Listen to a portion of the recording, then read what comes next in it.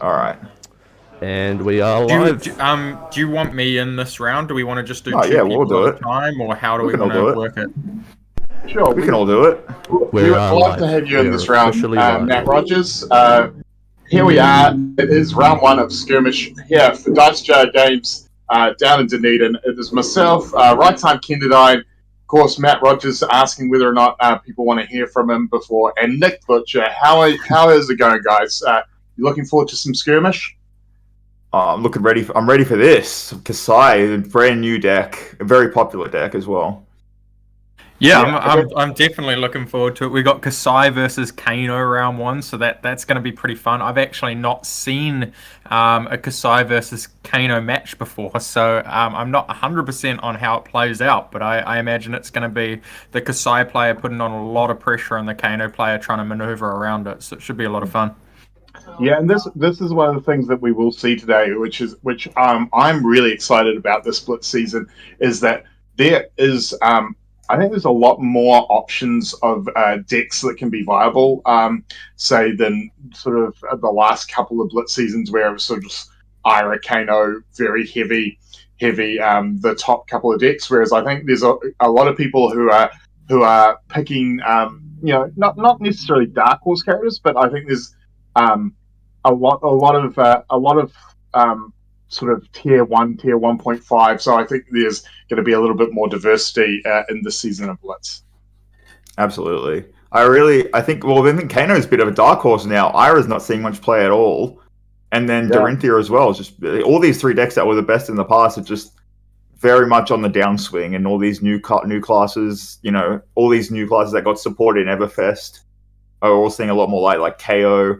I mean, I'm hoping personally to see a Data Doll. I want to see a Data Doll in action. I want to see them get out 10 items and just go ballistic.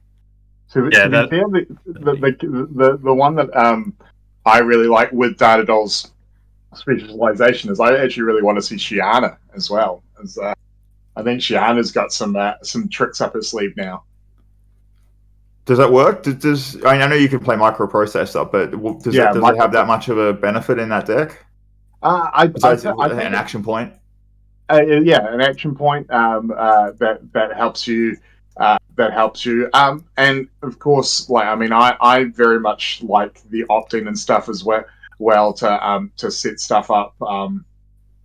Again, it's a bit of fun, and I've only sort of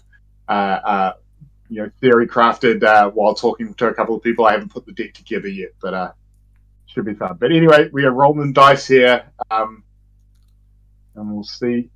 Of course they do that off screen, so we don't see who won. Someone rolled a 5. Yeah, it'll be interesting to see how much Nulrune, the Kasai player, is coming in with a respectable 3. Nulrune 3, but he does not have Courage of Blade Hold, and he's chosen Snapdragon Scaler, so it could be a spicy build of Kasai here.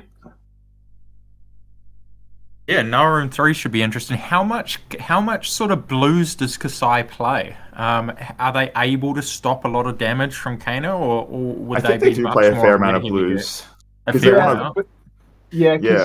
things like the hidden runs and the blade runners and stuff like that, it doesn't really matter what color you're using them for, because you're using them more for the go again and the buff off the next thing. So there's probably a decent chunk of blue in the Kasai deck. But leading out with lessons in lava straight off the bat. I think what's quite cool here is he's pitching a Blazing Ether on turn 1. So if he's 3 reds being pitched, 3 reds, so yeah. This is the time to actually want that. Yeah. Yeah, so if he keeps track, which I'm sure most Blitz Kano players generally intend to, then I think he's going to kind of set up something to go with that Blazing Ether at the end. The only issue with setting up is that this format is so fast right now that you're not going to see the bottom of your deck. I don't think, unless you're playing against Oldham, because Kasai is it's a setup deck that requires a fair few amount of copper tokens, but I don't think it takes that long to get there, to get to the game state. Yeah. Blitzing is actually a very interesting card that is not seeing much play, I think, in Kano decks. I mean, because of how fast it is. Yeah, given given Blitz is such a small deck, though, it does seem like Kano might be able to get through it quite quickly.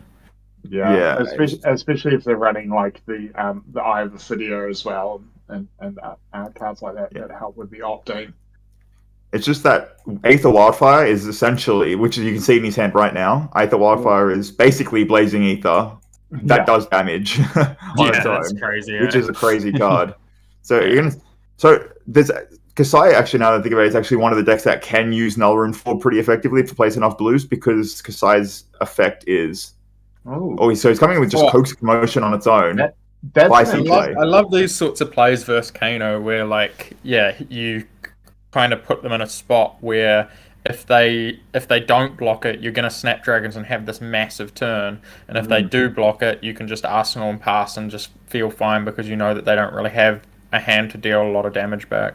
And there is a Razor in there. There is Razors in this Kasai deck because he did pitch one turn one. That's he did pitch one on turn one. Yeah. So he's Cindering Foresight, kept it on top. Is there a kill shot here? Because he's got the Wildfire, he's got the boots. Well, he's reaching for cards. And he's playing it safe. Classic. We do get the Snapdragons here though, so I'm wanting to put some pressure on. But I do got to say, Wildfire plus Snapback is a wild combo. Yeah. It's a very deadly combo. All right. What's that? Is Outland Skirmish, which is, I think that's the one that gives +3 to the next weapon and creates a copper if it hits. That's I think so. Yeah. And pitching a blue on the same card. And this is where the Kasai player want to try and get some coppers on the board to see if he can get off an early blood on their hands. Is Kano just looking to block, take a little bit of damage, and survive until it has a better hand? I guess. I guess so. He kept the card on top, I'm wondering what that is. If he kept it on Something top, he and wants he's not to draw, going for I guess. Just a blue. Yeah, makes sense. Any blue you'd keep on top, I'd say.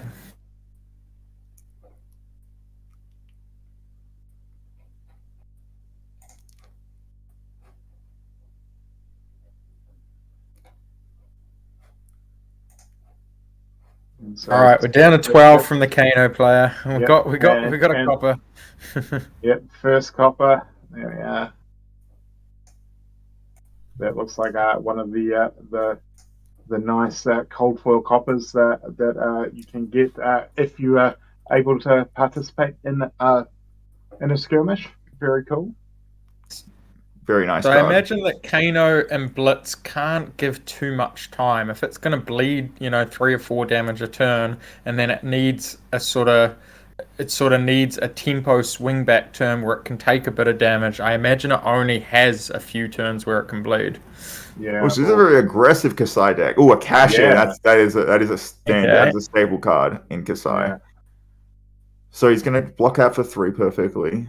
So this is a very aggressive Kasai deck with all these Rabble is an interesting one in a deck that has a lot of blue and yellow in it, because it can just not do much for you other than I guess maybe try and pull the block out of someone's hand for a couple of damage if it's like it looks like he's just trying to go super wide with this deck, just sort of attack. Yeah. Less of a setup deck, more of a just aggression. And I guess that also helps the generation of copper if the savers, even if they're not hitting fully, if they're just hitting every time they hit, he does get the copper. So yeah, and that stuff like this, because it comes in for 4, it's going to create 3 coppers if it hits. It's just a tough spot, and he's going to take it. Yeah, so Kano player, I saw an Eye of a Fidia in hand there, so this is definitely surely a turn where you want to make some things happen. And he's going to block with that. I'm not even going to pretend to botch that first name, but the Scolding. Yeah. Take a little bit more damage. We're going to get some more coppers. This blood on hand is going to come in hot. We've got a cash-in on top, so yep. Going to be a big turn next turn. It's interesting. I don't normally see Iron Soul response in a Kasai deck. That is. Yeah, this is very much a go wide aggro. Beat you up Kasai deck. Yeah, gotta be a nightmare for Kano. Especially because blocking in this format is very strange. People aren't blocking; they're just taking every hit and coming in harder. Yeah. So it really is a race to the bottom. Yep.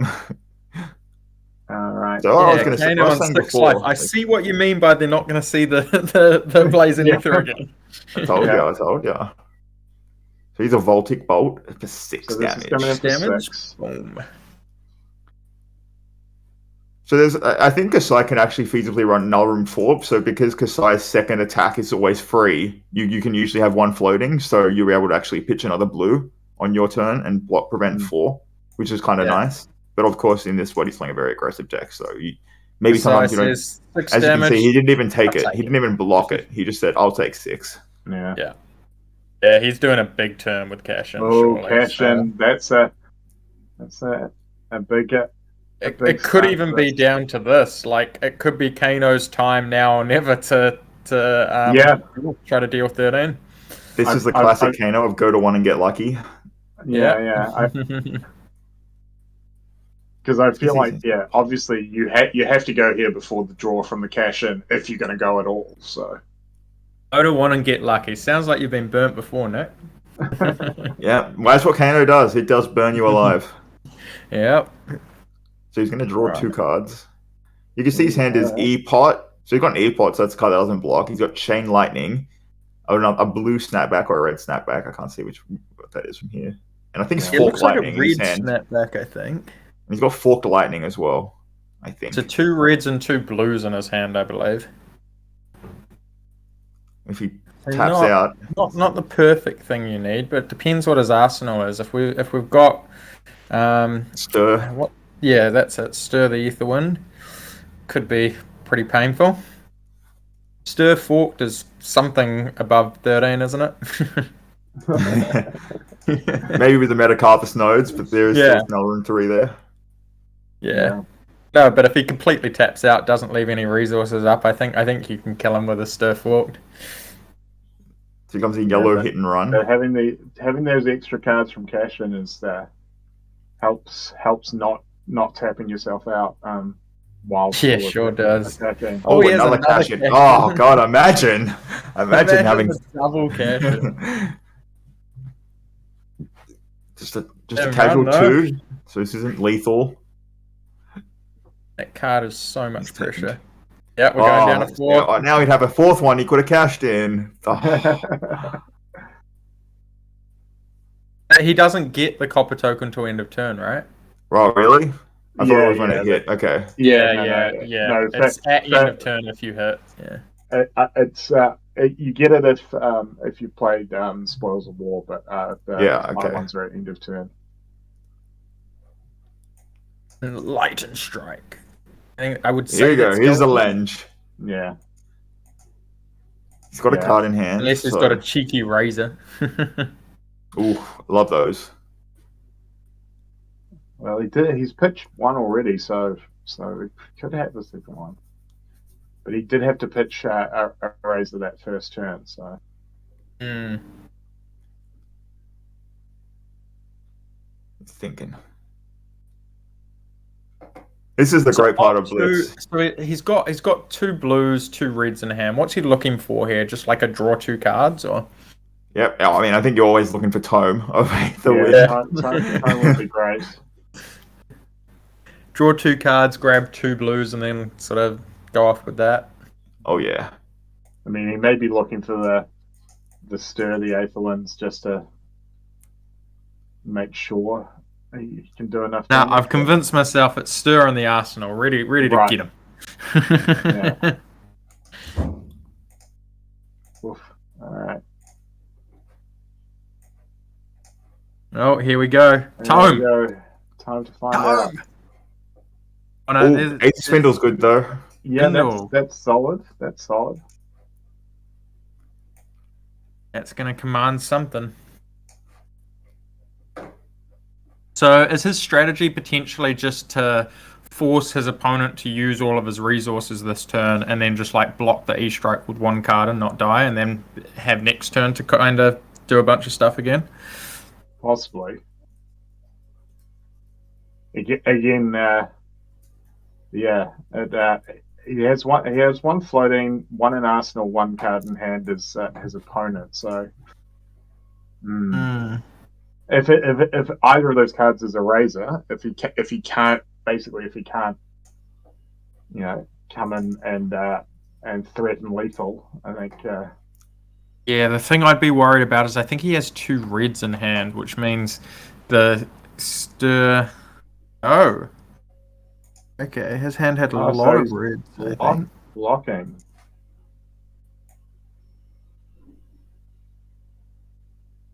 This sword is big though, because this is off. Oh no, the hit and run pump though. No, hit and run doesn't pump anything. I don't think, right? It only pumps when it's played after the first attack. It gives. It's just this is just for 2. Yeah. Oh, okay. That's easy. So he's blocking with Tunic, but he's on 4. He can get the resource. But he floated the resource first, so I wonder if he's just trying to be patient to throw that spindle.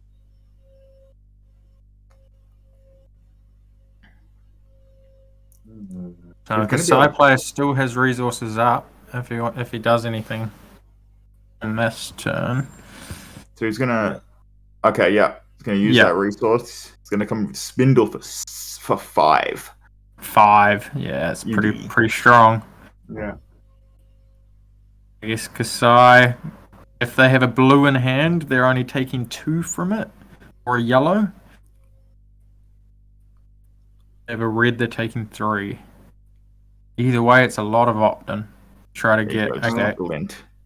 So we're looking for 2 blues, I assume. Yeah.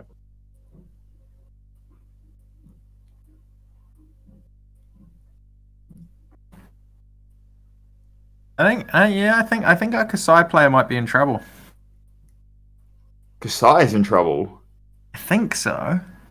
I mean, if you opt and get to keep 2 blues on top, it's dangerous, right? So he's still got the boots. Yeah, we'll see. We'll see. I mean, depends what his 11 is. Right? 11 is the day number, right? Because you can just come in with for 14 and they can't do anything about it. Yeah, exactly. Yeah. But I don't think he has the resources to do that. So we'll see how this goes. Then again, he hasn't hit any Tome of Ether ones yet, though. If he taps out that Aether Wildfire, it comes in. And also, Michael's Kasai looks like it's a fairly aggressive build, so I'd be surprised if he's running sigils on there. So it doesn't have that out either.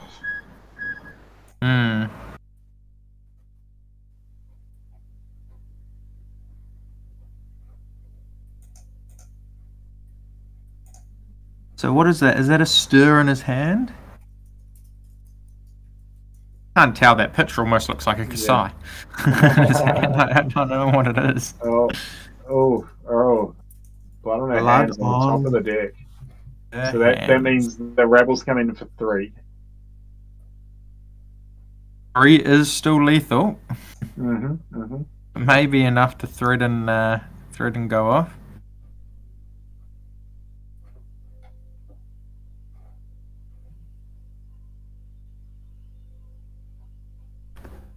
So yeah, the consideration has to be, do I start to look and see where we get to, but then I probably won't have enough cards to block if I miss, so it's like, am I going or am I not? Yeah, and I mean, that is the classic dilemma for a wizard in this situation, where this little life left, you're now either all in or fully blocking. It's like, and waiting for that better hand.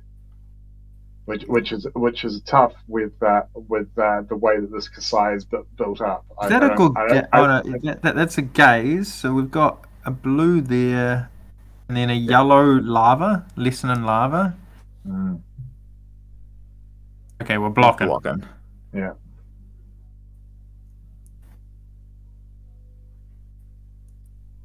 I don't mind that block either. I mean, the yellow pitch is a little awkward for the wizard to use on their opponent's turn. So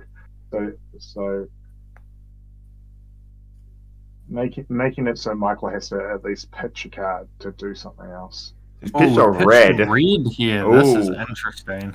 And I feel like he's holding on to as many resources as he can for the inevitable blast that's coming from Kano. Yeah, so I mean, this is such a potential bait. Michael might have blue in hand and he's pitching red to try to bait the Kano player into going off, thinking that he might just have a hand of reds. Ooh, that is Yeah. He might have a glint in his hand to go again. that's a stir to block with. I mean, Oh! oh, yeah, Oh, huge! no, that's +3. So now Kano's got to go off, right? Yeah. And that's what I was going to say. If you don't block, it's not After lethal. But blocking if you 2 do, cards. if you don't block, it's Yeah. not lethal. But if you do block, it's possibly lethal. So maybe you just don't block and go to 1. Because you saw instant response earlier in the game. Yeah. And no, he's not even going to try. Yeah, I think he's just got red in his Too much hand, or red, 2 reds. Like, I think his hand might have been all reds that turn. Wow, or a yellow and 3 reds. There you go. Just shows. Couldn't Side even deck. go for it if he wanted. Wow. Ouch. Very. Now that's a far more attack heavy, aggressive Kasai deck than I've been seeing being played. So it's an interesting build.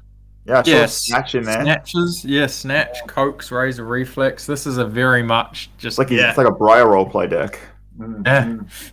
with a very powerful card like Blood in the Hands. So I could see that.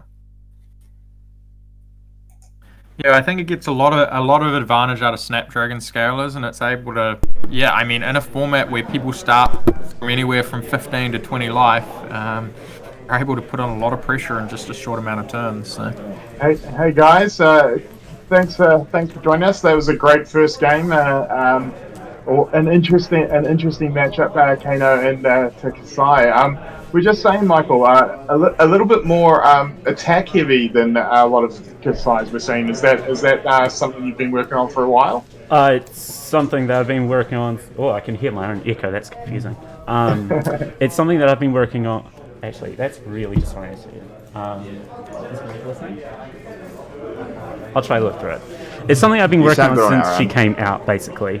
I always so LSS just posted their little hero breakdown of her, saying that she is a slow, grindy hero, and I took offense to that. So I have constantly viewed her as being someone that thrives on swing hard, swing fast, using red heavy attack actions. So you saw things like E-Strike, Coast of Commotion, Snatch, and I put Ravenous back in this morning because I realized that Oath of Steel does not work. That's how I viewed her, and I honestly see a lot of results. The Kano match is very difficult because of it, so you have to take it very carefully, but sometimes it comes through for you and you can put it on enough pressure that they're not able to get back in time. Nice. And Pierce, with Kano there, you just look like your hand got a little bit gummed up with not quite the right color pitch to really push through in those last couple of turns. Yeah, it was in that last turn. If I'd had a blue instead of the yellow, or a blue instead of the Stir the Eighth Wind, he was still dead. Right. Because I had set up Eighth of Wildfire in the arsenal. Oh, it was Wildfire there. Yeah. We were wondering what that was. Yeah. So the plan was, when I did my first Lesson in Lava, find Cindering, you play Cindering, Eighth of Wildfire for 7, and then your Fog Lightning for 10. And you just have to get them till 13 at that point. Nice. But yeah, starting is actually not as bad as it used to be, because you don't really need to set up the Stir Forked anymore. You just do that turn 1, do 10 damage or 12 damage, and then after that, they're constantly on the back foot. Yeah, no, but obviously this Kasai was a little bit more aggressive than perhaps other Kasais you've seen, and just the tempo never really sort of fell back in your way in this match.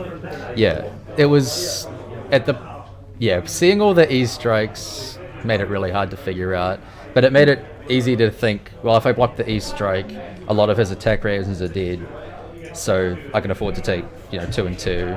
I wanted to block out Spoils of War, but it was never going to happen.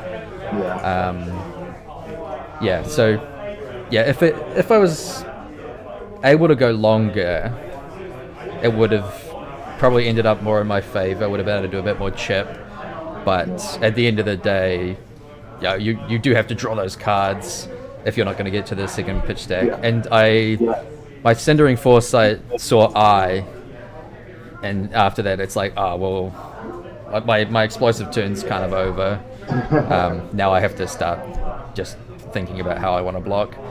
And on that last turn I was just like, well, if I block 2 here, he's either got it or it doesn't. So yeah, and I think that was the play. A few people are asking if the Saber was just coming in for 2, but the kind of problem that you're left there is if you let that first Saber come in for 2, he's still just going to probably attack you again with the next Saber. It's the same situation. Yeah, so it's either he has to have it or he doesn't. Yeah.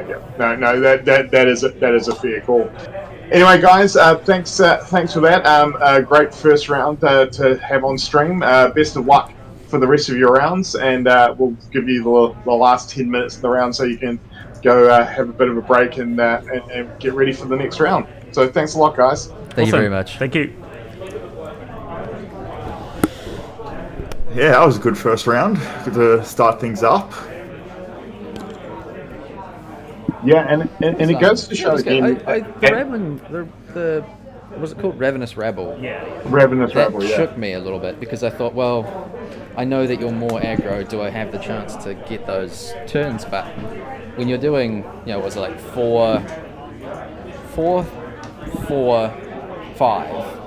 It's pretty hard to ever get my turn back. yeah, that's the idea. It's kind of like this is very much sure. a deck that lives and dies on the tempo. Yeah. So basically, if it's in my favor, you get away with so much stuff. So, what are you excited for? What are you boys excited to see today? What deck are you wanting to feature? The double Cindering turn, I took so much extra damage because I was like, I can do we can still Cindering, hear and them it was talking. Ice for top. I'm like, any card there would have been. Can we turn off the audio from the table? Very conscious of trying to stay above 15. To answer your question, what I'm looking forward to is obviously brute plays. I'd love to see it KO. I'm not sure. Love to see some Rhino. Yeah, well, Rhino has been. I muted the thing. I don't know if that actually helps on the stream, but Rhino's been crushing it. Sydney's Australia's top player, Hayden Dale's been crushing. The turn where I did my Rhino Voltic, I still had to take 6 just to do that. Yeah. It's not what I wanted. I mean, hopefully we can see more of that, more brute play. I mean, nothing more exciting.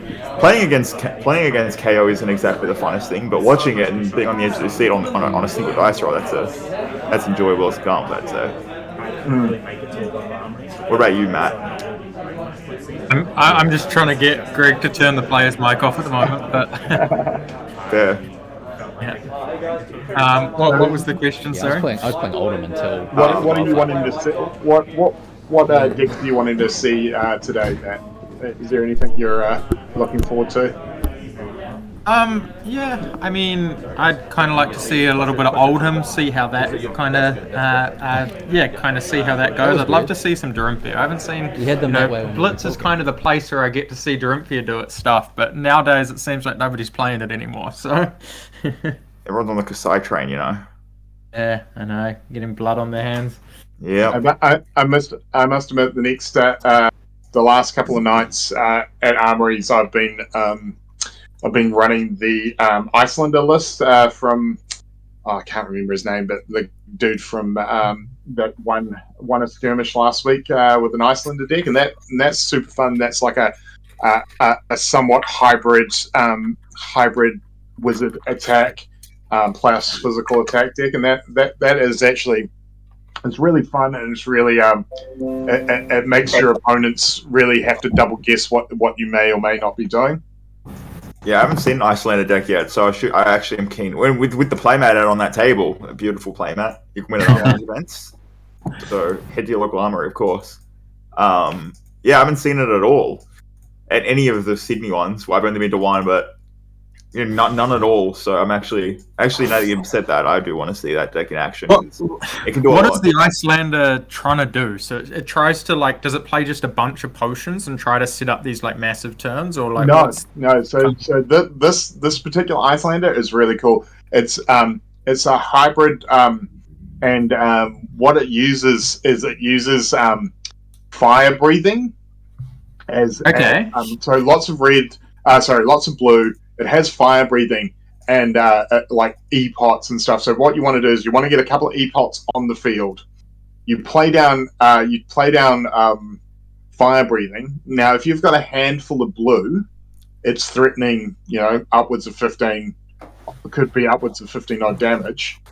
But if your opponent then overblocks expecting that to happen, you because it's an instant, you don't have to spend that money, and then they go into their turn with no cards, and you can use arcane damage against them on their turn and stuff like that. So it's Okay.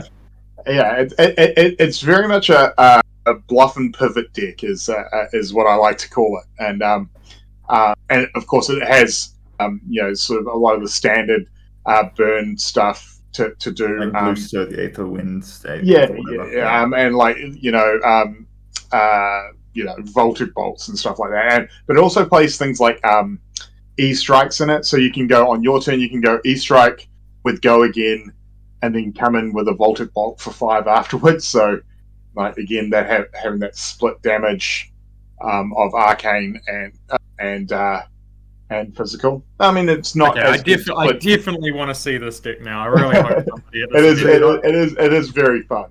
So you're not casting Channel Lake on their turn or anything like that, and giving them. Well, you can. So you do have that ice thing. Okay. So you can play Channel Lake on their turn, which is great because effectively you get 2 turns out of Channel Lake for the cost of 1 ice pitch. But yeah, generally you're not using a lot of the Icelander ability, but the times that you do it, like you've got the Channel Lake, you've got the Winter's Bite, that will put in a Frostbite token, and of course you're also running things like Blizzards as well, which can really hurt those go wide decks by taking away their go again and stuff like that, or forcing them to pay too, which in a lot of those go wide decks they can't afford to pay that extra, especially if you've played it from your arsenal, because you generate a Frostbite token off Icelander as well. So I mean, it would have done work against that Kasai deck. A lot of Rabbles, a lot of Coaxes, a lot of Razors and Iron Songs. That would have just done work. Yeah, and also because you're running so many blue, you can run the new Kraken's Aether Weave, so which is picture blue. It's an instant though, so you can do it on your opponent's turn and on your turn. And it's picture blue. It does 1 arcane damage, but if the arcane damage hits, you get to draw a card. So it just makes those awkward decisions on. It's kind of like an annoying Kadachi, and the fact is like, I can pay 1, but that means I'm less likely to do what I'm trying to do, but I don't want them to have an additional card and stuff like that. So it's one of those decks that just makes the decision tree for your opponent a lot harder.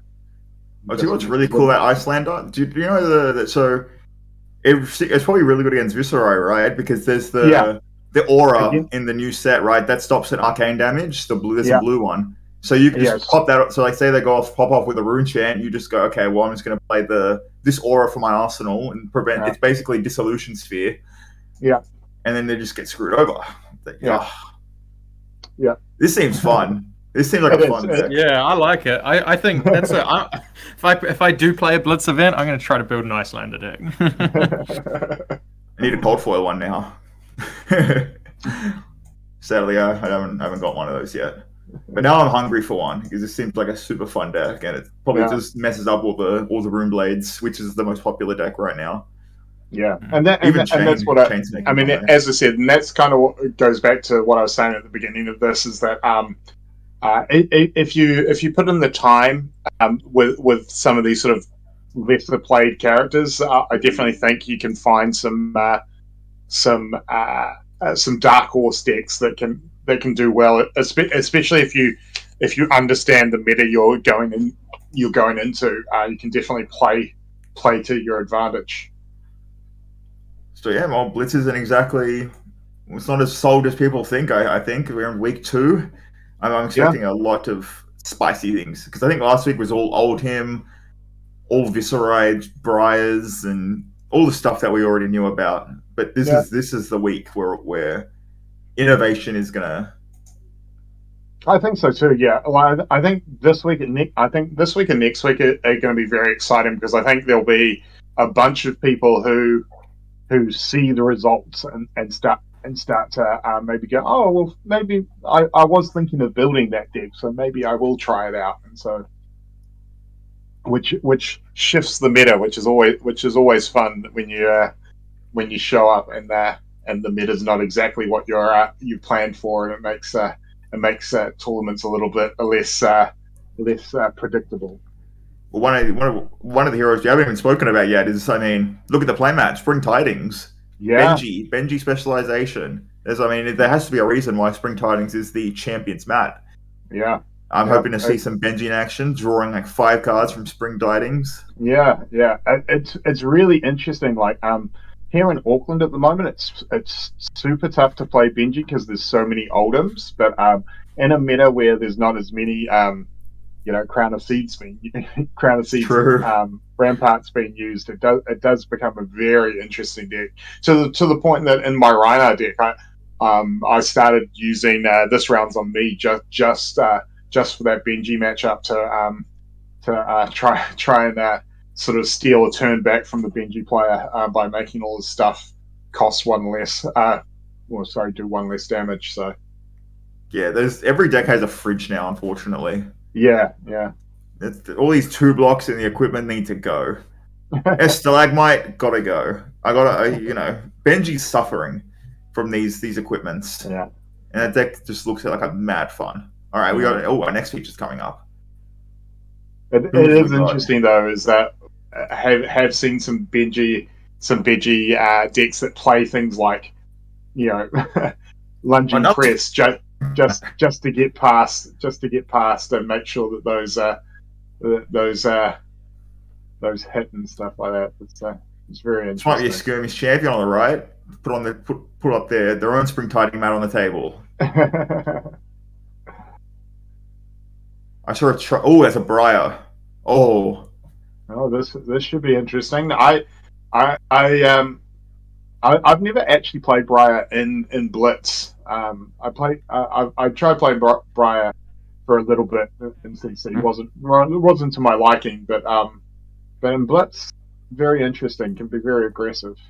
I did take it to a skirmish last season, and Mount Heroic in Blitz. Oh, it's a lot because that 3 damage is a lot more when you have 20 life than 40 life, and it can snowball. But the issue is that because you don't play as many blues, with less Kano, it's a lot better because you play a lot less blues, so you can't really afford all the Nolran pieces. But there's Frostbite, so is it Icelander? No. Okay. It could have been. It's Oldham and Briar, which I think everyone is accustomed to, but just not in this format. I'd say. Yeah, just not in this format though. Now, I imagine in this format it goes much like the other though. Well, it's interesting because I feel like there is an opportunity to play Oldham more aggressively in Blitz. I think it's better aggressively, honestly. Yeah. Awakening searches Pulverize, so say Briar gets a big turn off, but then Oldham just Awakenings gets Pulverized, and that's a big turn in 1 card. So yeah, and I think as the player against Oldham, you almost have to consider that on whether or not you hold off those big turns and do your calculations on whether or not you can get lethal, or whether it's better to try and keep the life scores somewhat close, so the awakening isn't as effective. That's true. Well, I don't think because in Classic Constructed, from my previous knowledge, that Briar is just very much on the underdog against Oldham. But in Blitz with 20 life, you got those 2 heroics, you got the Bramble Sparks. There's no ball lightning, but Nothing to do with I that. think Oldham usually takes a bit of damage in the early game before it stabilizes, right? So, like, oftentimes I found in Constructed versus Briar, sometimes there would be a 20 life difference. You know, like playing Oldham, I'd get down to like 8, and my opponent would still be on 28, and then they'd run out of all their gas, and then I just start to overwhelm them from there. So, well, as we start, we can see there's a Vexing Quiddlehand plus Bloodsheath Skeleta in Briar deck. Wow. And that is a spicy combo, I can tell you that. It is a very spicy combo. Is he going to be trying to, like, I don't know, do some sort of combo turn with Ninth Blade, or is it like, Maybe. That's a possibility, because he would play Revel in Runeblood, and he's going to be able to pop that Skeleta. Yeah. So we see a Gorkton, good start. So he sometimes plays Blue Staunch, so this is probably a very defensive Oldhim type of deck, you'd imagine. We've got very much a fridge here, though. We got block 2 chest, arms, and shield. Yeah. Interesting going with the Stalagmite. I think there's a lot of debate on which shield to go with and which matchup. I think probably Stalagmite's right in this matchup. And you also just, if it's a offensive type of build, I mean, Stalagmite, because if you don't want to pitch. Yeah, I think Stalagmite is just a lot better in Blitz than it is in Classic Constructed. Because there's just not as many turns, so just a couple of key turns can really swing a game. So I think that's a fused Force of Nature, so that's a 5 attack, Exude Confidence, and there's a Blizzard coming down. That's a start. But I think he revealed Tongue of Harvest, so he's going to be able to pay for it. Maybe he didn't. Oh, maybe he didn't. What did he reveal? I swear I saw a Tongue of Harvest, but I might be wrong. Okay. No, sorry. It's a Scar for Scar and a Lightning Surge. Oh, so he didn't reveal off the Force. Yeah, okay. So he just did it for the go again. Yeah. Not my mistake. So that Blizzard was a blowout. Oh, yeah. It can be. It definitely can be. So we're coming in for just 4 here, right? Yep, just 4. So this is an opportunity for Oldhim to really, hopefully take some damage and then really do some stuff. So he's taking 4, I think, because he had that embodiment. Yeah. Take 4 damage, and is there going to be an awakening? Pump some pressure back. So the surge is going to pop. What do we got? So he's going to use Crown of Seeds on his turn, which is basically an energy pot, which is just as powerful. So he's going to pitch there.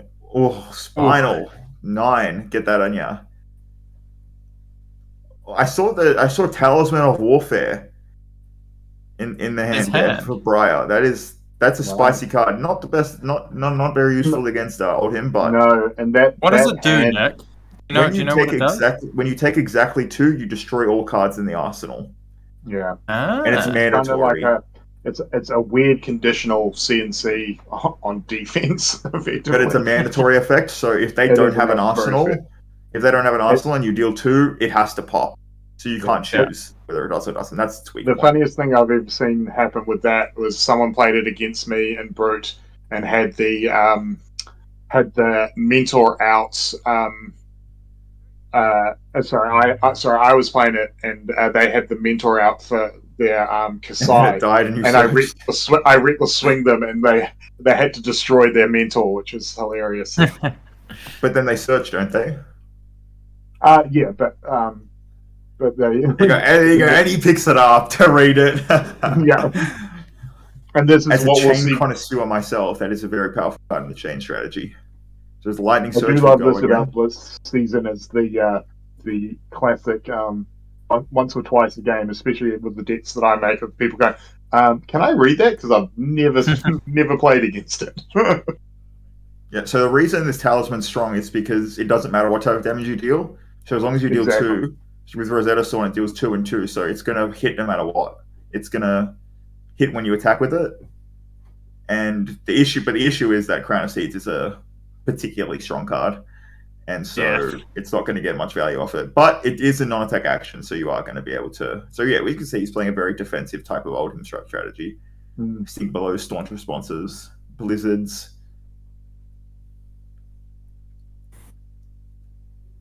I think he wants to use here. So do you feel like Thomas here is likely more on the defensive side of the Oldham absolutely spectrum? At this point, yes, I do think that he is going to pitch a lightning surge, and so he's going to think on the arcane. So he can block the arcane, and then he can block one arcane, and then the talisman's going to pop. He's going to deal 2 damage. He's going to take all of it. Maybe he's not defensive. This is so the reason I don't like defensive Oldhim against these types of Briar decks is that it's so easy for the Briar decks. There you go. Oh, Endless Winter fused. Wow. So he's going to be able to play it for 3 because of Tectonic Pleading's effect that he used last turn. So it is when it's fused because it's not very fused very often. So whenever you block with a card, it creates a Frostbite, and then when it hits, when they activate an ability, so say they activate the Skeleta or the Quillhand, they make a Frostbite. So wow, yeah. So just in for Greg, we got in from Greg. We got a bit of a hero breakdown. So, what deck do you think is the most played deck? I'm gonna say Oldhim. It's a bit of a trick question because there's 2. So I guess give me 2. Oldhim and I'd probably Viserai. say Oldham, and is from what we saw last round, maybe Kasai. Everybody's going to guess Oldham. You're right on Oldham, but you never guess what the second most, the other tied for first most played deck is. Oh, is it Genis What You Need? It is not. I'm just disappointed then. How many of those are in the field? If someone's playing that, I will personally send them money to buy a box from Dice Joe if they're playing it. No, nobody is playing it. I don't think anybody has ever played it. I will save my money then. Yeah, you save your money. He did the smart. So Angus did the smart thing here. I'm 100% undefeated with that deck, but you haven't played a single one game UPF with it. Okay. So he took the hit here, which is the smartest thing to do when you're playing against Endless Winter, because mostly Briar isn't affected by its on-hit effect. So our two decks that we're seeing right in front of us are the 2 most played decks. Briar is equally most played at 4 copies across the field. Well, as I was saying, the Australian national champion, the top player in this country, Hayden Dale, has been high on Briar for a long time in Blitz. So maybe people were taking his advice, taking his deck list that he posted. I thought he was all about Reiner. He's all about a lot of things. He's just talented. Yeah. So he's very a Nimblism, a staple card. I feel like his Reiner love is more a pet deck than necessarily thinking it's a top deck. Though he did take out fighting words, are they? I think those are fighting words. So he's the E-Strike for 10. Get in there. There's a big hit. Well, let me just put this out. Put this out there, Nick. There's more likelihood I'll be playing Reiner at Pro Tour than Hayden will. Oh, you'll be attending the Pro Tour? I know you have a lot of fans out there. Yeah, I'm in on Boomer XP. I did my grinding back in 2019, so you deserve it as much as anyone else. That's yep. So flights are booked, and I will be there. So looking forward to it. I'm sure you're going to be signing a whole bunch of stuff for all your fans out there of Radio Reflex and Right Time Gaming. Yeah, no, I'm pretty excited. I'm actually rooming with Kellen from Red Zone Rogue and Steven from DM Armada. So that's awesome. gonna Cool. be a good time. I'm rooming with some bozo. I barely know him, to be honest. I think you've met him a couple times. I sorted it out, so yeah. I think you guys will get on well. Oh, there's a new card in Angus's hand. It's a very strong Swarming Gloom Veil. So I think that's probably why he's using the Vexing, because he can pop that, give the go again, come in for 4 for free. That's a really strong play. And there's a CNC as well. Oh, and a Revel in Rubat. Oh, all these new cards are just strong.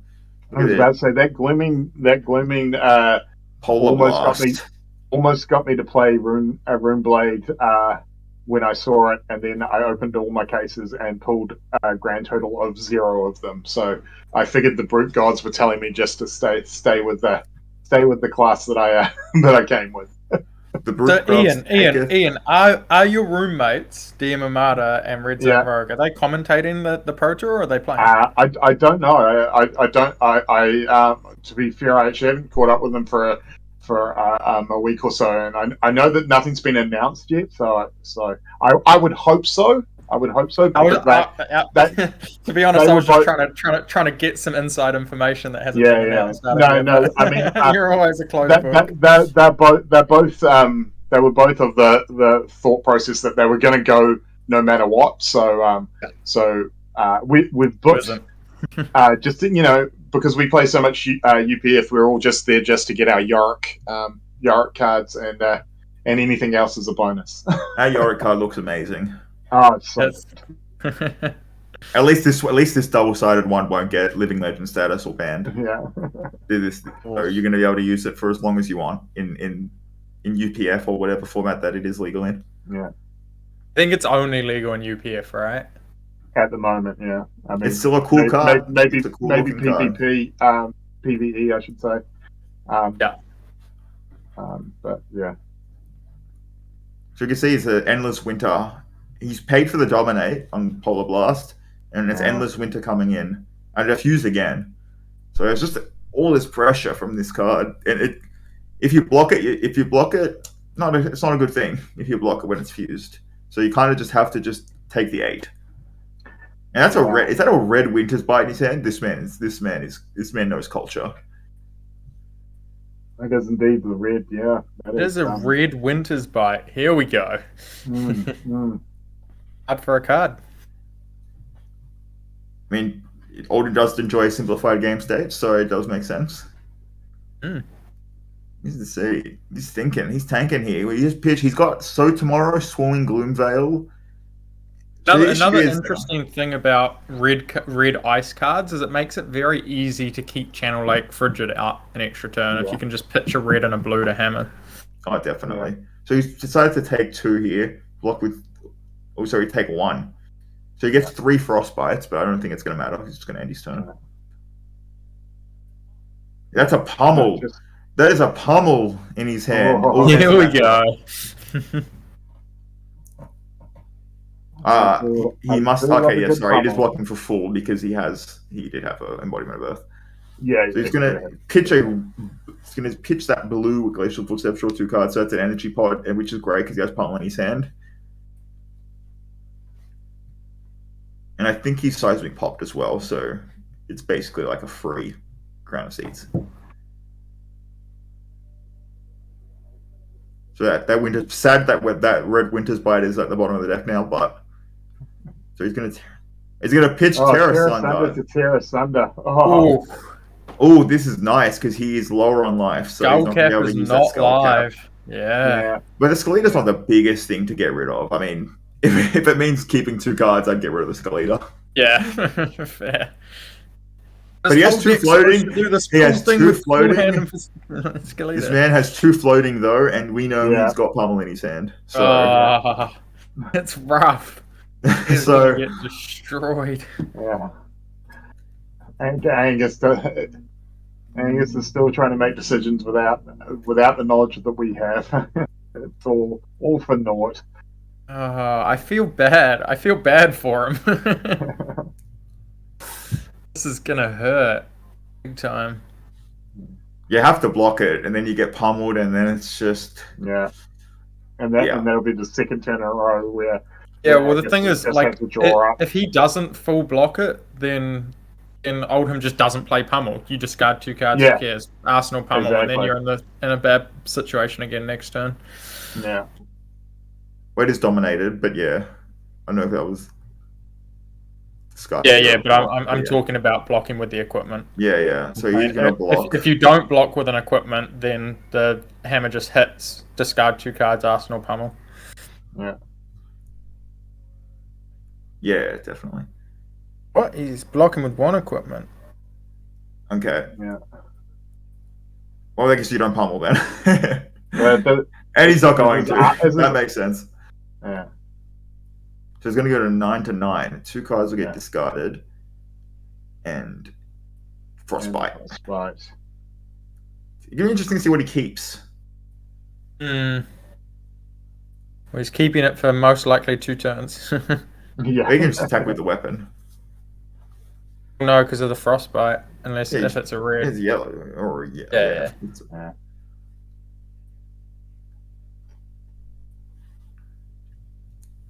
Did he read Pummel? Did he read that it might have been Pummel? Maybe. Maybe, Possibly. yeah, like Possibly. possibly this was a play around Pummel. But the only thing is that if he did think it's Pummel now, it's just Dax in the arsenal. So Yeah, Pummel's still coming.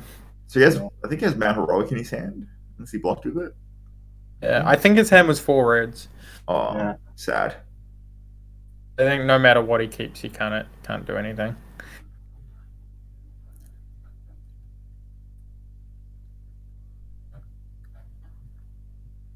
I guess this must mean he has a 0 cost in Arsenal that he's thinking about paying off the Frostbite. Could be. Possibly. Yeah.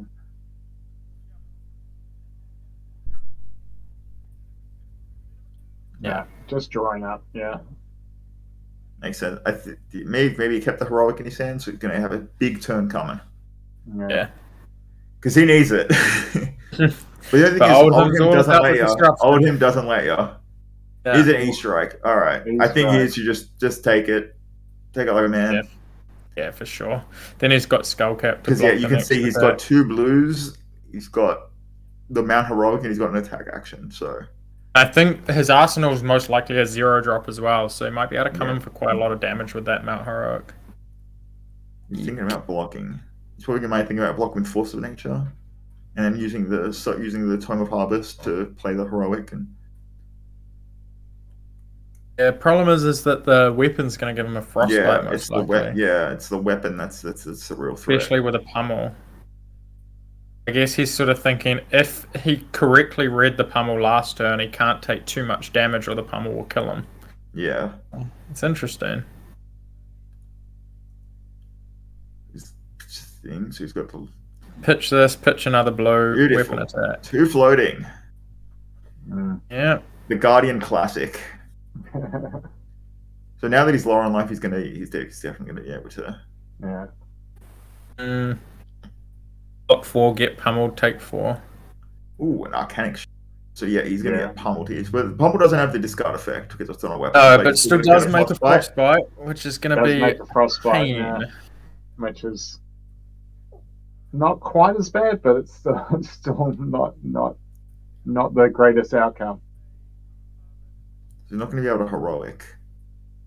So are we going to use Gonna pop the Vex. He's Oh, going yeah. Skeleta to reduce the. reduce the cost and then be Yeah. able to play the Huge card play. from the arsenal and then the weapon attack as well.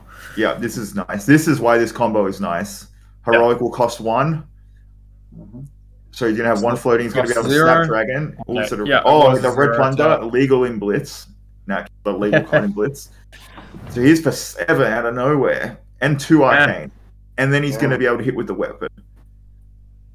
I mean, when the opponent doesn't have an arsenal as well, did all this off 2 card hand with a frostbite and on his side. Yeah. Yeah, this is the power of Blood Sheath Skeletor plus Vexing Quill Hand in Blitz. Yeah. And in Classic, I mean, just in Blitz in general, because even just getting 2 just swings the game completely. We got Oak and Old in hand, but we're gonna have to block with it, I guess. I guess so. Because this is threatening lethal on its own. So he's got 2 rune chance to deal with. Still got some fridge though. Still got a bit of equipment. That's a strong play. Using the Yeah, that's a stalagmite very just strong so he play. can't attack with the weapon. Yeah. That's blocking a lot of damage. Yeah, that stalagmite just saved him 4 life.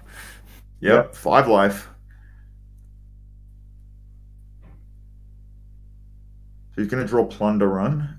Oh, a snatch as well. Oh, this next turn, That is a lot of not very good block in Briar's hand, though. got a command coming in. He's on 2. Yeah, Man You gotta still block. threatens 6 damage. Yeah, that's 3 cards now because he's got no equipment left to block with. I know it's only 2 cards. He does have the embodiment. Yeah, Yeah. but like he's a lot of 2 blocks. But yeah, you're Yeah, right, yeah. he does have I'd the say embodiment. you definitely just want to block with the 2 non-attacks and come in for 14. That's just huge play. Yeah. And he did just pitch a Blizzard, so he doesn't have Blizzard.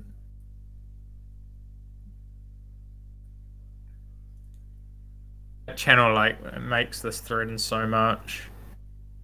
Channeling. I think you come in with the thing that stops Exude, yeah. defense reacts or whatever, exude, and then Snatch him. then after that you might be able to draw a card on the snatch as well, and have an arsenal for next turn. I think you're definitely going to draw a card on the snatch. Yeah, a lot of damage. 14, bam. Boom, ready, slamming it. He's going to slam it. No, he snatch snatched. first. Oh, interesting. I could see that being I could see that also just being a play as well, because if Yeah. your opponent You can blocks with catch attack them out. actions, you can catch him. Yeah. Yeah. Yeah, you can catch them out. I mean, this is a play that can It can backfire, but it can massively win you a game swing or away. lose you a game. yeah, exactly. This is is the probably point of the right, game that Irish you'll Star talk Wars. about if it goes wrong. It's the point that you talk about. Yeah. Yeah, that's where it can go wrong, because he just defends it. That's where he has the defense react, though. Yeah. It's only 6 he's blocking. Yeah. Oh, I think the Crater Fist had 2 on it. Oh, okay. no, it didn't. was He only 6. blocked Okay. 6. He got a card. Exude, and there's an Exude. I think he miscalculated that one. Yeah. I think he's an Exude for 7, and he cannot use defense reacts unless he uses a card that has 7 or more power. Does he have a blue to pump it as well? There's an Embodiment of Earth. He'll let it slide. Yeah. It's skirmish. It's casual. It is a casual. Yeah.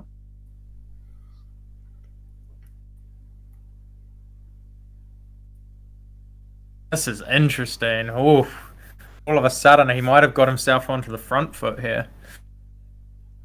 And that's a blue in hand. That is scary stuff. Yeah.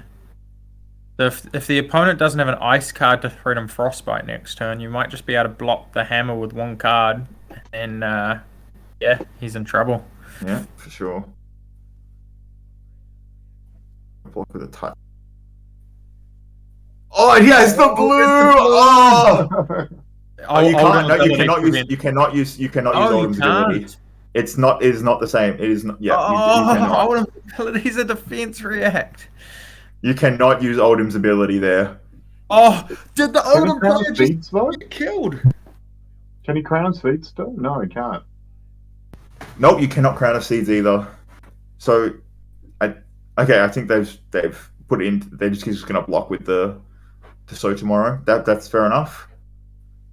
Okay, so he's blocking 5 on the 7.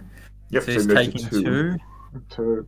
Yeah. All right. This And is because this is the errated Briar, this it is only 1 embodiment of Earth. Oldham's in trouble here. Oh, unfortunately, I think it's just a brick hand here from Briar. Oh, no, it's a full brick. It's a 7. Yeah, it is a full brick because the command doesn't No attack actions. accept command, which doesn't work with lightning press. I think that tectonic plating should be with 2 counters, I believe. Yes.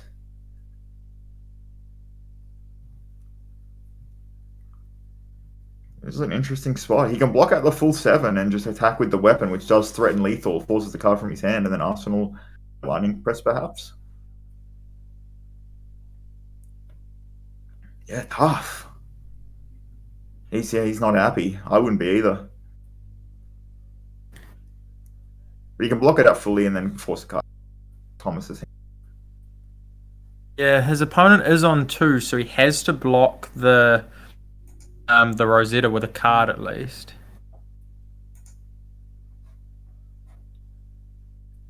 So if you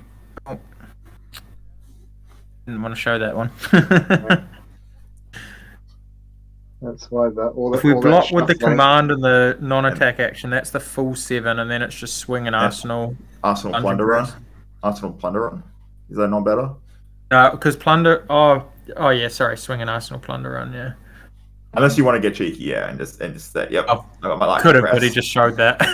Oh, never mind. Okay, yep. Block 7.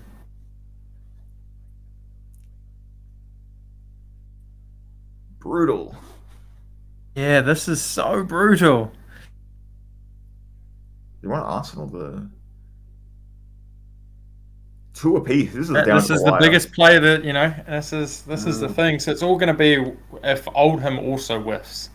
Well, he hasn't drawn Pulse of Ice and Loft yet, Mm. and that's the best card in Oldham by far. There is. Yep, there you go. So block 7. Pitch the Commander lighting card press. from That wasn't a weapon. surprise. Yeah. Yeah. One for Yeah, 2. I think since he accidentally showed that, it kind of really forced Yeah, his it hand to defeats use the that point as of his the card. pitch. So as you said, this will force a block from hand. Well, at least he's going to have a 3-card hand, so he's not going to be able to use like a Glacial Footsteps Dominate to kill. Yeah. There it is, Pulse of Ice and Loft. That's there it is. That card is just absolutely absurd for that exact reason. So now he's drawn 2 Plunder runs now. That is unfortunate. Mm. Did Much he of not ask Grande. a card then or not? No, because you got Pulse of Ice and Loft, and so that turns off both of Oldham's abilities. Yeah, of course, yeah, both of them, yeah. And see, just another another weekend. It's Double Plunder Yeah, this run. really isn't going his way. And a Scar. Can he go to You're- 1 and get off that Scar for a Scar? is Ooh, he could. Yeah, Ooh. I mean, Is he bluffing a pummel here? Is this what? if only he at hadn't this shown point. the lunging press. If he hadn't shown the lunging press, he could have attacked, and then the lunging press gets ice reacted back to the top, and then you Yeah. scar with lunging press. Is he fearing pummel? I think at this point you just have to say nah. If you have Yeah, it, you've GG. either got it or you don't, right? Yeah, if you got it, GG. Yeah, he does have it though, right? Does he? I don't know. Don't know. I just give it to them if they have it because Oh my overblocking gosh. Play around it. overblocking he doesn't exactly get rid of the pummel if he does Yeah. have it. Yeah, I just- guess he it was just probably means you have to thinking that deal he with it just has next turn. so little to do on his turn anyway. But Yeah, yeah. makes sense. Fair enough. So that was the plunder run gone into Arsenal then. Yeah. Yeah. I was just thinking like he could just block with the Autumn Touch, go to 1, and then just go Scar. He just didn't want to get ice reacted again and not be able to Arsenal the plunder. Yeah, no, fair enough. Oh, this is another big, and Yeah, again spinal, representing two the floating. pummel on this as well. 2 floating. Now you gotta think he's got it because. Yeah. Oh, and he had it. And he does. GG's. There's the pummel. That's the problem. Oh, If you play around what it, a they just shame. don't. They still have it. I'm going to let you guys deal with the post match interviews. I'm just going to step away for a second, and I'll be right back. Easy. Enjoy. Yeah, that was an intense game. Yeah, very. That was hyped, especially the. Everything just the kind of wheels fell off for Briar. Like Oldham had it early on and was way ahead, and then Briar came back and then was about to just put the nail in the coffin as well. Like it came back hard, and then the wheels just fell off. It had a couple missed turns. Yep, of course. That's how it goes. Is it too loud? I can turn it I'll let you take care of the interviews if you like, Nick. Sure. We're good. Can you hear? Can I be heard? Is it too loud? We can hear I you. can hear you. We can hear you. Okay, yeah. So what did that game went? Because from our perspective, that was as back and forth as you can get in a Blitz deck. You know, Briar was behind at first, and then all of a sudden got that Mount Heroic turn with the snatch off, and then just threw a bit of a weekend after that, and then it went back to the Oldham side, and then roller coaster. that swing. Yeah, the current Oldham deck is not really an aggro deck. I call it more a disruptor. So you've just got to make sure your opponent can't get those 5-card hands. We hear the players? Yep, I can hear them. Okay. Yeah. I don't know So, if the stream. yeah, I don't know. Yeah, we saw because you saw the pummels in there were nice. They obviously really helped in that game. But from the Briar side, like, what were you thinking in that game? Because Oldham traditionally a pretty rough matchup because of the frostbites. Yeah, I mean, I was kind of hoping that I could just get maybe a channel a little bit earlier. Just get some like a really nice setup hand where I can pop my Vexing and Scalata, potentially play the channel, and then come in with 2 or 3 attack actions that just hit very hard, or maybe get go again from another card. I seemed to go wide earlier. People aren't doing that right now. They're popping the Vexing Quill hand and the Scalata to get the minus on the Mount Heroic, and then it even works with the Revelant Runeblood, right? So then it's free, and then you can get off like a big Autumn's Touch as well. What is it? Are you doing that in every matchup, or just for these slower, grindy matchups? Except for Kasai, I think. I need to block a little bit more of that one. Yes. Also, I play 2 Command and Conquers, so I can potentially get for 1 pitch. Mount Heroic, Command and Conquer for 9. And weapon, yeah, that sounds strong. That sounds real good, especially against these decks that want 5-card hands. And give it go again. It's even crazier. Yeah, against these 5-card hand decks like Viscera and Kasai that just really want to they throw out their whole hand in one turn. It's just hard for them to stop that. Yeah. So on Oldhim's side, I just want to hear about Oldhim. What made you come to your choice in deck? A lot of Awakenings in their builds with Pulverize. I think Awakening is a crutch, and you shouldn't need it. I took this to 2 skirmishes last week and won both of those, so just doing the run back. Yeah, you're teaching Cal a thing or 2? I don't know if I'm there yet. I've only been playing the deck for like 2 weeks, but I read all the armor. I'm like, Crown is still bonkers. That's true. And every deck in the format, if you just give them a Frostbite or take a card out of their hand, they're not that scary. And just gotta stick to that game plan and know when to take the damage. I probably should have blocked on the turn where I had Oaken and Arsenal, but I just wanted to end the game and got greedy. Yeah, did you have back-to-back makes sense. Pardon? You have back-to-back Endless? Winter? Yeah, no, that's what I would ask. Is there a turn in between? Because not many people are playing the Endless Winter right now, because the on-hit effect. I really like Endless Winter. It basically says take A, which in the Oldhim deck, you need a way to progress the game, otherwise you go to time. Yep, makes sense. And it does stop things like the Courage Blade hold, right? Makes them get a Frostbite and all that into stuff. some matchups, it's a free win. Another matchup, it's vanilla. It just says don't block so you don't get Frostbite. Yeah, that's all you need. What is your hardest matchup for both of you? Ooh. I honestly don't know. This is tricky. But I feel like I can get real close. Maybe... We just need to miss a turn, right? Yeah. Well, I honestly don't know. Kasai's pretty hard. Kasai's scary. Kasai's the one deck that you change, like, the armor... Well, not the one deck, but... Kasai's pretty scary. Yeah, fair enough. Well, there are a few of those rolling around, so he's hoping you're not playing it. But I'm going to let you guys go because the round time's just come up. You guys need to chill out after your round. Cheers. I'll let you guys go. Yeah. Enjoy the rest of your day.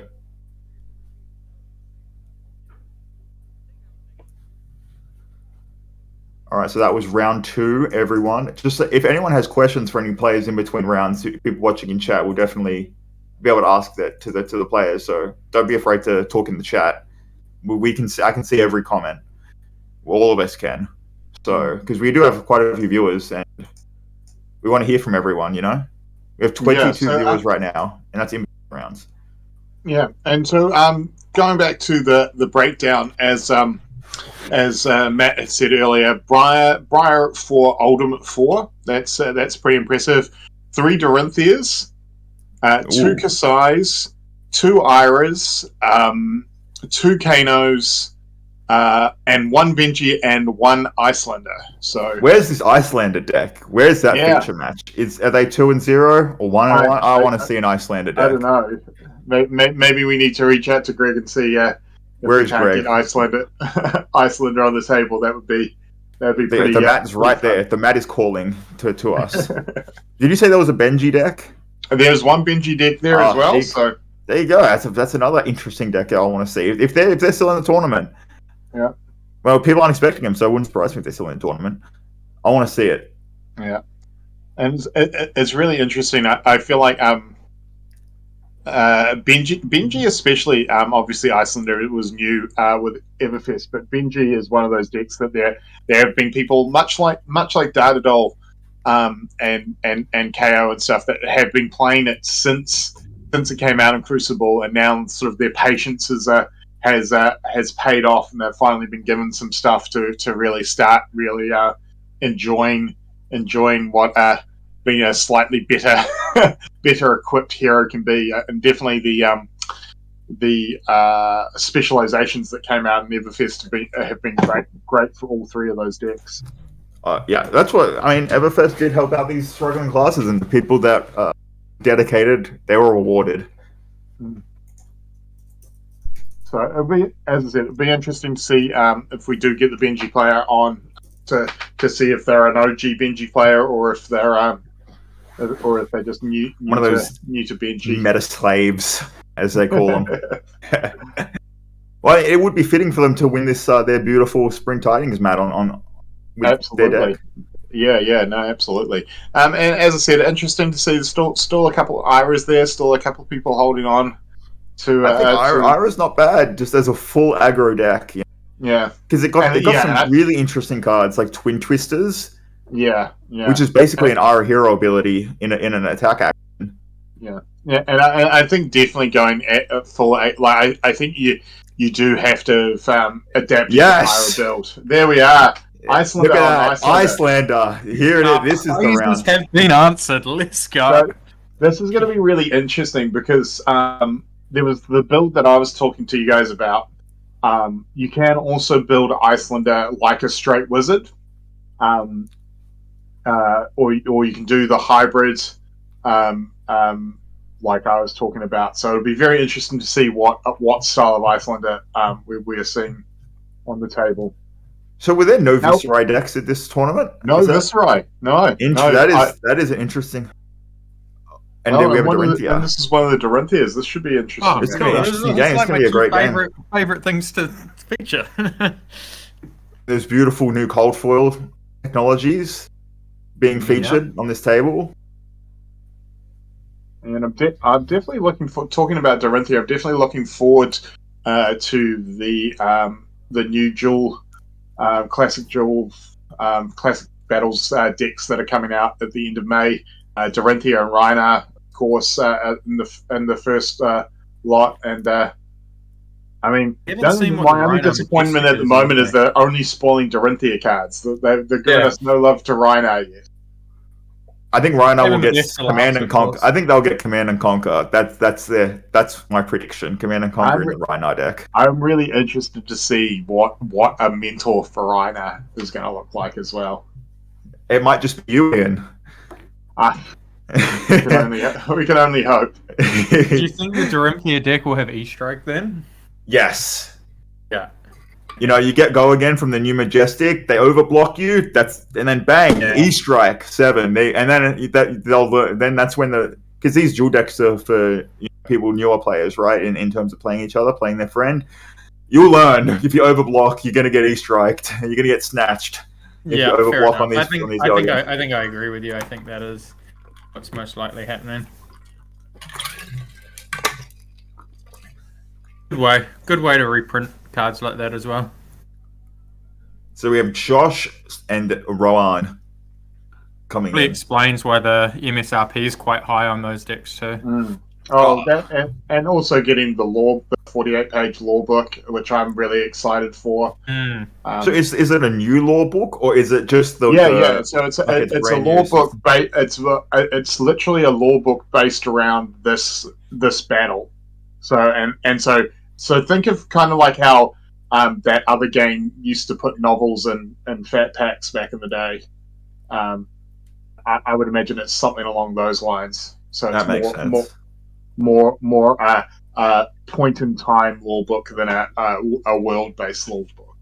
That's good. I like that. And that means that as they put out new matchups, you can have a new lore book each time. So that's cool. Yeah, that's cool. So as we're getting into the game here, so he's pitched a red. He's pitched a red. Okay, so those don't go to the deck. They have to go back in the deck. So he's pitched a red Absorbing Aether, which is an interesting defense route that can be played. So the fact that Josh was coming with Crucible instead of the Kraken probably means he's on a more aggressive, sort of traditional wizard build. Yeah, and you can see Voltic Bolt blue for 4 damage. You can see Rowan is just taking it like a champ. Probably got that And, big hand, and 5-card hand, vanilla damage. Don't care. Joshua Go in. making the classic mistake of getting too excited about his turn and forgetting his tunic counter. That is the classic move. Yeah, Let's just hope Joshua doesn't have 500 memes in the fan page posted about it. Oh dear. So we can see Ryan's got their 4-5 card hand ready. Sharpen Steel, good start. The Dawnblade. Yeah.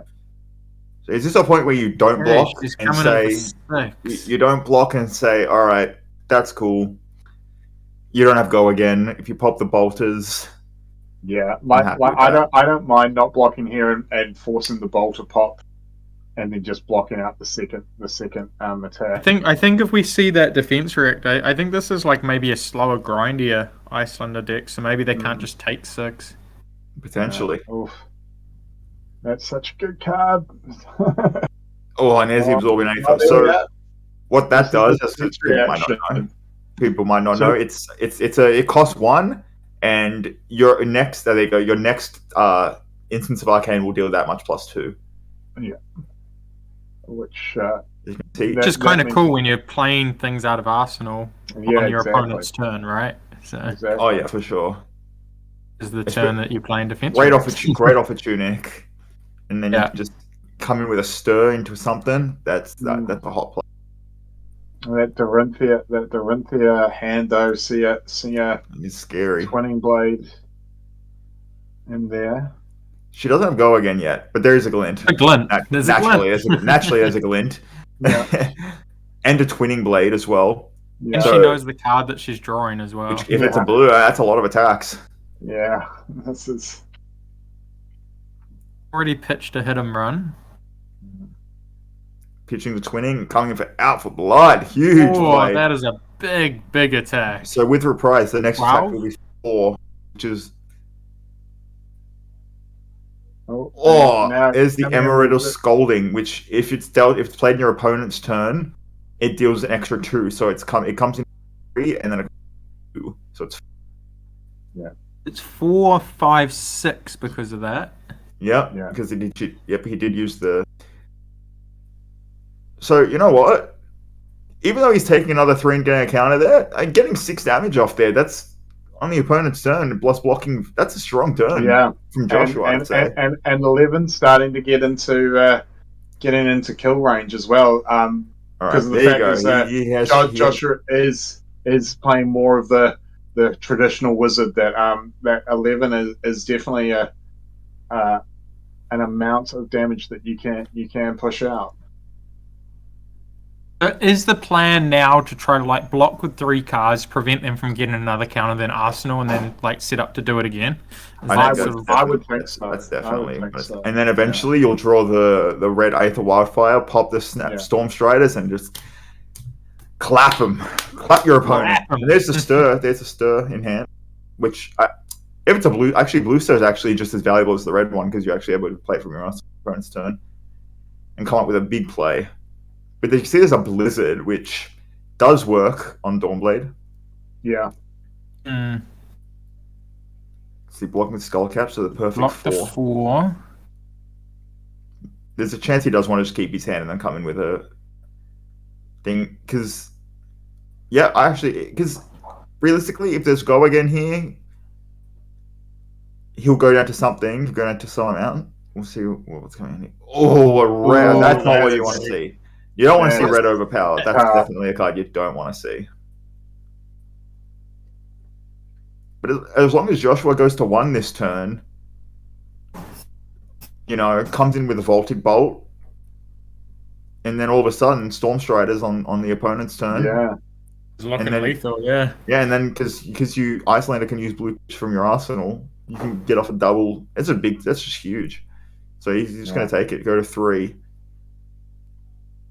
So he's going to. Well, just like any old wizard deck, boom, Blizzard on the. Well, unfortunately, what's the, and then wait, no, it doesn't get a fight, right? It's only when it's from Arsenal, right? Only when it's from Arsenal, yeah. So she shouldn't be getting that. She shouldn't be getting a Frostbite token here.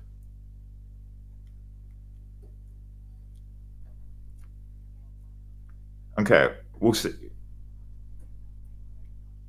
And this because now it depends on if what's in her hand. Because if it's a blue in her hand, she can just pitch to pay. No, just arsenaling and passing. Alright. That blizzard was huge. That was massive. And now, Real heads up, knowing that. Yeah, so I guess she had a red in hand and so couldn't do anything. Yeah. Alright, she got. Now the only thing is there's no arsenal, so he's just coming for a vaulting bolt for 6. That's still good. 6 is a lot Yeah. still. That's though. a lot You've of still got damage. boots. If only there was 3 counters on that tunic. yeah, which there should be.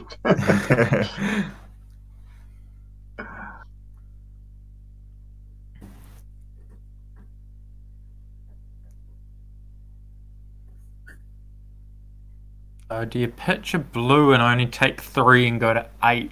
But then All right, have I just want to 4 say, card for hands? the people watching, if anyone has questions for either player, we will be doing post-match interviews. So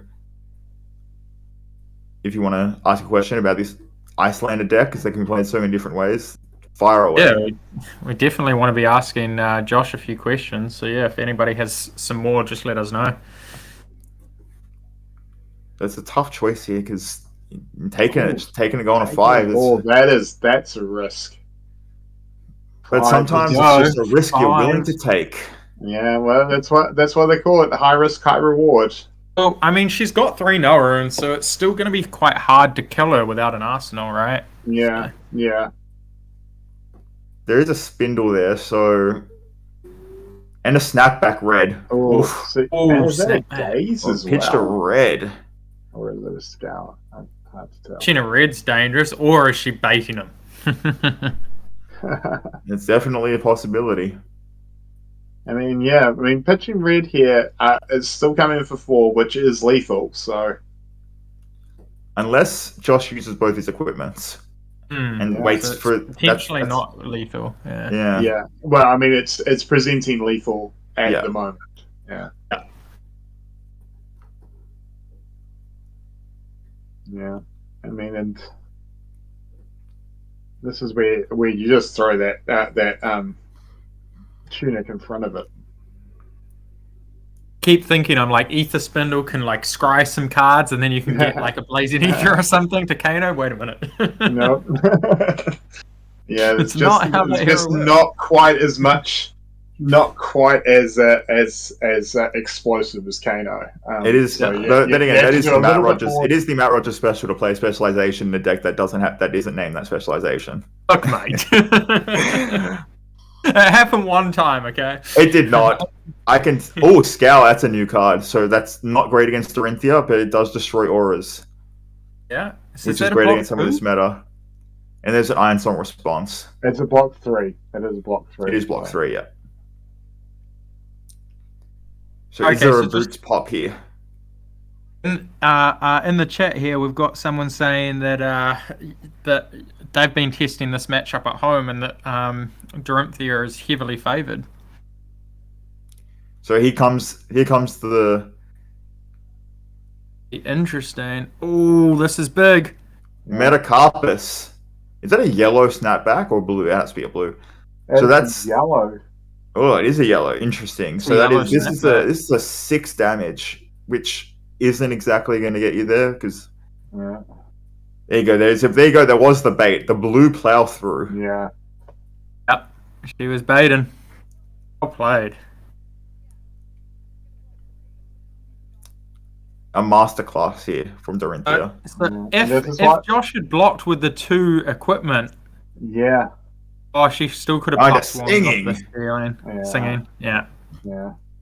And that's going to kill him. Yeah, I just Okay. realized that Even better, right? Spindle isn't as good in Icelander because you can't activate your hero power as an instant to put the top card in play. It doesn't do that. Outplaying you the cards that you want, yeah. Yeah, I just remembered that. All right. Hey, Icelander is a You guys complicated here deck. Yep. Awesome. Yeah. Congratulations. Thank you very much. Yeah. That was a great bait with the blue, keeping the blue in hand until you absolutely needed to pitch it. My favourite thing with Wizards. It's one blue in hand, for sure. you pitch a red, because in this deck, it's easy to expect just reds. So Yeah, for sure. fading out the attack is pretty good. So we obviously want to start with Icelander because it's the deck everyone's as much more interested in because it's such a play different ways. So have you been testing this deck at all? And how did you come to the build you're playing? So I played it probably the first 2 or 3 weeks just here at Dice Jar for Armories. I just started off basically just trying to be a slightly slower Kano, and then ironically on Wednesday that real funky list came out. I kind of wish I was playing that, but this was what I tested, so stuck with it. Yeah, that makes sense. So someone in the chat was asking why Crucible of Aetherweave over the Kraken's Aetherweave. I just find quite often in terms of the wizard maths, I just need that extra one. Kraken's is great, and that threat of drawing a card's nasty, but my deck doesn't really run enough blues for that. Yep, that makes sense. What do you have any questions, Ian? Yeah, no, I was just in regards to that. I noticed like you've got a yellow snapback there. How many yellows are you actually running in the deck? Because pretty much mostly the Icelanders I've seen it sort of concentrated on just blue and red and really sort of stepped away from yellows. So I'm running 4, running 2 Chain Lightnings and then the 2 yellow snapbacks. Snapbacks, basically the main card of the deck. Just wanting to work off that and the card from Arsenal. Nice. Yeah, I actually really like snapback, especially in Icelander deck, right? Because you can stir into your opponent's turn with the blue one, and then come in with another big attack, and then come in with a snapback, and it just out of nowhere, it comes out of nowhere just like Kano does. Yeah, exactly. Which is why I'm running 3 Nullrune. Like, it doesn't seem necessary most of the time, but also I have been burned before, ironically enough, not bringing enough Nullrune into Icelander. So you've still got to respect the fact that wizards can just pop off whenever they want. Oh yeah, absolutely. So what techs are you playing in your Dorinthia deck? Obviously that game didn't go very long because that's the nature of Blitz. Basically, my only thing for wizards is the same as it has been since wizards were a thing, which is 2 Sigil of Souls red. Yeah. And then 3 Nullrune, just in case I get a blue on the turn that I need it. Yeah, because we didn't see you really using it because it was just vaulting bolts. And there wasn't really much on hits. Which is probably why I could just sacrifice at least one of that Nullrune and run like Courage, for example, which is much more threatening, but I don't know. I always get paranoid about arcane damage and going over. It makes it difficult to play around, especially with Icelander being able to play instants from Arsenal and Channel Lake Frigid. That is a good Channel Lake Frigid on your opponent's turn is very good. That's definitely true. All right, we'll let you go, but we're going to ask one last question because you're a Dorinthia main. What do you think of the new Dorinthia cards that have been announced for the dual decks? I'll be honest, I haven't played Dorinthia for over a month now, just after national season and all of that kind of stuff. I was really burned out, but the new cards have made me very excited again.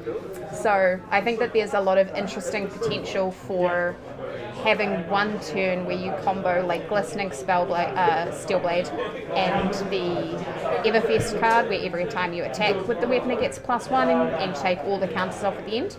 And just stacking those 2 cards for an absolutely guts turn. So I'm excited. Sure, there's a lot of experimenting with that with Dorinthia. I think a lot of people are excited. Yeah, I think this is probably going to be the biggest change for Dorinthia for a long time. And hopefully Rhinar gets the same treatment. You know, a lot of, especially in this Discord right now. There's a very Rhinar main that everyone's comes to know and love.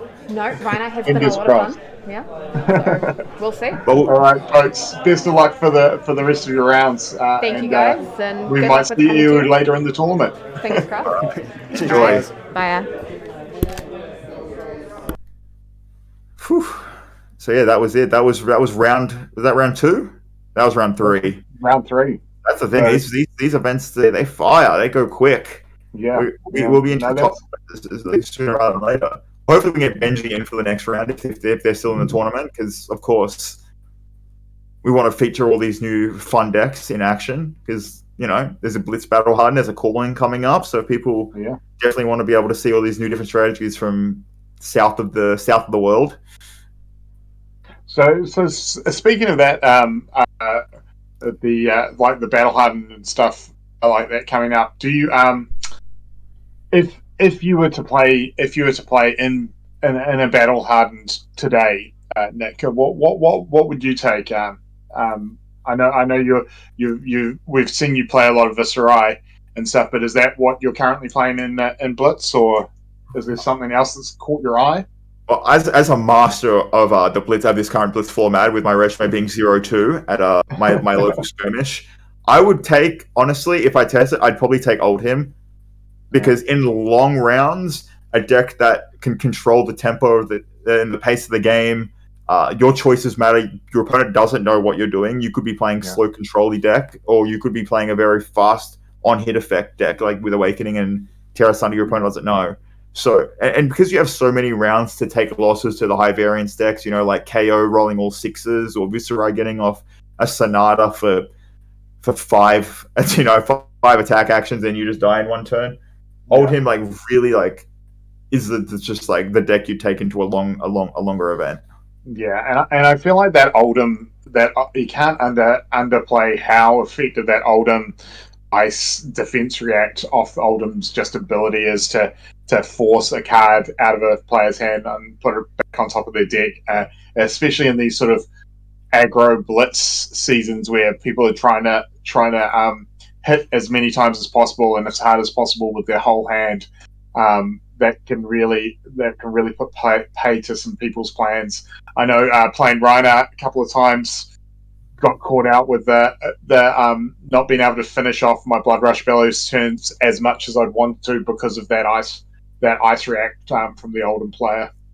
Oh yeah, for sure. And it's the thing with Rune Blades, they're inherently inconsistent just because they do require you to have an attack action and non-attack action, so you need to have a specific types of cards in your hand. Whereas with Oldhim, it's just I can pitch a card, I can Crown of Seeds, I get to see another card, I can use the Rampart to block. I can block with all these cards and just blue ice card, swing for 4, threaten an on hit.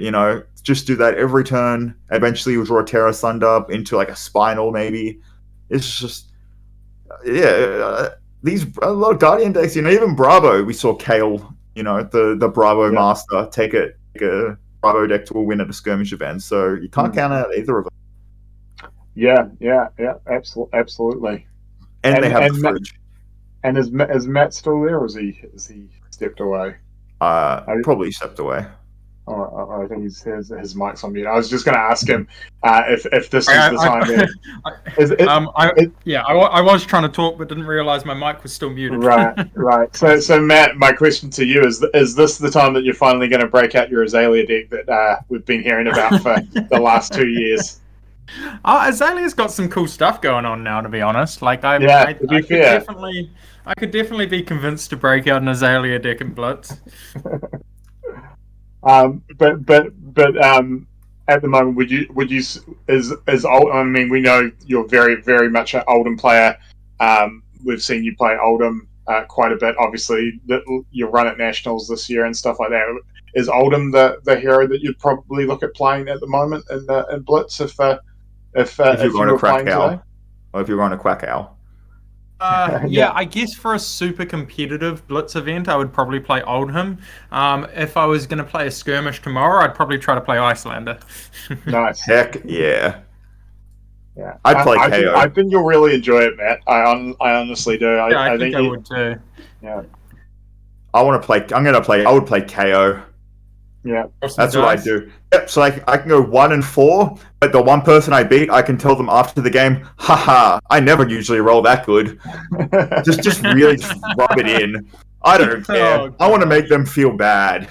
That's just the way. Every time KO beats you, they say, "Oh man, I usually roll like shit on their road to 1-5." That's actually so true as well. Every time. Great, thank you. That made me feel good as a player. I'll give you some tech for KO. Run Zealous Beltings in that deck. It's so good to attack first with an attack you don't have to roll, and then follow it up with a 6 attack. That's fair. But yeah, that's a 4-card hand, right? Why not just play Wild Ride and attack for 12? Do that. Or Wild Ride and attack for 6 over 2 attacks. Yeah. Yep. Yep. Wild Ride for 3. Yep. Still, go wide. Wild ride. To be fair, hey, KO is the one deck that can actually turn 0 kill you through everything. Yeah, I've done it. I've done it. I bet a wizard on the very first turn, it's funny when it happens. Oh, I can imagine. Fun for the player. You know what? If that happened to me and my opponent went swing big for 16, swing big for 16, maybe had a blood rush in there just because they were feeling frisky, I'd just say, you know what? I had a good time. This was an experience for me being the opponent of that turn. Yeah. It'd be like your opponent. It'd be people. I don't know if people are Yu-Gi-Oh players at all, but it'd be like if your opponent went first, revealed Exodia. You were there for that. That's an experience, right? It's a story. Yep, I actually have seen that happen. Gosh. It didn't happen to me, but my friend did in fact get Exodia'd on the first turn, first 5 cards, by like some 7-year-old. Yeah, that used to happen at the game store that I went around way back in the day when Yu-Gi-Oh first came out. But usually it only happened with the fake cards from the $2 shop that had the Exodia all in one the card. Darkly Big Rabbi, yeah. yeah. That's an expensive fake card. Yeah. Funny. But yeah, no, this skirmish season, as I said, as we said with the breakdown, interesting that we didn't have any Viserai here. I feel like Viserai is good. It is very good. The split damage is so effective in Blitz, where your life is so low to begin with. So anytime that you have to deal with an attack and then they come in for 1 rune chance, 2 arcane Rosetta, and then 2 physical of the Rosetta is just dealing with 5 at the end of already dealing with a big attack, and it really does speed the game up. Yeah. Although in this meta, there seems to be a decent amount of wizards and aggressive decks. So maybe just in this local meta, Viserai's kind of been pushed out somehow. Possibly. Yeah, very possible. Which is good because Viserai's quite a boring deck. It just it kind of just does its thing, and then it just does its own thing. Doesn't really as you can see, double revel in 1 turn. Just 10 damage. That's fun. That's fun to play against. Gotta love it. Agreed. Yep. But there's a ban list coming up. Do you think there's going to be any Blitz changes in this ban list that might go into effect after the skirmish season, or do you think the Blitz format is actually quite fun and enjoyable? I don't know. It's interesting. Like there may depending on if Oldham keeps putting up big numbers, there may be a case for Stalagmite, but I don't think it's busted. Yeah. They just block so well anyway. So even if that did get hit, I don't think it would be much of a detriment. I don't know. I don't think there's anything. It's not like the days of Seeds and Ball Lightning and stuff that there's nothing super atrocious out. Yeah. I think there's a lot of what I class as unfair cards, but those unfair cards are spread over a number of different classes. So if everything's unfair, it becomes fair. Yeah.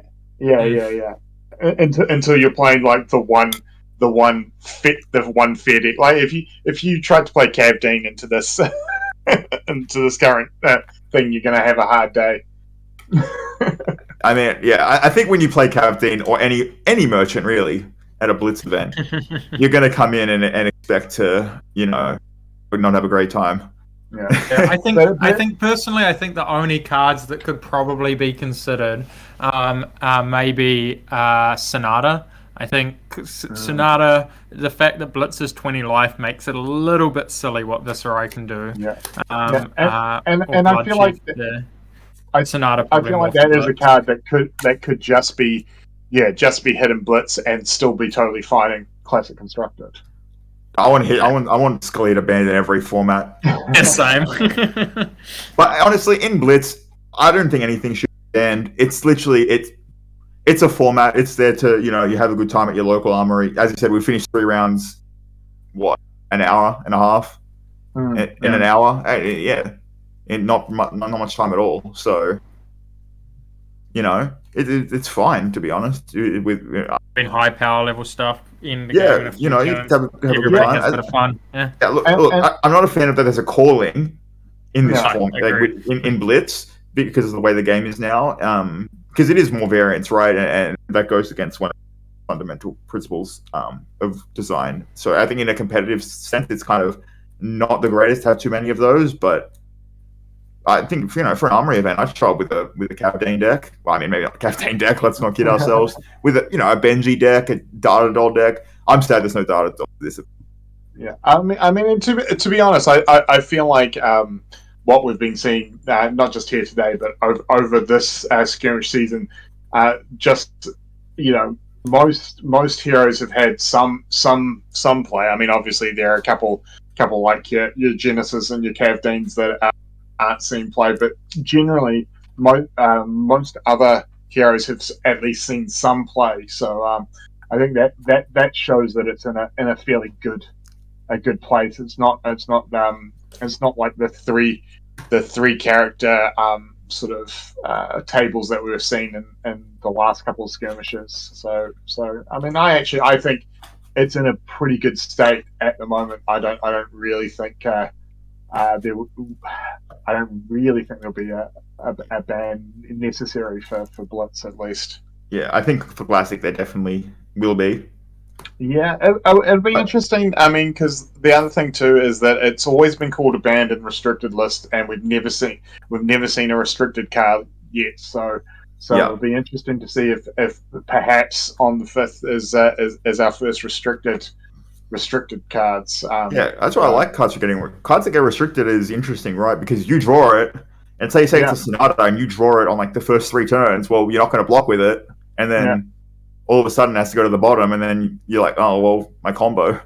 Yeah, if it goes to one, it's kind of.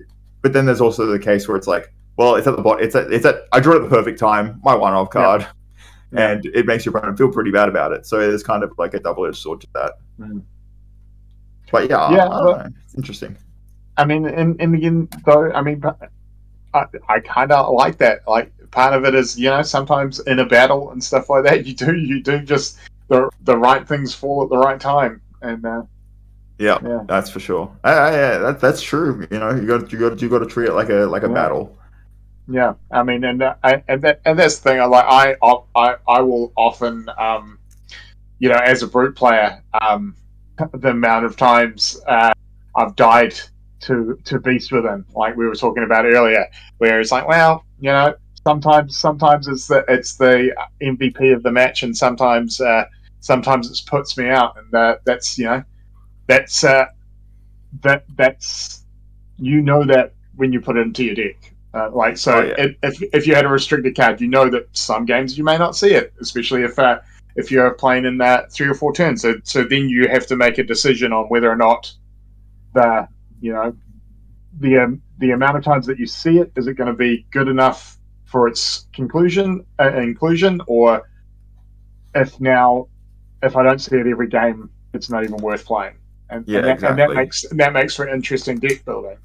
Yeah, for sure. I mean, I'm a fan of restricting these kinds of cards, especially red cards, because like they don't pitch for resources, so it's going to be a challenge to get it back into your deck if like cards like Become the Arknight are a good card to have at 1, I think, because it searches anything anyway. And so if you just have 1 of that, I mean, it's just a free, demonic shooter in a way. Mm-hmm. Oh, I don't know the name of it. I don't know. About magic cards. As if you know what Demonic Tutor does. I know what that card does. You're a Yu-Gi-Oh player. You've never played Magic. Yeah, I mean, you say that's an offensive thing. You say I'm offended by that when not really. I'm proud. But no, I'm happy that like Blitz doesn't. You know what? I know Starvo is a very polarizing card, but you know what? I like that there's heroes that are only in Classic Constructed and characters that are only in Blitz. You know, they don't have to be powerful. Characters that are only in Blitz. I mean, we're legal everywhere, Nick. Yeah, whatever. So okay, well, why don't you play Icelander at the Pro Tour and tell me how that goes? So yeah, but like I actually like there being only Classic Constructed heroes because that just because then when you do get to the formats where it is only these, because you play Blitz and it's like Briar's in both, Viscerai's in both. Yeah, I mean I haven't seen many Prisms in Blitz, but it's just it's cool and, that you can actually play solo heroes. And I also like the fact that that it does actually make Blitz its own standalone format. It's not just a case of I take 20 cards out of my Classic Constructed deck and that's what I play in Blitz. Which is when sort of Blitz first sort of hit the scene. A lot of people that's what they did. They're like, I just take all the 3 ofs, take them down to 2 ofs, and then trim a couple of extra cards, and that's my Blitz deck. Whereas now a Blitz Briar plays very different. Some of the same lines, but still plays very different from a Classic Constructed Briar. And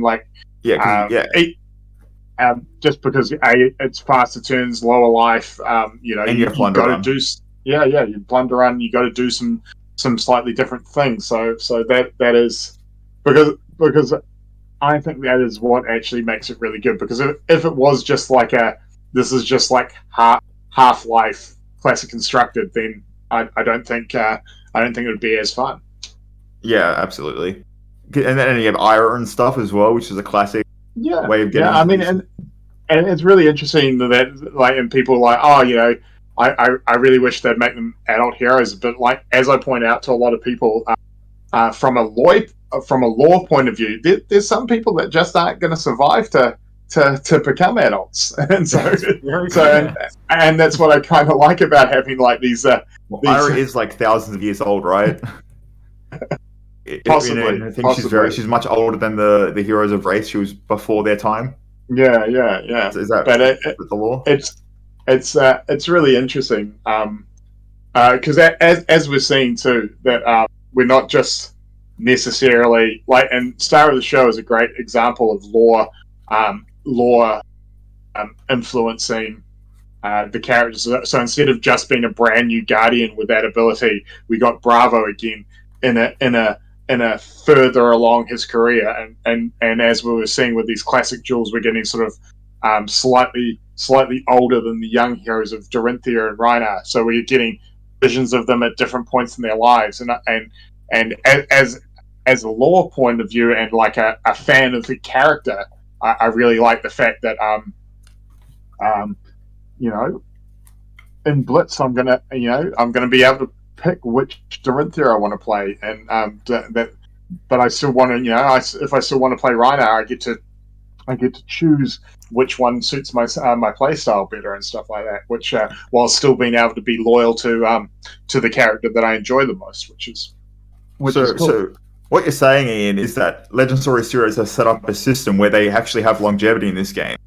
Possibly. No, yes, they may even know what they're doing. Yeah, it's who would have thought? These people saying the game's dead this year. It's just obviously we're just bantering, but yeah, I like the heroes being only adult, because then Classic becomes its own type of Blitz thing, where it's its own individual thing, and people get to make their choices, what format they like better, and play that. Well, nothing wrong with options. Absolutely. Even the UPF hero only. What's it called? Oh yeah, I mean, I am 100%.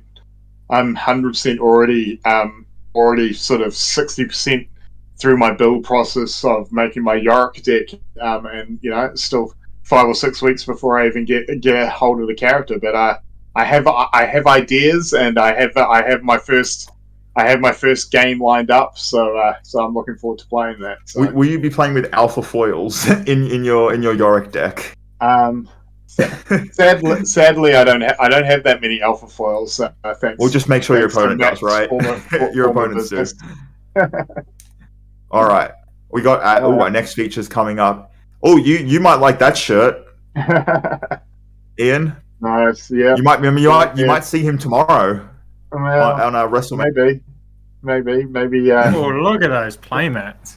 Yeah. 2 Icelanders. Got a Kano. And the American Nightmare.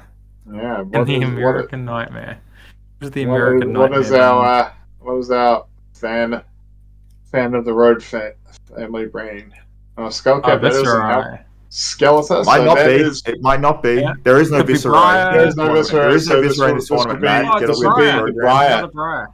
Beautiful. And you can see he's also doing his Crown of Dexing Caesar on a sideboard. Hui. I mean, that is a card that might get banned on this week, so yeah, it might get banned. You never know. Yeah, that is a ban Crown of Caesar. I'd be very sad though.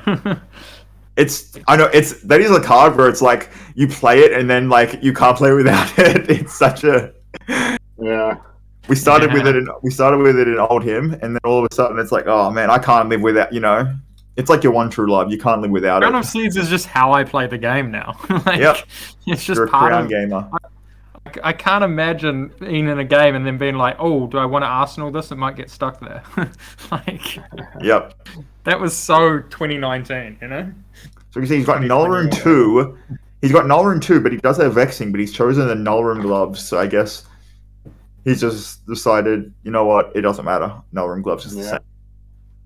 Doesn't want to tempt himself. That's that. He's a Sometimes man that understands his own self-control. Doesn't want to tempt himself. As someone who doesn't have any myself, I must admit, I've done that playing Ranger, where you're like, maybe I'll just crap the bullseye braces here to try and get that extra arrow off and win, and then you realize, no, that was one of my null room. That happened to me, man. That happened to me in my skirmish. I popped the quill hand to play the game, and then all of a sudden, my opponent with 3 cards did 18 arcane damage to me. I couldn't block it. Then that's how you learn your lesson. No matter what, just keep your null runes. I mean, my next one was 4 red non-attack, so it didn't really matter. But it could have just had a null rune. Is that Dragon Ball Z sleeves? No, they're not. They're just. It's just your imagination. Yeah, it's just your imagination. That's a future Flesh and Blood hero, I think. Okay. Potentially sleeves, of the next coming ProQuest season, which are exclusive to those ProQuests. So make sure you head out there and make those top 8s. Trunksito. The next hero, young the Trunksito. Young what? Yeah, okay. You should stick to Interesting that he's got sleeves and those. What do you think I'm doing, Nick? Bringing slacking off. Commentating a Flesh and Blood event. Yep. Wouldn't want to be anywhere else, to be honest. Yeah, it's a good little party we got going on here, So we'll see how the Nullroom 2 goes, because I mean, you don't play that many blues in Briar, so I can see why that's can be a thing. But Briar, right? You just want to attack. Yeah, you don't play many blues in Briar. Screw blocking. Could be a case. I mean, you can also play what's it called? What's the thing called? You block. It's thing.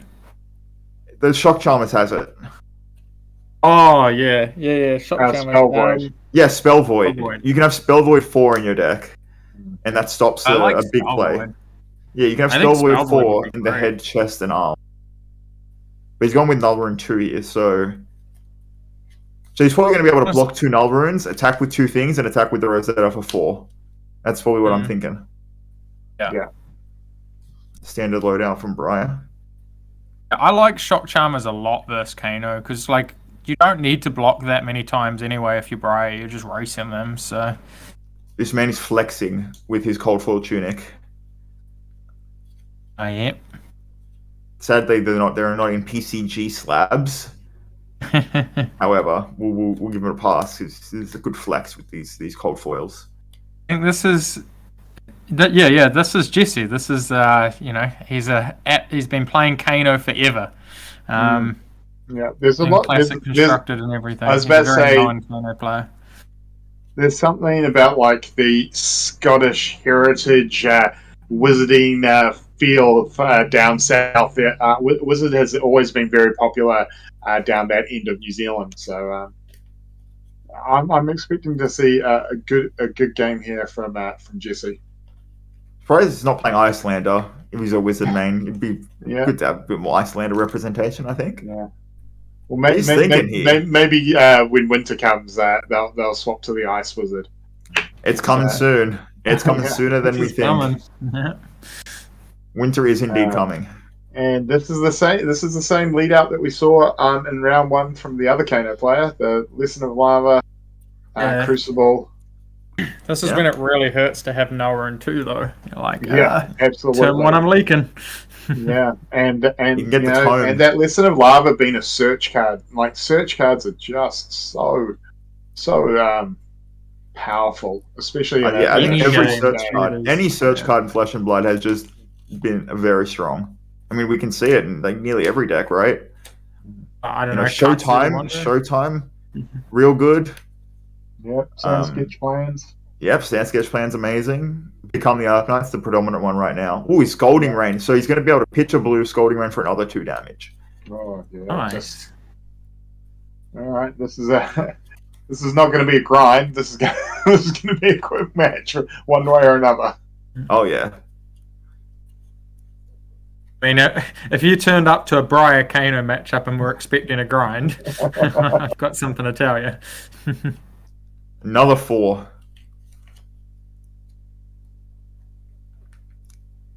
We're going to pitch Snatch.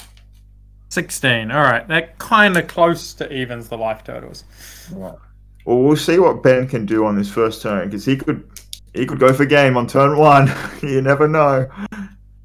Gosh. 4-card hand, that would be one heck of a turn. They can do it, you know. Yeah, Briar does have the ability to do 20 damage in 4 cards, I guess. Yeah, well, you know, if you can get like, especially if you're, I mean, we've seen that he's running snatches and stuff like that, so possible and Sonata's the start you want to do that. Is a good start, yeah. And boom. So he's going to be able to. So the Sonata's going to replace itself with a blue, which is nice. Yeah, and if he has an attack action with Go Again, Revel in Rune Blood is alive and well. So let's see if he chooses to block. If he had the Vexing Quill hand, he could have gotten 2 Rune Chance, looked at another card, gotten 2 cards. Yeah. You know, he's going to block the Arcane here. Yeah, that's solid. Makes sense. And then you got 2 floating for. Yeah, which because Stormstride is Arcane too, so that really shuts. Oh my god, that blue hit! That blue. So that's an embodiment of lightning.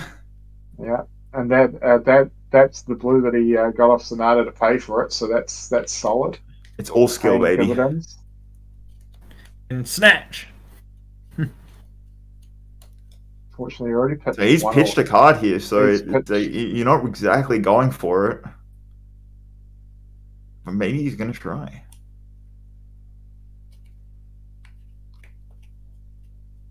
He's thinking. So you're thinking on the activation of. Yeah. I guess. What's the reasoning here to do it in response? Try and do enough damage that forces the decent attack out of the. Interesting that he's not popping a lens to guarantee something. Because if he has a Snatch here or an Exude Confidence, whew, Exude is a very. Oh, a Blazing! Oh gosh! Oh gosh! Please, is that Tome? Oh my god! Oh gosh! Okay, this is big. Is he just gonna kill him? Possibly. He has Tome in his hand. He can draw. He can pop Lens here and then pop the thing and draw 2 cards if he gets 2 blues and then Sonic Boom. Pitch again. Oh my god! This is hype. Kano does some scary stuff, that's for sure. He's not lensing. And there's Surely and you there's, lens here, right? No, we're in 2. This is possibly where that he's been maybe sweating the choice of only running 2 Nowra. Okay, yep, he's gonna lens. I have a question actually. So when you play a card, so say the Embody of Lightning's there, can you play Scour and then pop the Embodiment of Lightning before it triggers, and then the attack won't get go again? He's put both on top. Oh my god. No, but I believe it has to be in the arena to be popped. So okay, all good. So it would have already generated. So he's looked at both and he's kept both on top of his deck. Oh. So that's 4 damage, which is the guaranteed. It's guaranteed 2 no matter what. That's gonna hit another one. He's gonna hit another Sonic Boom, isn't he? Is that what he's put on top? Sonic Boom into something into blazing. All skill, baby. This is the fine art of Blitz. Yeah. He's taken 4. Is that another one? Okay, that's just as good. Oh, that's coming in for 7 or 6. Sorry, yeah. It is Sorry, 6. yeah. It is That's 4 a plus 2. lot of damage. Oh, 6. Yeah, 4 plus 2. Yeah. Wow. This is lethal. Blazing is lethal here. Yeah. This is gonna kill him. Yeah. Wow, he killed him on his turn 1. Wow. What was in the hand? I have no idea. Reds, I guess. No, I mean, it was attack. That was. Wow, that was a turn game. 1 kill. We just saw a turn 1 kill. Yeah. Fab and its finest. Yeah. Blitz, baby, turn 1 kill. Yeah. Would the extra no room actually helped him there, or maybe unlikely? Yeah. All right, here we are with our 2 players. So this interview might go longer than the game, so we apologize. So first, we want to say what's in your hand with the channel mount. Yeah. The channel mount. So we had Entwine Lightning and Scar for Scar. So very good cards that you want to attack with. It was going to be 14 at you on that turn as well. So it was, yeah. Yeah, I was looking at the, using the Sonic Boom to try and find another Scour. And then I was like, Talismanic Lens, we'll see what happens. And just hope that I don't take 15. And it turns out that you did. You're the one that dealt the 15 damage yourself, so that ended up being just as good. 15 was involved. Yeah. Yeah, so, we just dug deep and found what we needed. I mean, getting the Blazing Aether, and I'm just like, well, what do I do from here? I guess we just try to go hard. Yep, that makes sense. I mean, that did work out. I don't know how many questions I've got because that game went so quickly. I didn't. So just for you, Ben, obviously just coming in with 2 Nulrune, that was were you just hoping to be able to pop off before you got fried, or yeah, so I was hoping to race a little bit because I sort of thought I can probably hit Pratt here hard, but it didn't really work out the way I wanted. Yeah, I mean, just that first turn of the game, even just taking the four damage on turn 1, obviously we see that it really ended up costing you in the end. So I got a question actually. What was your reasoning behind playing the Null Runes? Because you can play the Spell Void 4 in your arms, chest, and head, so you don't have to pitch any cards if it's a fast game. Well, why you choose the Null Rune? I just had Null Rune. I didn't have the Spell Void. So yeah, it's true. Actually, you know what? That's actually true. They're very annoying to find. Yeah. I think playing against Spell Void, it's kind of once it's gone, I'm not that scared. Whereas Nelrun always has a constant threat of that last card being in their hand being a blue. Yeah. So there is also just the threat of what's coming up against you afterwards. Yeah, definitely. There's I think it's more Spell Void's good sometimes, Nullrune's good some of the other times. Yeah. It just it's a 50-50 choice on how the game goes. Doesn't the new Quill Hand, the one that you can sacrifice to make rune chants, also have Arcane Barrier? Yeah, I saw it in your deck box. Is there a reason you chose the Null Rune just an gloves over the oversight. hexing? This was just complete oversight. Yeah, okay, that makes sense. Yeah. Because it does have Arcane Barrier. So, but then again, you know what we were saying? You know what? You're never going to pop it anyway, and so it just prevents you from tempting you from getting rid of that card. Just pride, if you don't have the option. Yeah, I've definitely had games against So this with right the, where I wish that this was a Null Rune sometimes. And I, just Null Rune. Yeah. So I don't accidentally pop it. But But then again, if you're going for lethal, then, may as well get that extra damage in. Yeah, for sure. So, alright, well, any other questions, or will we let these guys take a break? Are you guys undefeated? No, I'm now 3-1. Okay. And I believe my opponent is now 2-2. 2-2. Okay, alright. That's cool. So we might see you guys in top cut in the thing, but yeah, we're going to take a quick break. Awesome. Because that game did end very quickly. Yep, thank you for your commentary tonight, today, guys. So yes, guys, best of luck for the rest of the rounds. Yeah, thank you. Thank you. All right. So we got 20 minutes until the next round. I think it's a good time to take a quick break. Yeah, I think Nice break I before think the next round. Get some food, get some drinks. Yeah. All right. And we'll come back and back for round 5. Some games that go longer than 2 turns. Yep. All right. We'll see you guys soon. All right. See you.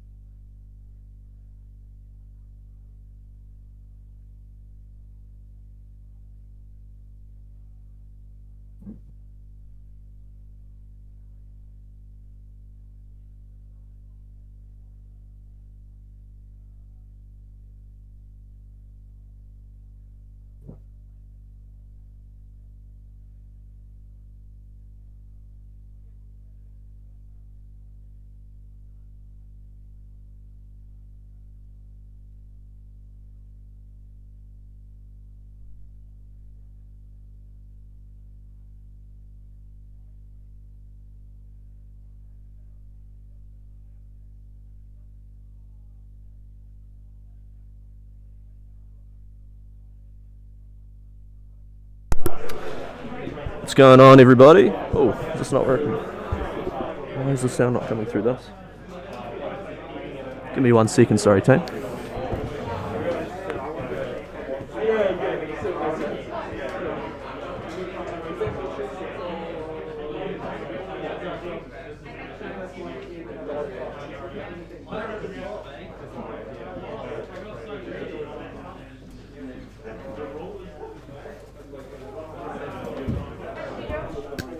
Alright, there we go. How's it going, everybody? Greg here from Dice Jar Games, owner of the store, person running this event today. Just wanted to bring a quick bit of attention to our upcoming ProQuest event. It's happening the week after the Pro Tour in New Jersey. I'm hoping to make it a really, really good event. If you're in New Zealand, you should 100% come down and check it out. I know there is a ProQuest in the North Island on the Sunday afterwards, but trust me, we're going to have a really good event. We're going to have a side event we're aiming to have 32 people for it. After round 5, we'll have 32 person, single elimination, Crucible of War winner box, first edition, that is. Sorry, Jordan. Sorry to scare you, Jordan. Jordan's just messaging me. But yeah, definitely check it out. You should absolutely come and see it if you're in New Zealand. I know that's challenging timing if you go to New Jersey, but it's going to be a great event. We've got promo Geddon side events happening all day as well, so we've got a bunch of leftover promos. I can see it's probably really loud. Anyway, bunch of leftover promos from Armory events and, past skirmishes, participation prizes, as well as we've got a few winner box promos that we've got left over too, whether that be Monarch or we've actually got a couple of original cold foil Welcome to Wraith winner box ones, which could be pretty cool, pretty desirable. We've got a whole bunch of stuff, so definitely come check it out if you're in New Zealand, and if you're not in New Zealand, check it out. We've got the stream scheduled right now in the YouTube channel, so head on over and just click that notification bell so you don't miss out. We're going to have some great commentary on that event as well as some high tier play. So check it out. That's all from me. I will get back to putting the results on.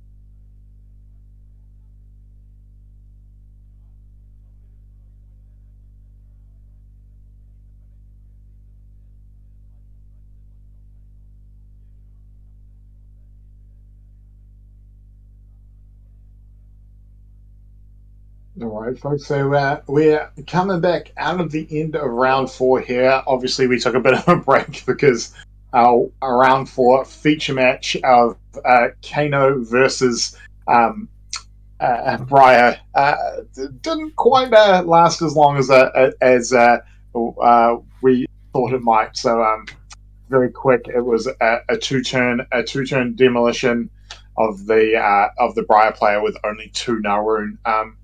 But so we've got one more round before cut to top 8. We've got 20 players today, so it'll be very interesting to see what the mix for our top 8 would be. Again, if you're just tuning in, I said we had 20 players today, and the meta breakdown was we had 4 Briars, 4 Oldhams, 3 Dorinthias, 2 Iras, 2 Kanos, 2 Kasais, and 1 Icelander and 1 Benji.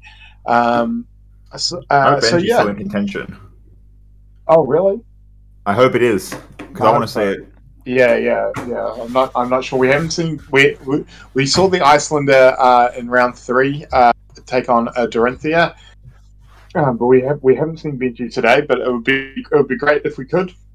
Again, it's a very fun deck. It is a hard matchup in this particular meta with 4 Oldhams and also Dorinthia.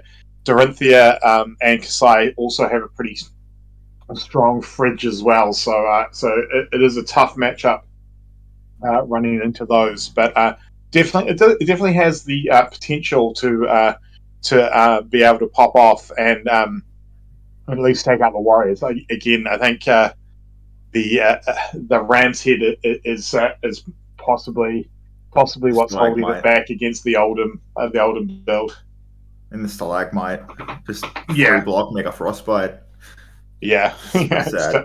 But you know what? I'm still interested in seeing what people are doing with Ira. It's always good to get the one Ira game in there just to see. You got all these cool new cards. I've seen people do things like Twin Twisters because it's basically another Ira hero power. It either gives itself +1 or the next attack +1. And then there's Ride the Tailwinds, which it gives your next thing with base 2 or less go again. Yeah. So you can just come in with a Rushing River yellow or blue, and then all of a sudden your Flutter Force is live, your Break Tide's live, and these are just cards that are super cool. So I want to see all these different things. Yeah, Ninja. no, definitely. And as we were saying, it's sort of really Ira has pivoted this season into more of an aggro build than just Kadachi big attack that it was in previous seasons. So definitely Everfest bringing some cool new tricks to the deck, and it would be great to see how 100 wins. Another great card. 100 wins. Great, yeah. I'm surprised that Katsu's not seeing played. Did you get some cool cards? Mm. People aren't really experimenting. I think it's so tough. It's so tough to look past Ira and Benji. I do feel bad for Katsu, but I just feel like Blitz is where he's just looked upon as the third wheel of the ninja clan. I know all about third wheeling, but that's a different story. I'm just happy to be here, and I want to see Benji in this last round. Hopefully, they're in contention. I want to see some yellow head jabs come in there. You know what? Benji's a cool hero because it actually makes use of cards that particularly wouldn't actually see use in any other deck, because no one's really going to run 2 attack cards. Yeah. They're going to run 1 because it's a blue, or 3 because it's a red. So the yellows. Yeah. And you see cards like Promise of Plenty and stuff like that can sneak their way into it as well. Yep. That's goal again from Arsenal, right? Yeah. It's the if it on hits, it puts the top card of your deck into the Arsenal. Both of you do, right? Both players do. Yeah. So, all these kinds of different cards. Well, Icelander makes use of some different cards too, like blue stuff like Blue Stir. Yeah. All these blue ninja cards, wizard cards that Blue Rouse the Aether is a card that I never played before.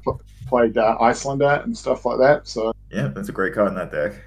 Yeah, it really is. Especially the fact that it gives +1 arcane damage to the next arcane spell, even if it doesn't hit. So it's just coming in for 2, but it's just basically the Crucible on a playable card as opposed to just being the weapon. So it's kind of cool. All right, so it looks like we're getting ready for our last round of Swiss. Yeah. Who have we got?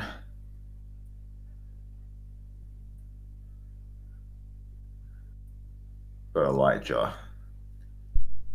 The heroes, the anticipation of what heroes are playing is really what gets me. Oh, we have a Zephyr Needle. Oh, it's one of the Ira players. All right. Oh, did you see that? No, I must have. I saw that. And we have Brian. I saw that. Ira, baby, she's back. I saw that Mask of the Pouncing Lynx. That is a fantastic card. That's spicy. I love that card. So, if you're playing against an Oldhim deck, or a deck where you're just never going to get the on-hit effect, that card does some very powerful things. You destroy it, and then you can search for any 2 base power thing. So you can just get a nice combo going. Say maybe you have like you hit them, you go with it even bigger than that, and then you can pop the Mask of Pouncing Lynx, and then you have a combo. Basically, you have an inbuilt Katsu ability when you're playing Ira. And if you're not hitting them, Mask of Momentum doesn't do anything anyway. So yeah.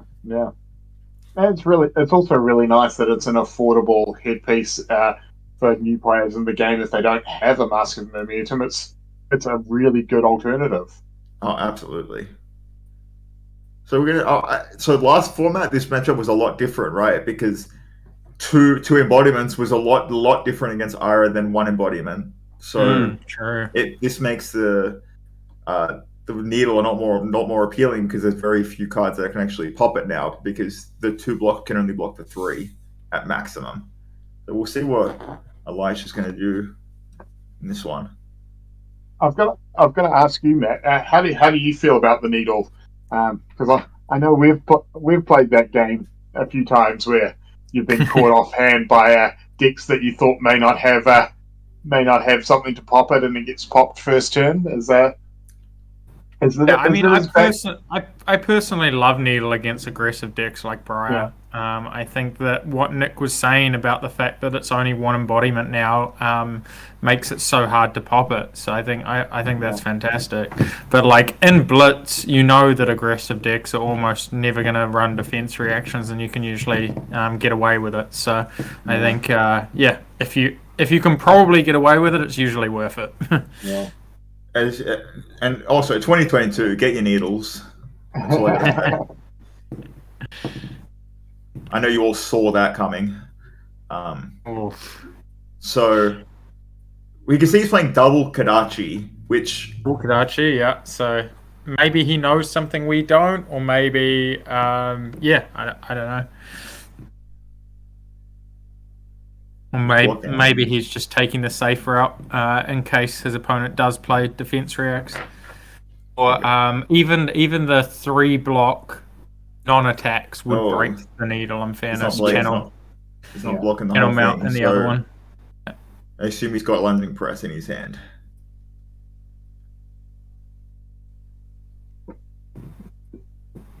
So just one damage through there on turn 1. Yeah, usually the standard Ira versus Kadachi. Oh, there is. And then I feel like lightning press, especially when you're so reliant on getting Revel and Runeblood out. But Earthlore Surge. Oh, here we go. Woundvale.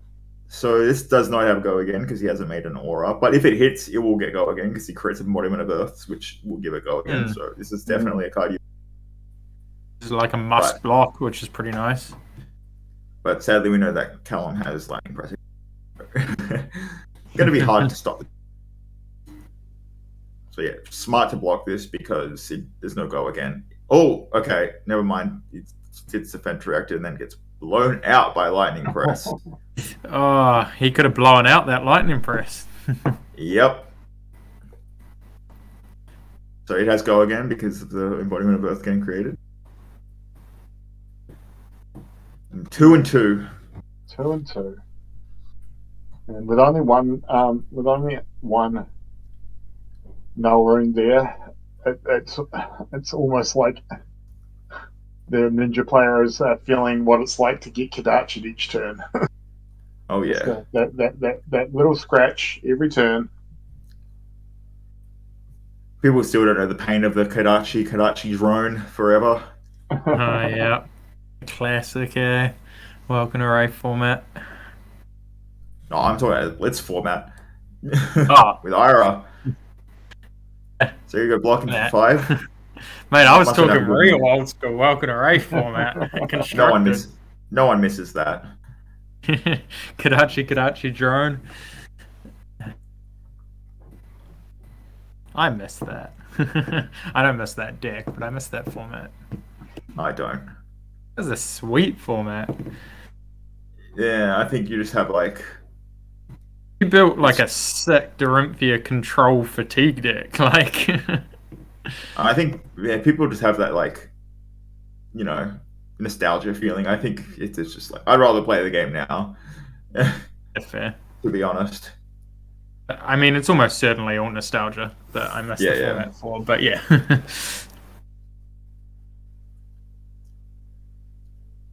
So Lion just got a 5-card hand here. Although I do think play-wise, the best format was Welcome Array, Arcane, Crucible. I think that's not even nostalgia. I do think that was the best the game's been. I think the Tazwap RA constructed format was the best in my opinion. But there was a lot unexplored in the Crucible meta. Yeah, Tales was pretty good as well. It's just that it was only a New Zealand game when Crucible first came out, and so like there was a lot less lines in the game for that Crucible format. It's amazing to think at just how much of the first 2 years of this game has been affected by COVID, and it really has been pockets around the world got to play it. We were very lucky down here that we got to play as much as we did. Australia got the shortest end of the stick, unfortunately. Play it all for 2 years. from COVID starting till Nationals last year, that was the break that we all took. Competitive play. No road to Nats, nothing. But our community's still strong and loyal, which JC's you guys have done well here. And this says no go again, so you're gonna pop the Snapdragons. That's solid. The comboing. It's interesting. Oh, if there's a Rushing River to combo with that Torrent Tempo, that is spicy. A Rushing River and then the new card, is it? There's a couple of cards that combo with Rushing River now. Yeah, there are. Again, and that's what we were talking about before this match, Nick. Is like who played Rushing River before Everfest came out. Besides the fact that I said combo on it, yeah. Yeah. The blue one, you played the blue one for Flick Flack, right? Yeah. But like actually to combo out with it though. Who needs combo when you can just play the two best? I mean, you can just play the two best generics in the game. Yep. So this is an 18 damage turn. That's classic 5-card IRA hands. So you're gonna block, take 2, and then get rid of that. Oof, that lightning surge on. This is a tempo swing, that's for sure. And that was some so power, right? Got Arsenal pass on Callum's 10. hand got 2 bits of equipment. That is a massive. But can you keep it up? That's what I'm wondering. Keep it up.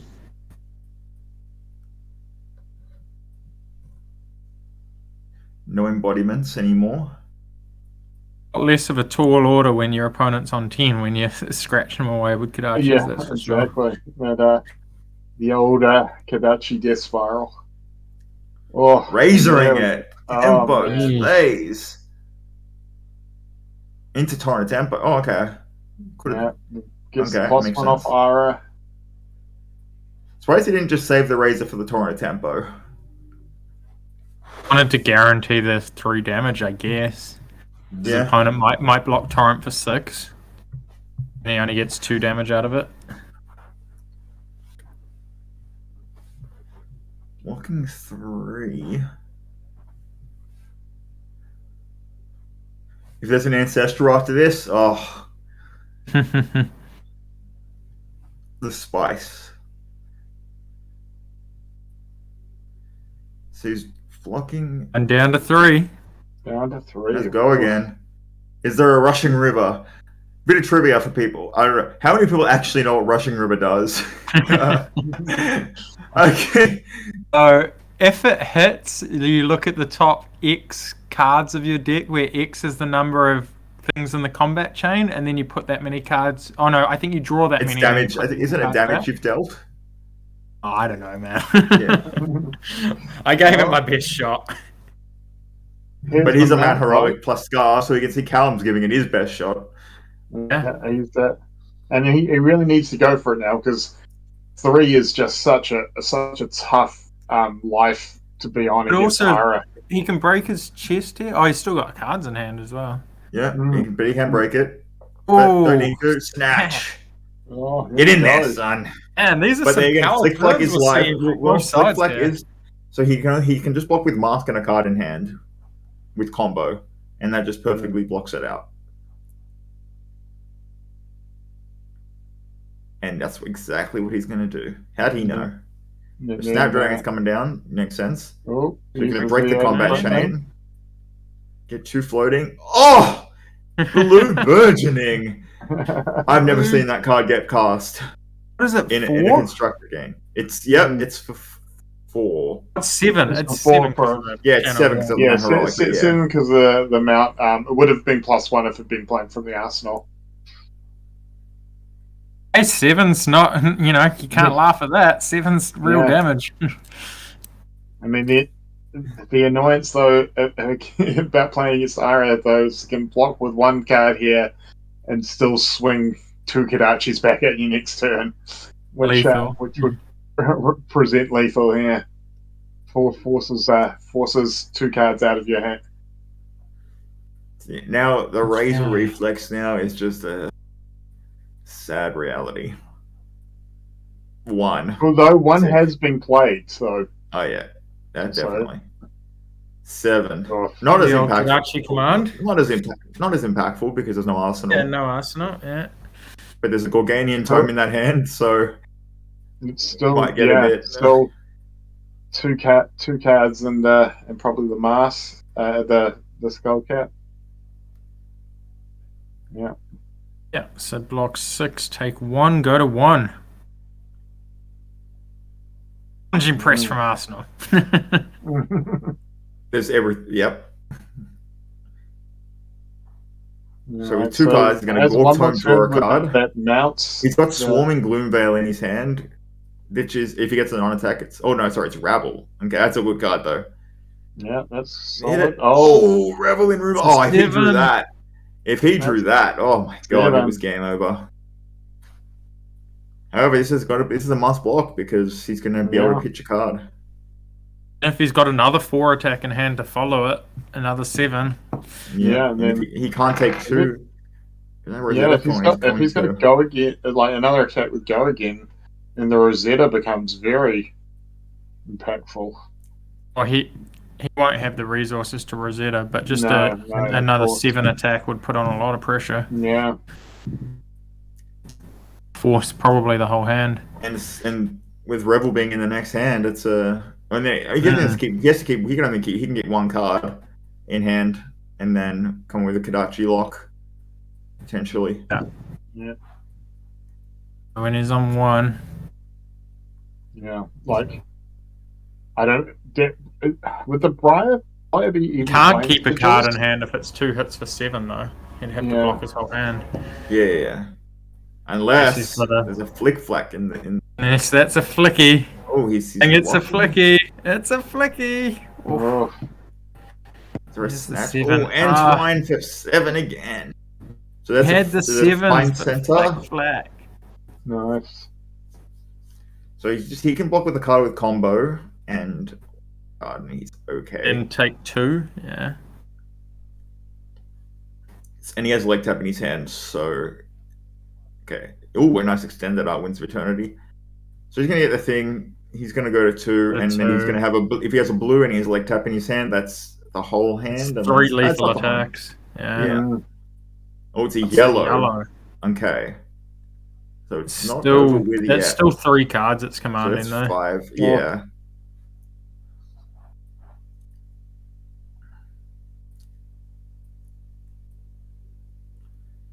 What can he do here? The writing's on the wall here. It ain't over yet. It could be a Sonata. A Sonata would be the Search. best thing. Oh. Not just a lightning surge. This is tough. Yeah, this is looking a bit dicey. I think this one's over. I think it's Kadachi, Snatch. You can block with 1 card, go to 1. Block with 2 cards. Kadachi, Snatch takes the whole hand. Oh, actually, does Callum still have a card in hand? No. He's not going to take any damage here. Yeah. Blocked with the Snatch. He must have another attack, I imagine. There is no sigils in Briar decks. Yeah. No. Yeah, that's so is now that Well, what's you he just got? done That that is Twin Twisters. That's what I'm talking about. What So is this card? It's basically an Ira effect inbuilt.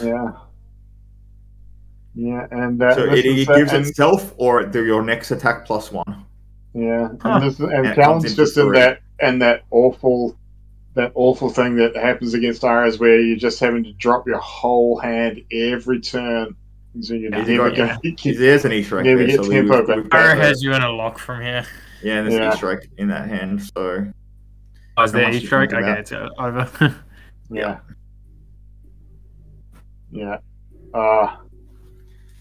So close Alright. yet so far away.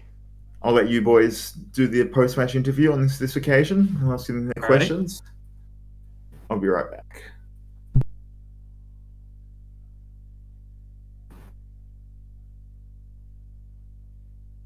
Yeah, Briar just couldn't keep it up. I mean, Ira had some ridiculous ridiculous turns. I think it was turn 2, 18 damage. There's not a whole lot you can do if you've been attacked for 18 on turn 2. Hello.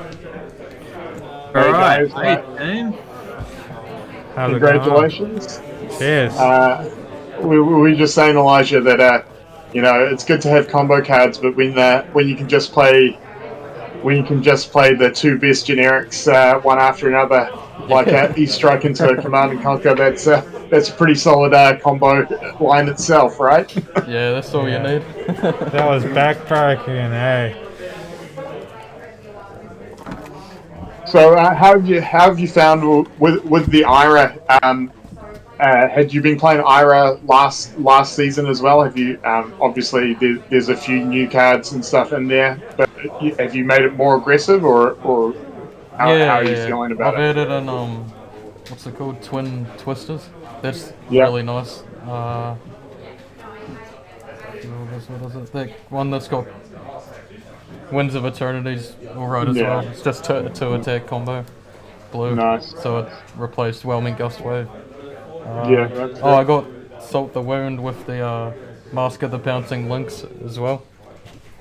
Yeah, so we saw that in your slide in your equipment when you're setting up. What matchups do you choose the links over the Mask of Momentum, just for the people watching at home? I've been putting it into Oldham because they usually just block anyway, so you never get value out of Mask of Momentum, and you don't need to block with the mask either most of the time. It's still experimental though. I don't know how good it actually is. But, yeah. Well, this is the time to test it, right? Yeah, that's right.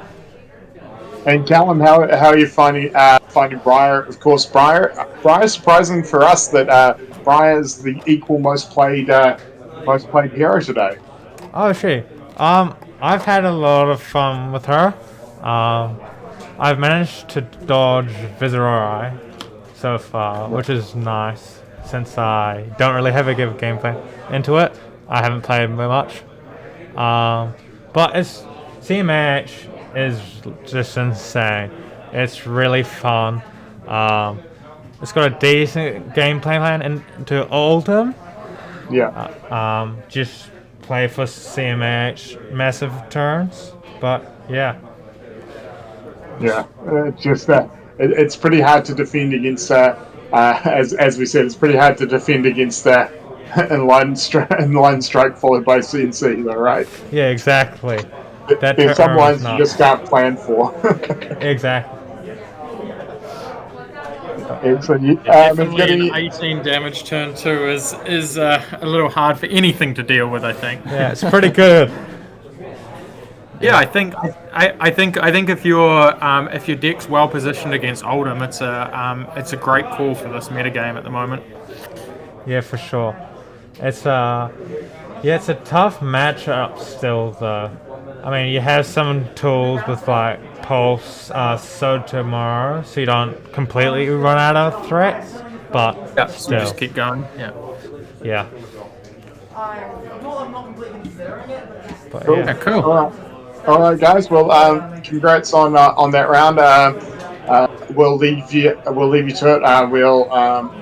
I believe that's the last round of Swiss, so we'll wait and hear who makes the top 8, and possibly we might see one or both of you in the top 8.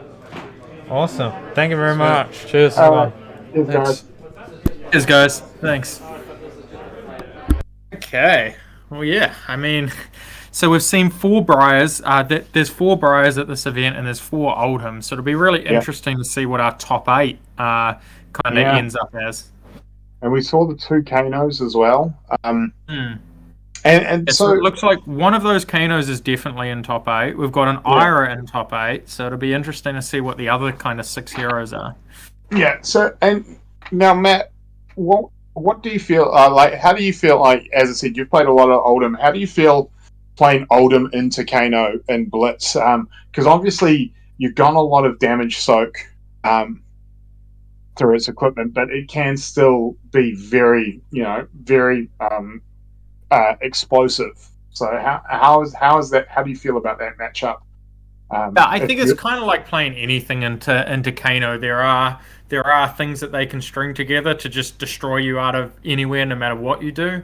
But certainly you're as best positioned as you sort of can be versus them. You've got Channel Lake Frigid, which is huge. You've got a deck crammed full of blues, so like you're usually going to be able to have the 2 blues on the turn that they kind of go off, and then. You're a deck that can kind of turn your arsenal into resources a lot of the time with Crown of Seeds as well, for the times that you really need them. So, and against Kano, you kind of have everything at your arsenal you could possibly want. But it's a crazy deck and it's really hard to control. So, they can set you on fire. Is the game plan in that matchup though more so because a lot of the times we see a lot of the other decks, they just try and kill Kano before Kano can burn them out. But do you feel like in Oldhim you can just play it out and just try and survive the threats and just chip away at them with like the Winter's Well and the Frostbites and stuff like that, or do you feel like you have to be a little bit more aggressive than you normally are against some other decks with the Oldhim deck? Yeah, I think you definitely have to be more aggressive than you usually are. You want to be the aggressor in that matchup. You want to be putting them on making the decisions whether to block or whether to just go for it versus you having an arsenal and still a card in hand in that position, because that's where you have your best chance. So you definitely want to kind of turn on the aggression a little bit more than usual, but at the same time, like your deck, it's not like Briar where you can just flood out tons of damage every turn, so you have to be mindful of what your deck actually does. So you do have a lot of blue cards, you do have a lot of high resource weaker cards, so you do have to maneuver around what they're doing a lot more. But yeah, definitely one of the matchups where you want to be the aggressor, and it really depends on kind of who starts, like who starts with the momentum, and whether you can carry on pushing them while you have momentum, or whether you lose it and then you have to be a lot more careful around what they do. Yeah, and so if you can get early cards like your Spinal Crushes and stuff like that, where they're put to the decision of having to either block or commit to trying to burn you then and there. So it's a real fine dance of like. Yeah, 100%. So it's a real fine dance of like whether you cast a card like Spinal Crush versus them, or whether you need to have the resources, and that really just depends on how much of a life resource you have. So cards like Spinal Crush you definitely want to draw earlier when you're still at 20 life or close to it, because then you can just freely throw it down and know that for the most part you're pretty safe. I think probably the most important thing is to just ensure that you have an arsenal most of the time as the Oldhim player, because it gives you so many more options. So it's going to be interesting because I guess with the way that the top 8 is going to look here, there could be some mirrors. There may not be. We'll see how the top 8 the standings fall. In Blitz, obviously, another thing that you're going to have to play into is, as an Oldhim player, you'll have to play into the Oldhim mirror. How do you find that in Blitz? Yeah, the Oldhim mirror is very interesting, and I think there's both players are often going to have pummel as well, so there's quite a lot of kind of maneuvering and figuring out what they're most likely to have. I think in the Oldhim mirror, because you see so many cards through pitch, but also so many cards are hidden through crown going to the bottom, and you generally always go through your whole deck. It's real interesting in how you have to try to like hide certain cards from them, but also they have so much information and you have so much information as well. So it's absolutely mid-range grind fest sort of work through and stuff, but then there's also these big capped out cards like pummel that you got to watch out for, and really winning that dice roll is so important, right? Hey guys, absolutely. That's just want to quickly interject. I just want to let you know we're going to take a 15-minute break in between Swiss rounds and Top Cut. So we got 10 minutes left of the round, 15 minutes after that, so we're probably about 25 minutes away from starting the Top Cut. So just giving you guys a heads up. Okay, Greg. Well, do you want to take a little bit of time to tell some people about upcoming events that you've got going on? Yeah. We'll talk to the people about that, and then maybe we'll just take another 20-minute break and then come back for the top 8. Yeah, no, it sounds great. Well, I mean, the biggest one. We stream our Armory events every Friday night as it is. They're always a good stream, so check them out if you're not doing anything Friday night New Zealand time. But May 21st, the 2-year anniversary weekend of Dice Jar Games, and we're going to be doing some pretty cool events. 2 years, man! Congrats! Yeah, I just got to say that there. I remember when your store opened, and you were one of those store owners that really just had massive passion for games, and you really went all out there, and it was really cool to see what you were doing in the early days. So massive congrats for 2 years, and just well done for everything you've accomplished in that honestly, it's felt impossible. Probably the most challenging 2 years possible. Yeah, absolutely. It's been quite a struggle, but we're here, we're operating. That's the main thing, right? But 2-year anniversary weekend, ProQuest, the week after the New Jersey Pro Tour. So this is going to be qualifying for the France Pro Tour, I believe. It's going to be good. We got the main event. We've got enough space for 80 people allowed for this event. And side events are going to be great as well. So, if there's a really high caliber of player there and you don't quite get the result that you're hoping for, there's always opportunities in entering our awesome side events, which is going to be a 32-person single elimination first edition winner box for Crucible of War. Which no, I'm going hard on the side events. And we're also doing. That single elimination, is that Blitz or is that Classic Constructed? It is Classic Constructed. So I believe it should be about 4 more rounds of Classic Constructed, but we've got that'll be after round 5 of Swiss. So we're hoping for a 6-round event with top 8 cut. So it should all balance out quite well, hopefully, in an ideal world. But we'll see how we go. And we've also got other smaller side events as well. So we've got 8-person single elimination, Promo-geddon is what I'm calling it. So a bunch of leftover promos that I've got left over from Armory events, old skirmishes events like participation prizes. We've got what else is there? I've got old head jab promos, Winterbox old promos that I've got left over. Box ones as well. Did you say? What was that? Sorry. Buy a box promos as well. There are a couple of old buy a box promos. I've thrown in a couple of my old. I've got an Anathos cold foil, a Crucible of Aetherweave cold foil in there. I've got a Katsu cold foil I got from entering another Farewell Welcome to Wraith event. And these promos are all going to be on entry. Like you'll get your packs for entering. You'll get at least a pack for entering, and you'll also get your. Your participation promo as well, which will be it'll be completely random, but you could get some really cool stuff in there.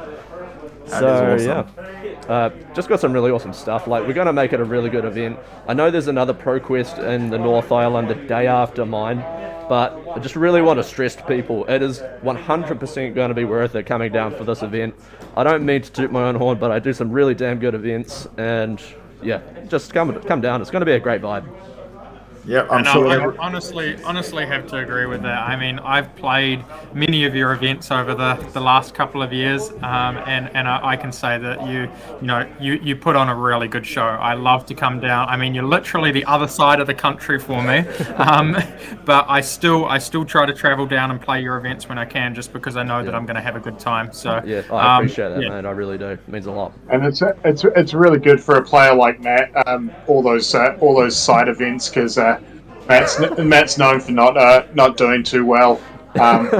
He coming fourth in a six-man Armory. It's been 2 years. 2 years. You can't keep using that one. So Matt will be super excited about having all that extra chance to get some practice in and see if he can improve his game.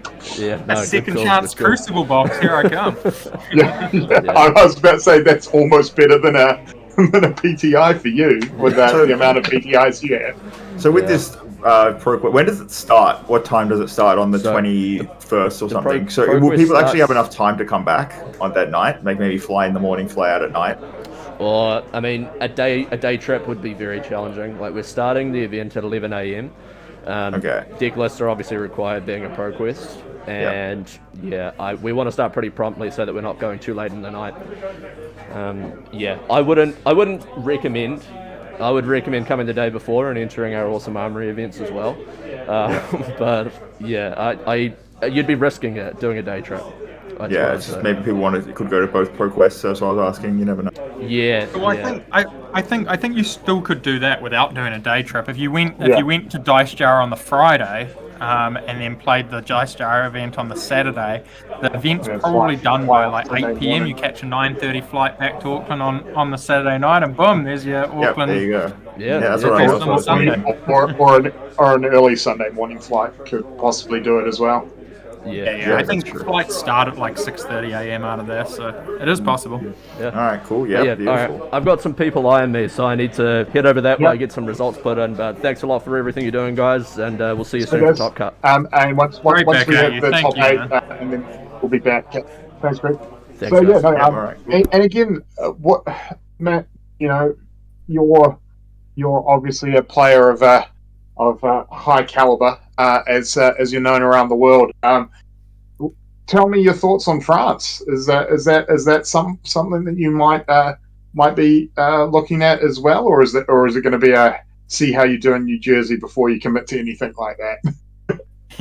I mean, personally, I want to take my events one thing at a time, but France is cool, man. France is just such an awesome country, and it's going to be a really cool atmosphere and environment. I mean, the Pro Tour should just be that anyway. So I think if you are thinking about whether you should play Pro Quest or not, then just play, man. Honestly, like France it'll be a really cool goal to get to. I've never been to Europe, so it's going to be sweet being able to. If I'm able to qualify, it's going to be awesome. And I heard you have a few PTIs banked up. You should be able to get there. I'm basically got to stay humble. You wouldn't know anything about that. Boomer PTIs, Yep. Top one of those first constructed callings, unlike some of us. It's I'm pretty excited to see, Europe get a chance to put on an event like that, because obviously, much like Australia as well, they got hit a couple of times with the whole have a calling gets called off because of COVID and stuff like that. So there's sort of stop start to their sort of high end competitive play. With just the opportunities to play in high end stuff because the events just got affected by something out of their control. So I'm really excited to see just to see the European player base, because obviously while there are certain cards that are good everywhere, there's definitely something to be said about player regional play styles, and it's really interesting to see how different part of the world, what's popular, what's getting played, how they approach the game. So as I'm super excited about New Jersey, I'm also super excited to see what Europe's gonna bring when they get their chance to shine on the highest level as well. Yeah, that's what I'm excited for in New Jersey. Just seeing how all these players all over the world play, Like, Asia's been their own thing. They're all going to show up, apparently. All the Europeans are going to come. It's just going to be awesome, all these different characters. And then it's about time, those New Zealanders put up or shut up with the world, with the whole world, Yeah, well, I mean, and to be fair, like, I was a bit worried when this first got announced that we may still be under restrictions here with our borders and stuff on that may affect the number of people that were able to travel for this. But I mean, I'm not sure about the Australian contingent, like how many how many players are looking to come over, but it looks like there's going to be. I think there's about like 30 or 40 or 50 from Yeah, Australia. I think there's 30 at least. a fairly decent amount of Kiwis coming over as well. So I think the Pro Tour will be like 400 people. It's going to be awesome, from all over the world. And then you're going to have, I think, 1,000 people at the calling as well, because some people are coming they're not even qualified. They just want to experience it and be a part of history. Yeah. I think it's going to be 2,000 people. I hope there's at least one cafe in New Jersey that does a decent flat white. I have been to that particular. I have actually. I'm one of the few people that you may know that have actually been to the Meadowlands Convention Center, and I'm sorry, but your options are Red Lobster, and there's a Chipotle close by to the venue. That's it. Sorry. if anyone wants to know, I used to work for Starbucks here in New Zealand, and the way to order so you can find it's not a great flat white, but it's the closest thing you'll get to a flat white is if you do find a Starbucks, you order light foam extra shot latte is how you get the closest thing to a flat white in the States if you can't find a decent mum and pop cafe. So us Oceanic people are very coffee snob culture. It's true. We poo-poo Starbucks as like a true coffee. I actually quite like Starbucks. Again, I used to work for them. I quite like Starbucks.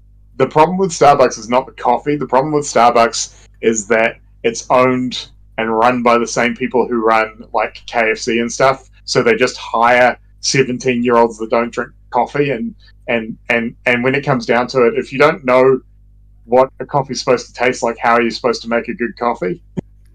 Yeah, that's spoken by true coffee. Oh yeah, like I worked in a Starbucks that 70% of the staff there didn't drink coffee, so I was sort of like, I understand why some people get bad coffee from Starbucks. Well, it's also more like most coffees in America aren't even coffees. It's like a sugar drink or like a full of cream and stuff. It's not. You can't even taste coffee. Yeah. It's funny. My triple caramel mocha fucking whatever. Yeah, Deckage in the chat there saying flat white, never heard of it. Deckage, flat white is something that was actually invented down this side of the world. It's basically because, coffee milk. Yeah, basically because in Australia and New Zealand, espresso coffee sort of came in quite late here, and before the espresso boom, coffee was just you'd order it black or white, and when the sort of coffee culture started here, a lot of people would just go in and just go, I just want a white coffee, and that's where the flat white was invented, was effectively for people who didn't know espresso drinks and just wanted a white coffee, and that's where we don't put cream in coffee down here. There's no cream that gets put into coffee. Unless you're on some stupid keto diet thing where your coffee and cream. Yep. Don't get me started. As someone who runs a coffee band, so yeah, I'm one of those weirdos. I'm one of those weirdos who actually makes their own coffee because paying $4 for coffee is basically a scam. And don't even get me started. $4, that's a cheap coffee. $4, yeah, well, inflation these days is more like $7, but yeah, I make coffee at home for 25 cents. So, Deckage, what you need to do is you need to find yourself a cafe that has a Kiwi or an Australian barista, and then you'll get they'll know exactly what you're asking for. Well, isn't it just like just a black coffee? So it's just milk in it. It's literally just what the Americans call a light foam latte. So basically, the reason it's called a flat white is because it's people who don't want as much foam on their coffee, and they just want coffee and milk, and so it's as is tradition, light foam, strong coffee. So it's usually either 1 or 2 extra shots depending on the size of the coffee, and then just light foam.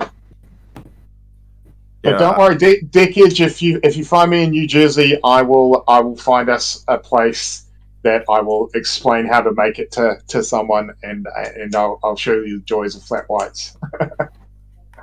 They're all right. Yeah. The first question is if you're a Kiwi or an Aussie. You'll probably be able to tell by their accent, though.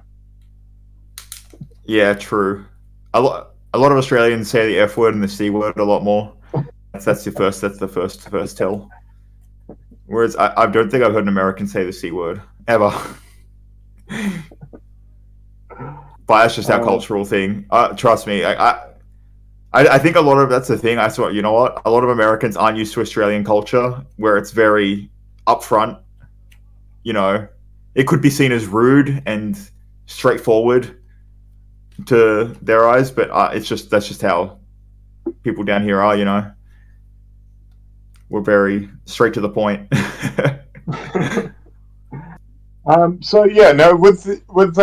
With New Jersey, are you guys when are you guys flying in? Are you gonna get to? I mean, obviously, by the sounds of it, Nick, you've been there before, so maybe the touristy things aren't as high on your list of things to do. Or I mean, you're still like 15 minutes from New York, so you're very much able to go to New York City very, very easily from like Union City, go across the bridge. And then you're straight into near Manhattan.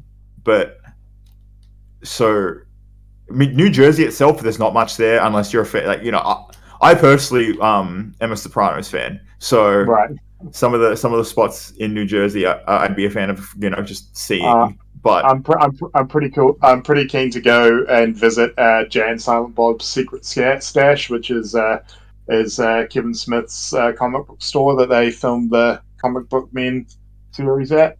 There you go.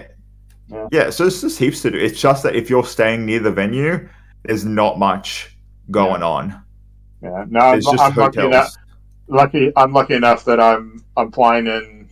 So I get in on the Monday, so I've got sort of Monday to Wednesday that I'm staying in one area, and then I'm moving to walking distance from the venue from Thursday, just for the event. See, we're also getting in Monday. I think we fly Sunday, and then we're in LA for a day. Are you flying out of? You're flying out of Sydney, obviously, right? I'm flying out of Auckland. Oh, you're flying out of Auckland. Yeah, you're coming here to fly out. Oh, you're flying in New Zealand then. That's right. Oh, okay. I was about to say Nick doesn't want to fly by himself, so I've got to hold his hand. So he has to come here first, and then we make the trip over. So yeah, I'm flying in New Zealand, and so we're staying in LA for a day. Maybe get some, delicious Mexican food in California because that stuff is everywhere. Get some in and out. And then we're getting in on Monday morning to New Jersey and getting in our Airbnb. Cool. And we're going to be able to do some touristy stuff. Because last time I was in New York, I didn't get to do Empire State Building. I saw that the World Trade Center. Well, I didn't see it, but I saw where it was. And that's all I got to say. I didn't get to see the Empire State. Didn't get to go to the top of the Statue of Liberty, all that stuff. And it's also I also want to do you can get the ferry from New Jersey. It goes through the Statue of Liberty, and it's just cool. So I don't know. We'll see. We'll play it by ear. Probably at the end of the day, we're probably just going to do nothing but sit in the Airbnb and test. Yeah. But I'm hoping one day we get something done. Because it's a grind. Pro Tour is a grind because you have to be there Thursday. You have to be there Thursday just to tick your name off for 5 minutes and then leave. Friday to Sunday. I'm assuming that you can do that in the early, late afternoon, early evening, so you can. Yeah, you have until 10 p.m. So it's all right. Yeah. So you do have Thursday to do it. Yeah, so it should be fun. As I said, for us from this side of the world, it's a long way to go. So it'll be nice to get. Obviously, it's going to be super fun to play against players from the rest of the world, but it's also nice to get a little bit of non-gaming and on the trip as well, which will be cool.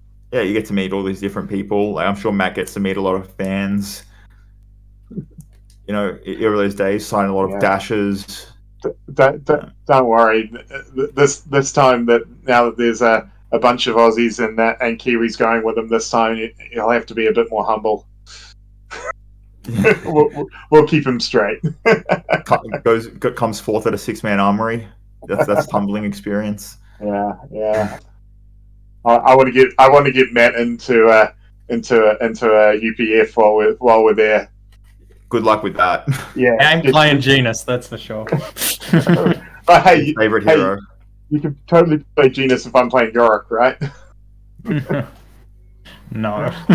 Oh man, It's the principle of it. I'm looking forward to it. I'm looking forward to seeing what the side events are like. The prize wall, awesome. Yeah, that's the thing. Like the prize wall is something that I'm super looking forward to. Obviously, I'm not as competitive as say the two of you, who will probably legitimately trying to win some stuff at Pro Tour. But yes, prize wall for me is something that I'm really looking forward to. I've played Pro Circuit for a number of other games. One of my favorites was I used to play Versus System, which was the Marvel DC trading card game, and just pick up drafts for that. It was always really fun playing against people from around the world. Seeing how they look at sets a bit differently from you and stuff like that. So and you know what's going to be good? I am convinced that the prize wall will have prizes, maybe playmates exclusive to that Pro Tour. And so if you're not going, if you're just going to have a good time, you can't play the Pro Tour. Maybe you're not competitive enough with the calling, and it's a bit daunting for you. Just slam some side events. You get some wins. All of a sudden, you get a playmat that's exclusive to that Pro Tour. I think Matt, you can talk to this at the last calling. There were on the prize wall. There were a couple of two or three of exclusive playmats on the prize wall. Was that correct? Or is it gone? Sorry? So on the prize wall at the last calling, there are a few sort of exclusive short printed playmats on the prize wall, I think it was Timekeeper's Whim and stuff like that. Yeah, I'm not sure what the whole arrangement or deal with that is. If it's a Star City only thing or if it's whatever, I have no idea. But there was some exclusive, and there wasn't very many of them as well. Yeah, well, I would imagine that's the sort of precedent that they'll find. Because I think too, in saying that, I think that there'll be a realization that there's going to be a lot more people traveling from overseas. So while uncut sheets and oversized cards are cool, not everyone can. While I'd love to have an oversized Reinhardt, I don't think I'd be able to bring it back on the flight back to New Zealand without it getting super damaged. So things like exclusive playmats and stuff like that may be more of a cool thing for the prize wall.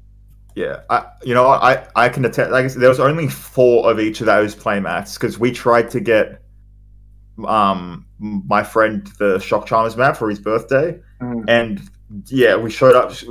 We got the tickets for it. Showed up on day 2 and then just sold out. So had to get the Revel map. But there was only 4 of each of them, which is just crazy. And if that's the case, there's only 4 at the Pro Tour, and there's Pro Tour exclusives. Guess what? That's 4 in the world ever, and you'll never get more. Yeah. Someone asked if there's games happening. Yeah, there's top 8. Top 8's happening real soon. There's a 10-minute break. Yeah. Yeah. So they just finished. They finished the last round, and they took a 10-15 minute break. So, but we're about 5 minutes away from the top 8, which hopefully Greg will let us know. What heroes made the top 8? Yeah, he will. He's going to be messaging it through. Cool. I hope Benji's in there. That would be awesome. That would be cool. Yeah, as I said, I'll be very interested. It's hard to pick who's going to win today in this one because I feel like the brackets of the top 8 is gonna really affect. And again, this is one of the things that I like about the skirmish season is that that there is a bit of a paper rock scissors with some of these top decks, and so actually your top 8 cut is going to determine on whether or not you've got an easier or harder run to the finals and ultimately winning the whole thing. Yeah, sorry, I just got a very hilarious message. But yeah, you know what? I'm just hyped for Pro Tour. Everyone should be there. I think it's just casual. If you're a casual, if you're a professional, if you have high expectations, low expectations, there's something there for you. And I want 2,000 people to be there, minimum. Wow, that's 2,000 people. I mean, it absolutely could happen. Hey, really cool. You show up, you play an event, you get yourself an exclusive Yorick, and you get yourself an exclusive pack of tunic sleeves, one of the most popular. If they printed enough Yoriks. If they didn't print over 2,000, they expect that. I saw the thing too is that and a lot of people were like, oh, they probably won't do that, but they have been known to do this before. I saw that they have announced that any that don't get given out are going to be destroyed. So. And we have seen it in the past that they're not unwilling to destroy. James loves destroying cards, man. like they shred and rip and stuff. You know, yeah. James is very big on the whole, keeping scarcity or keeping a limited thing the way it is or whatever. He was such a big collector of card games as well, so he definitely has a collector's mindset. But yeah, I mean, it actually takes me back the first nationals. I remember, I think it was Rohan or somebody in top 8 won a gold foil Moonblade arms. Grasp, Grasp of the Arknight. It won a gold foil, and it was a little bit chipped on the top, I guess it got damaged in shipping or something like that. It had a chip in the top or whatever, and James was like, "Look." After he won it and picked that one, James was like, "All right, if you rip that in half right now in front of everybody, I'll send you. I'll send you a new one." So it was real cool. And I think that is one of the things that we're really super lucky here about how much interaction we have been able to have with the creators of the game, and I think that is going to be something for the Americans and the people that travel for Pro Tour, is that we know James is definitely going over for it. I believe some of the other staff from LSS, devs and like OP managers and stuff are looking at traveling over. So for a lot of people, it'll be the first time to interact with them. And the thing is, all the LSF staff are big. They're big gamers. They're big card players. They're really nice people.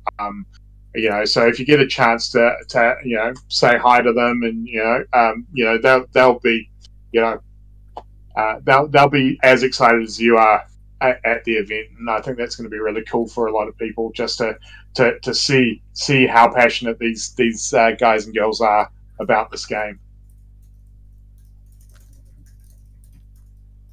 All right, so we do have our top 8. Yeah, we've got it. And we have Oldhim in first, then it's Viserai, so it turns out we do have a Viserai event. Then it's Kasai, Ira, Briar, Dorinthia, Oldhim, Kano. So we have 7 different heroes. Seven different heroes. Wow. Yeah, no, yeah. 7 different heroes.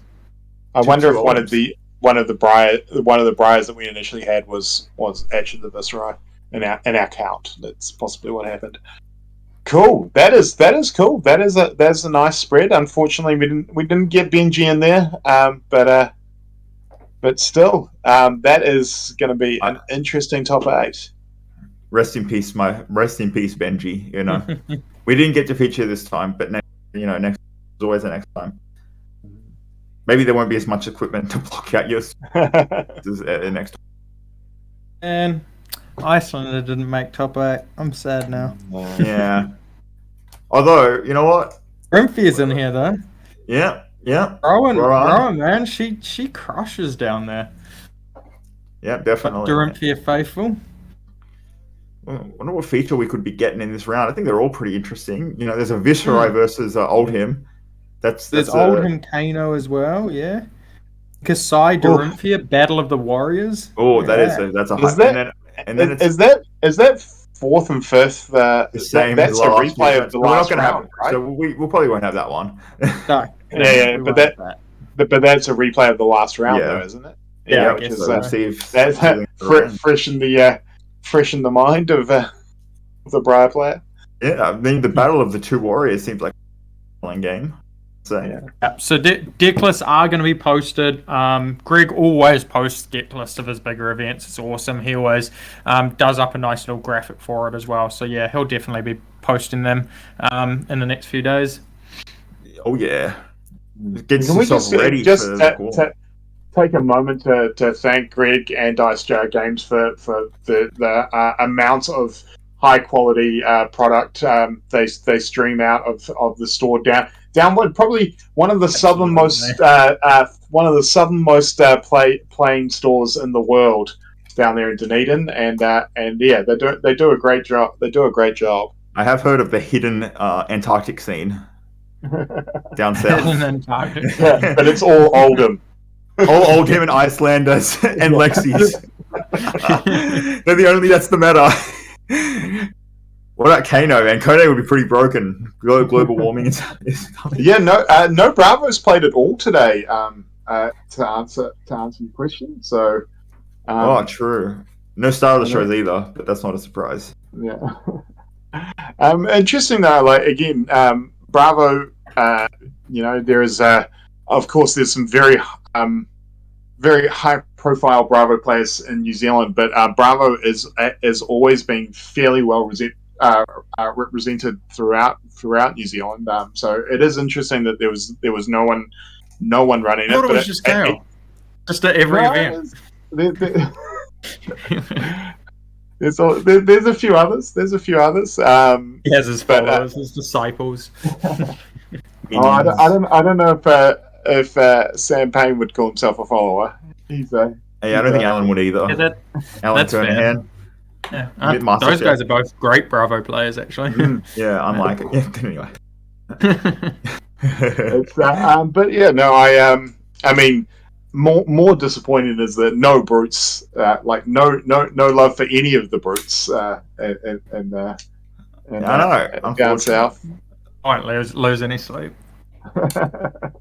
Yeah, I mean, all right, who we got in the top 8 feature match? Someone's putting their box down. Yellow deck box from Ultimate Guard.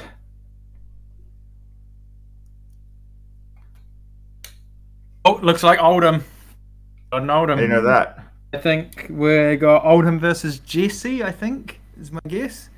I can see the person sitting down. I know he's an Oldhim player. Mm-hmm. Yes. Oh, yeah, he was our feature match. He was top of the Swiss with Oldhim. God, look, he went far from that. He went far then from that round one, masterclass. I think he went 5-0. Yeah. Thomas. There it is. I think that's Jesse. Oh, so this is Oldhim versus Kano. So this is the matchup that we were talking about. You definitely want to see how this plays out for sure. So Oldhim is able to play at Nullrun 5. Yep. So. Nullrun and Crown. Yeah. Like at most usually, but yeah. Well, I mean, technically, he could run a lantern as well. It's right? Viserai. Oh. Okay, so this is us. Oh, so he was actually 7th place. So this is our 2nd seed versus 7th seed. Yeah. Okay, so yeah, he wasn't the Oldhim that was top of the Swiss. That was Thomas Bailey. So, hold on, he is Thomas Bailey. I don't know. Yeah, looks like Liam is meant to. It's fine. Okay, so the list I have isn't in order. Okay, that's where it's gone wrong. So the list I have, I thought was 1st to 8th, but that's actually not in order. It's just the people. I'm looking at their photo. Yeah, it's just registered players. Yeah. So it's the 8 registered players that are still in that event. So. Yeah. Okay, cool. Beautiful. So we're going to see a Viserai deck for the first. This is still a really interesting matchup as well. Yeah, Viserai is able to. We'll see, because Viserai is able to turtle if Oldham can't pressure, and then come in with a one-turn kill. Yeah, but unlike where in Classic Constructed, the Viserai deck usually has things like unmovable and stuff. I don't think in Blitz they can really afford to play those because of all the wizards running around. Well, So we did see Thomas playing Sink Below Red and Staunch Blue. But yeah, well, I think it's a little bit easier in the Oldham decks because you can crown them, right? Yeah. In non-Oldham decks, it's quite hard, I think, to play defense we did see reacts. Thomas So it with, could be different. Yeah, Thomas does play Pummel and stuff too, which is great. Yeah. So, if you just turtle around forever versus Oldham, they might just oak and old pummel you. And it's like, oh. Yep. And this isn't a matchup you're going to be able to OTK. Oh, he starts off with the Quill Hand as well. That's interesting. Yeah, just got to get those chants in. Yeah, just go quick. And you never know, maybe he's playing a mid-range kill. strategy and he's not going to be OTKing. Yeah, possibly. Because all you need is 2 Revelant Rune Bloods, and then that's all of a sudden your big turn's right there. Exactly. It's not hard to build it up, is it? Yeah, it's not like you need 20 rune chants, 25 rune chants in Blitz, Yeah. Oh, this is cool. I'm glad we got this matchup. I'm really keen to see this because these are like the two kind of two top tier decks, right? And Blitz as well. I'm interested to see what leagues is he running? Is that That's Spellbound Creepers. That is Spellbound? Yeah. Yeah. Okay, cool. I was about to say because the non-legendary looks very similar as well. Yeah, they do. The cowboy boots. Yeah. I was like, is that interesting too? But no, you're right. Suede hides. Yes, exactly. Alright. Has anybody shouted a thing out on the fan page about the top 8? No. Well, I have to get my post. You'd be the better one to do it because my posts have to get approved. Oh. And yours probably don't. Okay. Yeah. You see, they've got the crown, the Nolrun boot, the tech. Yeah, so it is standard.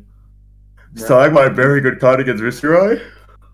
Amazing. Yep, very, very good.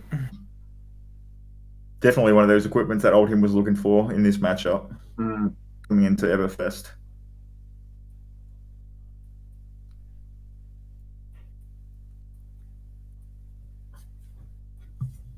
He's only got 2 block.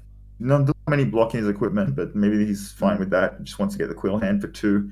Because technically a Quill Hand does create 2 rune chants, which lets you look at an extra card with the Sonata, right? Yeah. So it makes it less awkward, so you can look at an even number, get an even split, do 2 damage. I can see that. Especially because if he's going first, the grasp is pretty strong. But if he's going second, then...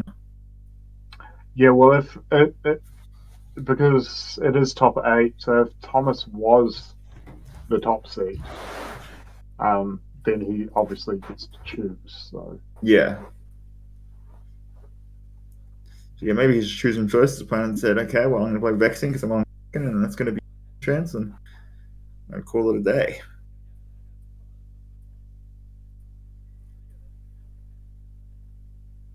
Yeah, shuffling up, having some banter. There we go. We got about 30 people at the moment. Strapped in, ready for a good time. Make sure you get your questions in for us. Anything you want. We do interview the players after each round as well. So just we're happy to ask most questions. So anything, just chuck it on the chat. We see the chat the whole time. Yeah, if there's anything you want to ask us, we have the greatest player of all time, the GOAT. Oh, so thanks, man. Yeah. Exactly. So we've got Matt as well. Yeah, we also have Matt Rogers. So yeah, I can add in some input to Ian's wisdom here. I'm sure. Ian knows all about dice rolls, so he'll be able to explain why odd and even with 2 dice is actually 50-50. Yeah, right. Nobody can actually explain that.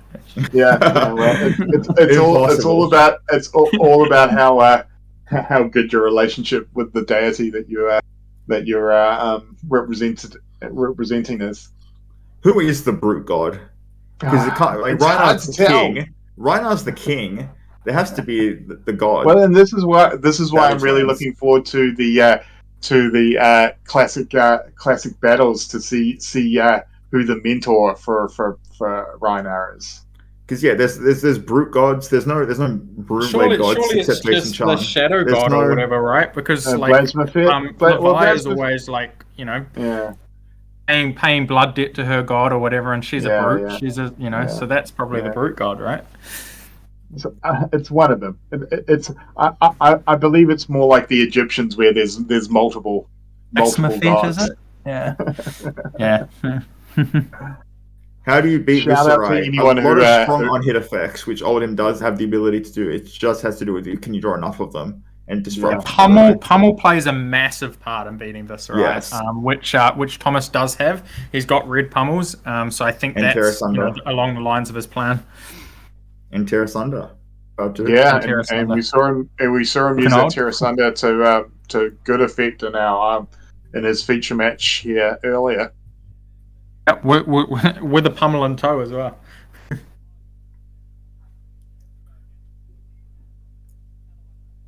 Yeah, I think on-hit effects is definitely the biggest way to disrupt Viscerai. Viscerai are trying to do they're trying to combine a lot of cards synergistically to do really big things. So anything that you can disrupt from them has huge effects. Yeah, there's not many on-hit effects. It's all just straightforward damage. Pummel's an on-hit effect that makes you No, discard. I mean like in Viscerai. Yeah. Oh yeah, I see what you Viscerai, mean. Yeah, Viscerai yeah. still don't have any on-hit effects. Yeah, they're shuffling. Oh, it's... I wonder. Yeah. Wonder what they're waiting for. They're right. having a laugh, so I imagine Oh. it was something silly, and now we're off to the races. We see one person cutting the deck and the other person shuffling the deck. You know what? In a casual event, if I cut my opponent's deck and they pick up my deck and shuffle it, I'm just like, come on, like, just. mean, it's a casual whatever, event. it's just let me a- shuffle. Let me just cut my deck. I don't even cut my opponent's deck in a casual event. Whatever. I don't assume anyone's cheating me in the locals. Yeah, I think it helps to. It's kind of part of like a pre-game ritual to calm your own nerves as well, to like shuffle some cards and whatnot. So I think for different people, it's whatever. Perhaps look at the bottom card and. Yeah, look. See, Thomas has got part of this ritual where the top card goes to the bottom as well. You know. Just make sure the bottom card doesn't go to the top. that way's a bit more, controversial. Yeah, I definitely don't think that should be something that is part of your ritual. Yeah. All right, and we're off real quick, right in there. Go cast. Making rune chants. That makes one rune chant. He's got to read the runes. Classic. He has to have another rune chant generator, right? Unless he just because he would play grasp first. Wow, blue oath. Oh no, he doesn't have Blue grasp. Oath, That's 8 right. blue oath. Oof. Yeah, he's no grasp. He's all about just. Oh, but yeah, this is cool. going to make 3, so that's a good Yep. start. Throw one at you, make 3, so that'll make him block. Use 3. But he doesn't have an cards as arsenal, so Just being aggressive. I don't dislike this play because try and get some damage in before Crown of Seeds can do anything. yeah. It's not going to get any damage in, but he's traded an arsenal card for an extra couple rune chants, basically. Exactly. It's one rune chant, right? That's just one rune chant extra, Oof, actually. yeah. Yeah. Getting Oh, he's a blocking pummel with out of pummel. that's not a bad outcome. You'll take for that it. if you're. Yeah, he got some damage. 3 damage in. Yeah. What have we That's- kept? Is it Pulse? Is it Pulse Oaken? If it's Pulse Oaken, Yeah, it might be Pulse Oaken, right?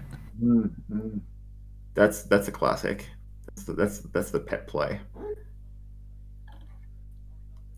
I there's guess. not Yeah. that You many. know what? You know what? Actually, you know what? I'm stupid. Samuel is right because if he just comes in with a spell blade, oh, there you go. Yep. Boom. So good. Yeah.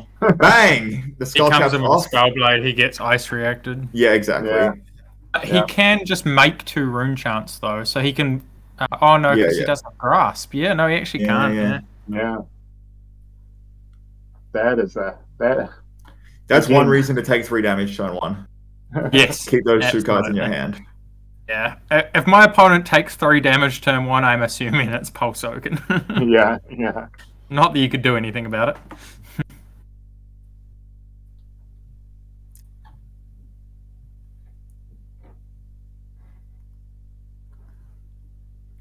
So he's thinking here because it's Oakenold. I think Oakenold's become a very painful card ever since Everfest came out with its abusability in Starvo. But even in Oldhim, you'll see that you get it off. It is brutal. Yeah, it's game breaking. Yeah. Yeah. Nice. Keeping that.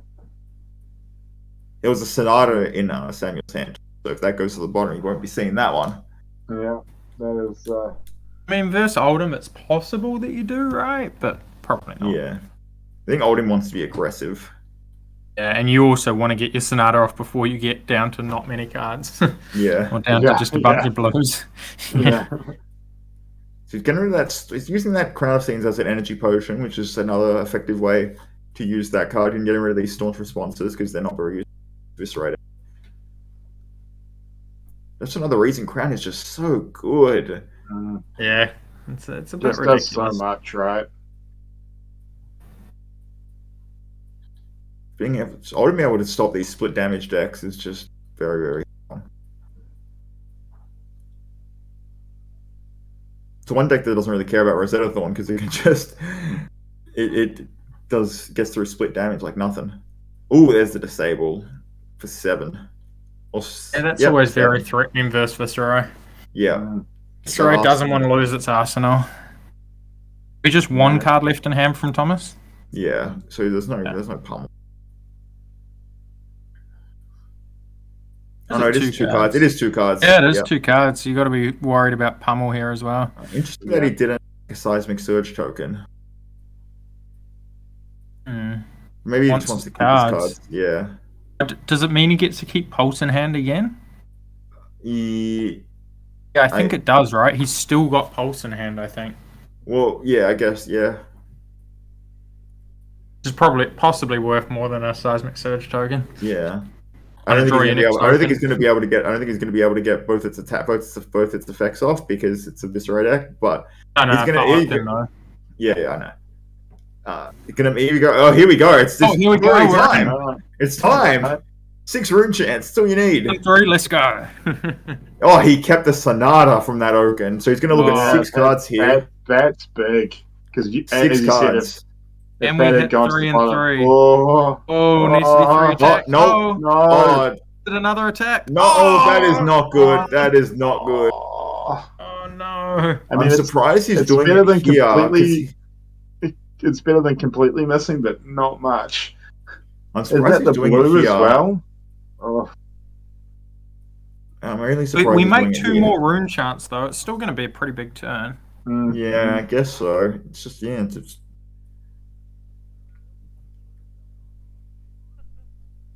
but it's fine. He's got his blue spell, whatever it's called, Skullform. 8 rune chants. If we can play a Ninth Blade. Oof.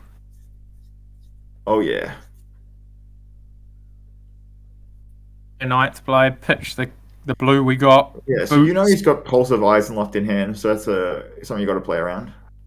Which you got the Creepers, so that is a very good card. Yeah, should be easy enough. Because I mean, not the best if you have Ninth Blade in hand and another non-attack action, you do just go off here, like you just should. Yeah. I'm pretty sure. Mordred plus Quill Hand is just a devastating combination. Agreed. So he's got Swarming Gloomveil in there. He's got Swarming, the blue, and yeah, okay. Red So he doesn't have a Amplified non-attack action. That is not it. But he still gets a lot of damage out this turn. He's going to be able to. Yeah, we get to swarm in now and make 2 more. Yeah. And if he does get ice, he's probably going to get Ice and Earth reacted, but he still gets to come in with the weapon. Yeah, he does.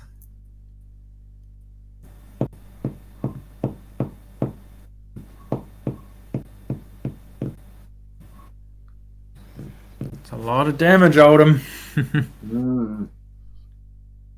But if he can survive it, then he's gone through the worst period of the game. Yeah. Yeah. That's the. So he's taken all these rune chants, so maybe you don't Ice and Earth react, man, because now you can get Rattle Bones, and that is Rattle Bones is really good. Yeah, it is. He's gonna get sunk, beauty, and I think he's gonna pitch for that Ice and Earth. Hope that he doesn't have a non-attack. Who hasn't even crowned? True that. I hope he doesn't. Yeah, I don't know. It could be risky using the Ice React because any non-attack. Yeah, because of the creepers comes on. That creepers comes live. I mean, if I was the Oldham player, Yeah, I would be assuming. That he has a non-attack because he went off here. Yeah. So he's another 8 damage coming through, plus 2 rune chants generated.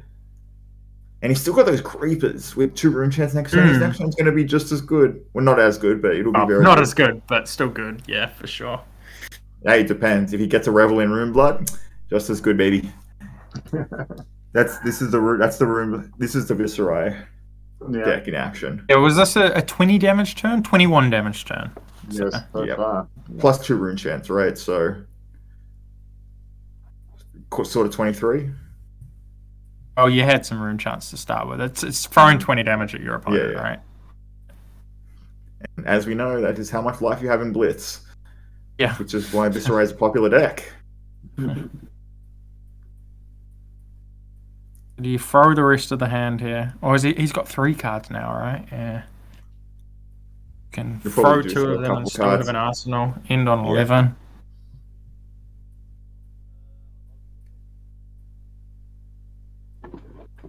You have to be feeling pretty good to end on 11 with all your equipment. Yeah. All the equipment is such a big escape out of this turn. Yep, definitely. But yeah, he's ended on 11, still has 1 equipment, still has 2 cards, so he can Ice Hammer and Arsenal. And he's got Stalagmite, and he's still got Stalagmite on 2 things. Yeah. So that's real good. Oh, is it just 1 card he's ended with, not 2? Okay. Yeah, 1, so he's going to be able to Arsenal it and pass, which is nice. Yep.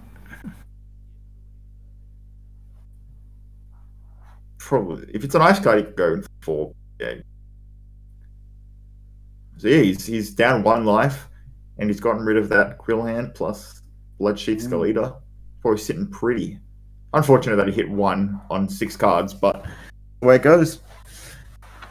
Yeah, I mean that's the interesting thing about that is like it is a gamble. I mean, as a brute player, I understand the gambles. That their gamble can at least they can still play if they miss. You know, it's not like rolling a 1 on. It's not like rolling a 1 on Scavs. That is a definition of a low roll. Yeah, as I said, Viserai is a complicated deck, so you got to use up all the time you can to make the right lines. Because if you got Become the Arcanite in hand, and that all of a sudden that's your whole deck at your disposal, plus your whole graveyard. If you get Rattle Bones, it's complicated to think about what to get out. I mean, admittedly, these are top 8, so they're untimed, so it has the time to, like, as a player, you really just need to take a breath and make sure you don't have to rush like you do in the time Swiss. So. Oh yeah, for sure. And that's Oldham's very control-y deck, so you really got to make the right plays and make sure you play around all those cards, all those reacts. The Stalagmites there, another card you got to play around.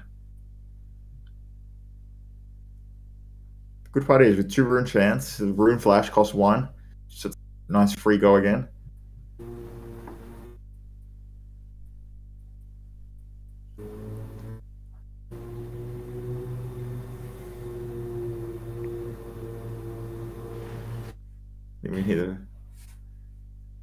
He's tanking. He's probably got some very interesting hand. It all comes down to this, right? Like if he loses momentum, he's probably going to lose the game. So he's got to figure out how to make sure this turn means something. Yeah, definitely needs to force some cards. out of the Oldham player's hand. Alternatively, or he just needs to build up for another big turn again. So No. there's a lot to consider here. There's a lot here to get through. 11 life and you know all of these equipment.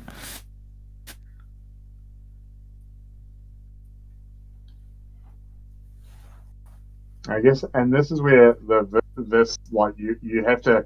Sometimes you also just have to play the hand that you've been dealt as well, because like sometimes you're sort of forced to pivot if you get like the all. That's a good start. Non-attacks Bloom and Veil. stuff. Alright. That doesn't Does have not go, have go again. again. Right? Doesn't have go again, yeah. He's got the boots. He's going to use the boots, I assume. We'll see. So if he uses the boots and like say read the runes, then Gloom Veil will get go again. Is that correct? Yes, it will. Oh, Yes, correct.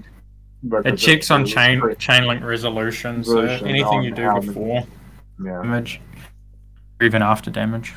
yeah. So this is so these boots, this is the turn that they need to pay off. So he's paid for the 2 rune chants. He's blocking for 3. So if we boots here and manage to pump it up, it might get through for 1. And there but is then the read the still runes. crown. Yeah, and there's alright. So read the runes. That's good. It's going to make 3 rune chance. And that's going to get through 1 damage. A counter on the boots. Unless he wants. Surely you want to crown of seeds here because that's going to mean your opponent. You cannot block arcane damage if it hits, so you definitely want to be able to crown of seeds this attack. And he does. Yep. And is this where you come in with the weapon, knowing that the arcane is guaranteed to go through? And Arcane's. What, you mean 1 damage of the arcane so that the boots stick so with the them? boots Yeah. live. Yeah.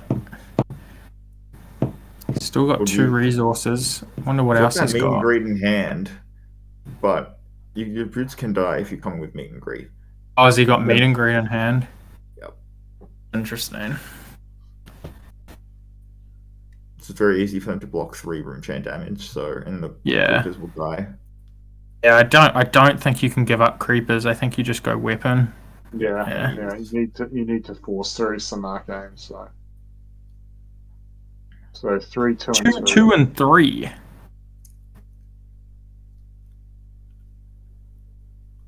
Damage at all angles.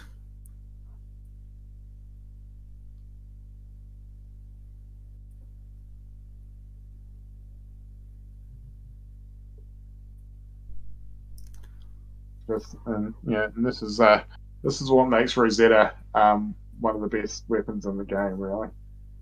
I think both the weapons these heroes are using are the best 2 weapons. Yeah, absolutely. Yeah, I don't think you can argue that. Yeah, absolutely. These are these What about 2 old best gun? weapons. Pew, pew, pew. Yeah, Dash will never be good again. I think that- No. Let me tell you a little story about Hexagore. Yeah, I don't know about that one, mate. Let me just tell you a story about Talishar.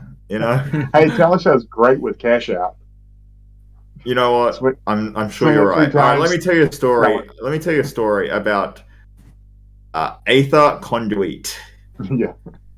Yeah, well, There's nobody's no You block. know, my favorite thing about Talshar is play it in like a brute deck where people just forget that it's a sword, and at the end of the game you just get them with a razor reflex because they totally haven't been thinking about it. He is not wanting to give up any life, so he pitched a Oh. red and blocked 4 out of that 5 arcane, That and is- then gave up a chess piece as well. Got Sink in his Yes. hand, so he's going to arsenal and pass. Yeah, he's on the plan of I'm not taking any damage. You're going to run out of stuff before you manage Yeah. to kill me.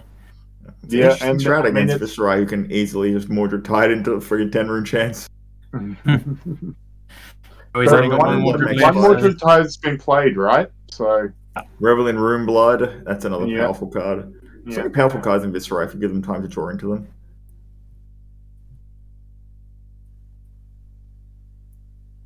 He's gonna need a big turn that sets up a big turn. I think in order to get through. It's hard to just grind out Oldhim because it can just block so much damage. Oh yeah, Totally. Going aggro, you're kind of relying on them to not have multiple blue cards. And they're a deck that plays mostly blue cards.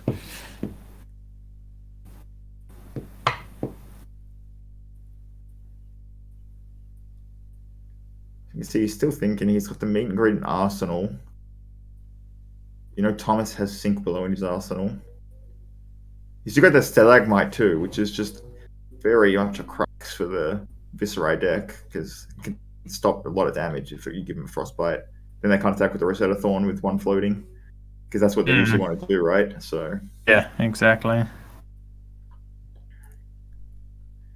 This is anyone's game. Yeah, I mean, absolutely. Oh, starting with a meet and greet. Meet and greet, pitching a. That pitching a red. Yeah. That's not some. That's just not what you want to see. That is not. That's not what you want to be doing. Yeah. I mean, he can use boots and play a non-attack action, but the fact that he's pitched a red, just yeah. Yeah, Sink Below. Again, not what you want to see. It's gonna tick up. We are bootsing though.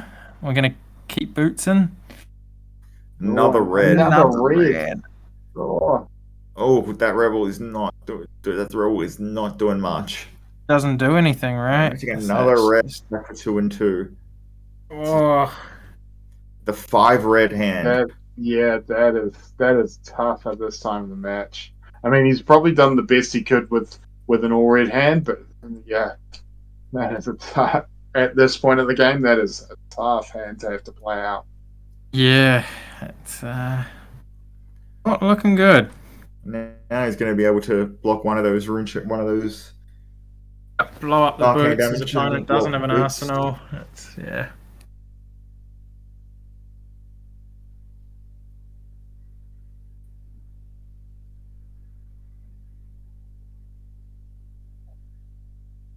And again, we've been seeing now sort of Thomas on that survive game plan now after that Sonata turn, and I think this could be where the game sort of turns in his favour. Yeah. It's unfortunate. He's got the all red hand. Yep, just pass turn. The damage. Took the damage. Did he take the damage? No. He just so he stopped the chance and took the other three. Took the other 3. Yeah. Stop one chant. Yeah. One chant. Yeah. Or like one of the arcane rather. Yeah. Yeah. Make a seismic. Your hammer for 4 with an on hit. Yeah. Classic. 4 and 2 floating. So if that is a pummel, or at least threatening.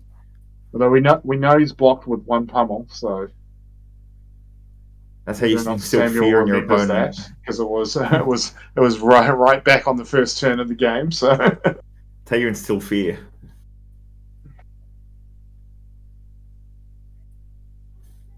You show them you have pummel, and then they know. If they're not sure, then they'll never worry about it. I mean, if Thomas subscribed to the Kale way of playing pummel, he would have just told his opponent that he had pummel in his hand right now. Yeah. I mean, Kale will tell you he has pummel when you're drinking beers at a barbecue. I mean, he doesn't even have to be. You don't have to be playing a game against him. He'll just tell you he has pummel just out of nowhere. He'll tell you at lunch. He'll tell you when he's having a beer. It doesn't matter. It's just in his language. He's like Groot, but instead of Groot, he's Groot. I have pummel. Groot, I have pummel. Like. Crazy so thing is, about 80% of the time he does.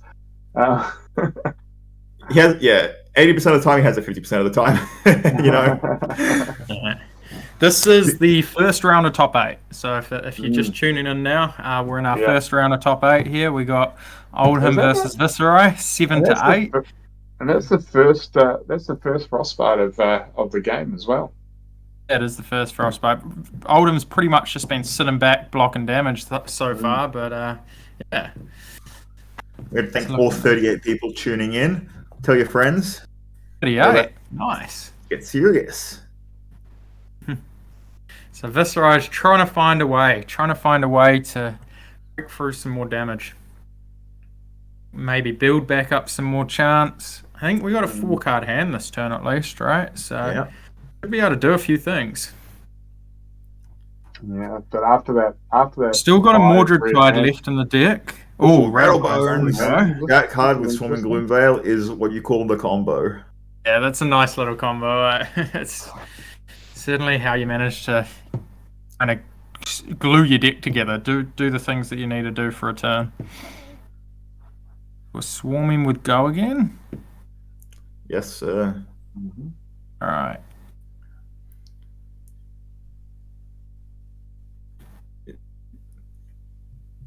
So you know what? He's getting some extra damage in.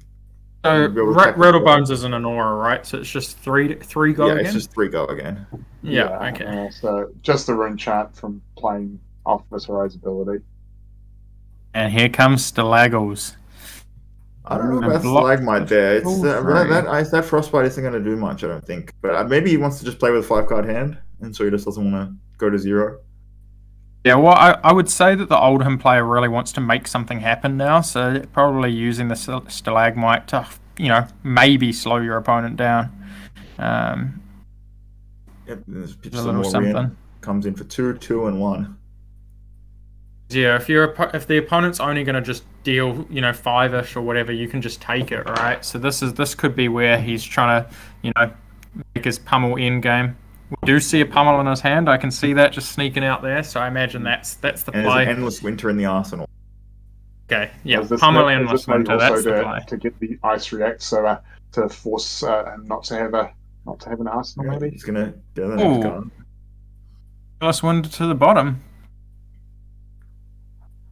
I mean, Viserai is the one that can actually deal with his 2, 2, and 1 pretty efficiently. Yeah, very efficiently. Seed's a decent card.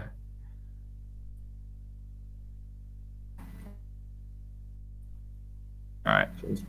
So the Crown stopped one of the Arcane, and then is now we're in for the other one, so we're just coming in for 2 here. So it's whether he wants to get one more card, or whether he really wants to try to pummel. No, he's going to go to 5 and use that, have that. So if he has Spinal, 2 blues in pummel, that's a spicy meatball.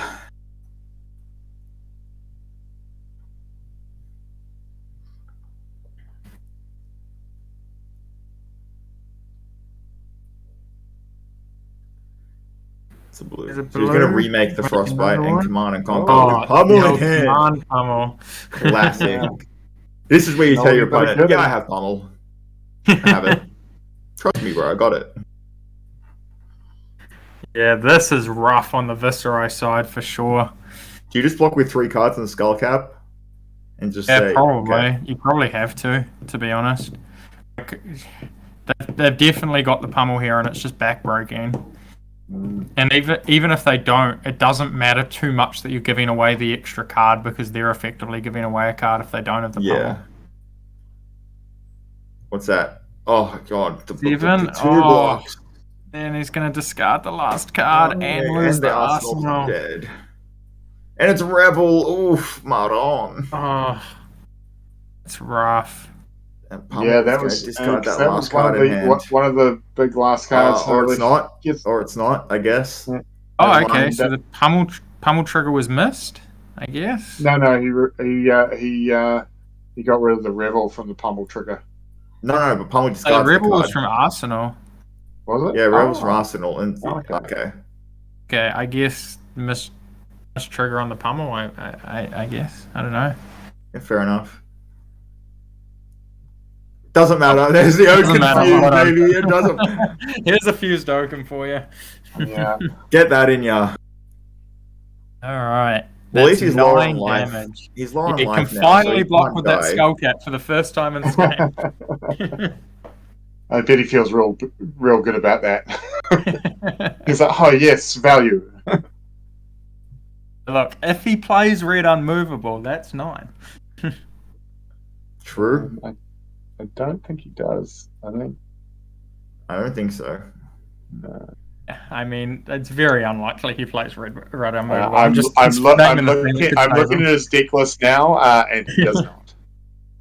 At least his Oaken isn't for 11 dominated with Go Again. So it's going to go to 1. All concede. He's on 4, right? So he takes 4, he dies. Yeah. Doesn't go to 1. I thought he was on 5. Okay, yeah. No. Okay, so yeah. Thomas is on 5. Okay. Oh, rough. That those Oakenolds. 2 Oakenolds to get you. They usually do. Fused Oakenolds. I'll let you guys take it. Hello. Hey guys, well done. What a great match. Samuel, you had a couple of just clunky hands there. That was it 5 reds? That's just a heartbreaker. It's hard enough trying to beat Oldham without your deck fighting against you as well. Yeah. Well, I gave him the goods in our Swiss round. So. Yeah, we just came out of Swiss, so we played the same matchup. Right.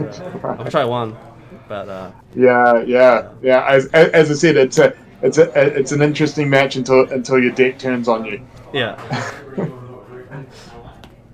So obviously, having just played it back to back,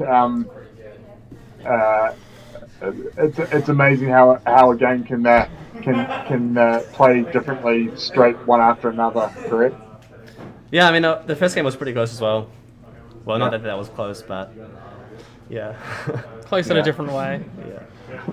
Yeah, and it depends on the Sonata. Like, I just hit 1 out of the 6 cards revealed. It was game losing. Yeah, and then that seems like those were sort of 2 turning points in the game. Was the Sonata just wasn't as big as it could have been because of only hitting 1 and then the all red hand, and of course fused Oakenolds are pretty tough to deal with as well. Yeah, they do a lot of damage, and I'm not playing the armor to deal with it. So yeah, and Thomas, how are you feeling about that? It sort of you were on it was a bit nerve-wracking, but then it sort of all turned your way, and you just had to patiently wait it out. Me and Sam played a lot of games this matchup, so I can generally tell when it's going my way. After the Sonata, I was like, okay, just be careful, don't make any mistakes. Put pressure on him when you need it, don't take Arcane for no reason. Yeah, and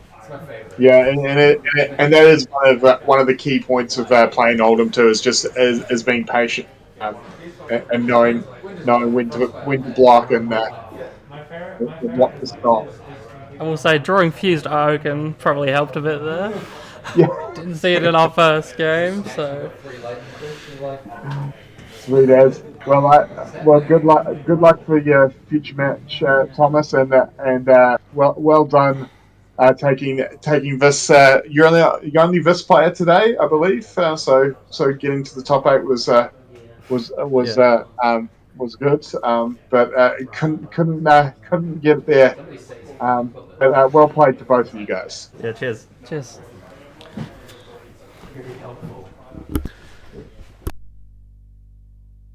Right, looks like they might be setting us up for a Briar versus something for the next round. So it's going to be interesting. But yeah, I think that matchup, the Viserai player went off quite early. I think generally earlier than you would usually see in the matchup. And then in the later game, just because he got all of the stuff to go off earlier, and then in the later game he just couldn't really string the hands together. Sort of drawing 4 reds at one point really slowed it down, and he just couldn't kind of finish off his opponent. Yeah, and then just those fuse Oakenolds. Like, I mean, you're fighting hard against Oldham already, and then just that at the end is just that. It's like you're like, no, I guess it's my time to pack up and go. Yeah, well, the fact that Oakenold, like, both times puts 2 cards at the bottom and does a bunch of damage, it's like, that's more advantage than Sonata gives you in a game, to be honest. Yeah. Like, that's 4 extra cards plus plus so much damage each time as well. It's just like, it's worth so many cards. It's pretty hard for you to ever compete with that in Blitz. I thought we were going straight into the top 4. I mean, Greg runs a tight ship, man. It's So don't go anywhere. It is the classic Briar versus Oldhim. This is becoming This should be a good one. This is a classic, right? We saw this in the Swiss rounds as well. Was it these two players or? No, I don't think so. I believe this is the first time we've seen Liam today. Yeah.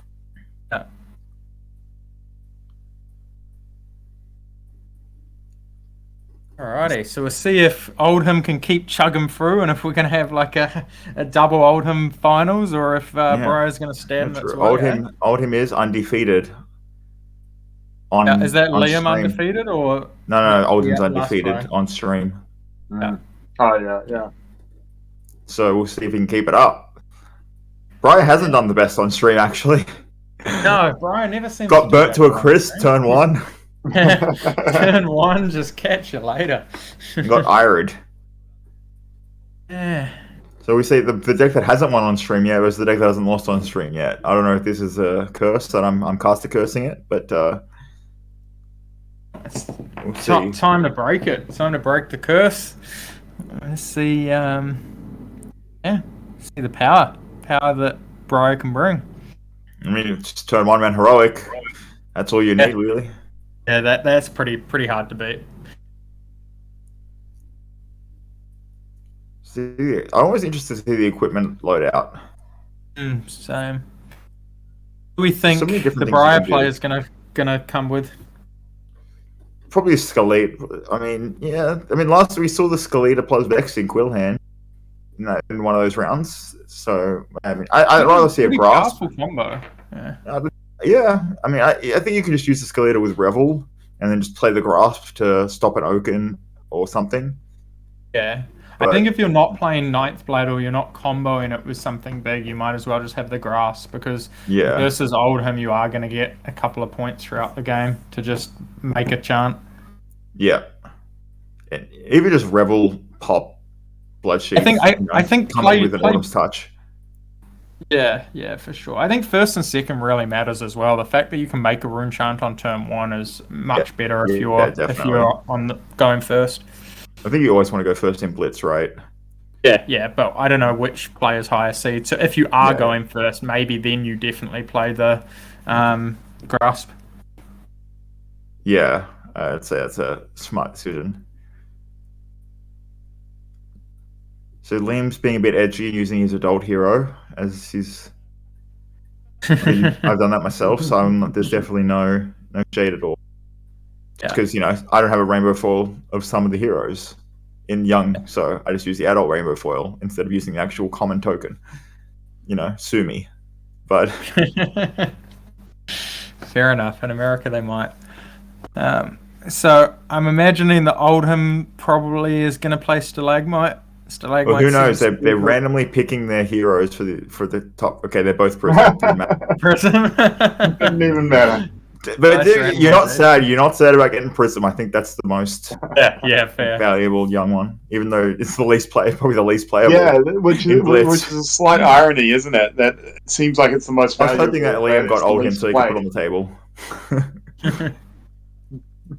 Prism does not seem good when you only have 20 life as a resource to build up your aura. Yeah. You take your whole life total. The auras having no defense becomes quite a big liability. I think the main thing is that you just don't have time. Tunic plus creatures. In constructed, Prism absolutely uses its life total as a resource to give itself time to build up auras. When you only have 20 life, it's like... Where's the Earthball bounty? That's what I want to see. Yeah, I'd like to see that. That would be kind of fun. Where's Volga? She's not coming. She's lost. She's lost in traffic. She's stuck in traffic. Yeah. She's stuck at a tavern brawl. Yeah. Didn't come to the skirmish. So interesting here. Starting off with Grasp with the Arc Knight instead of Vexing, and I think it's fine, especially if you're playing Tunic, because you definitely want to have that. If you're starting, and if you're playing Tunic, you definitely want. True. Who's gonna?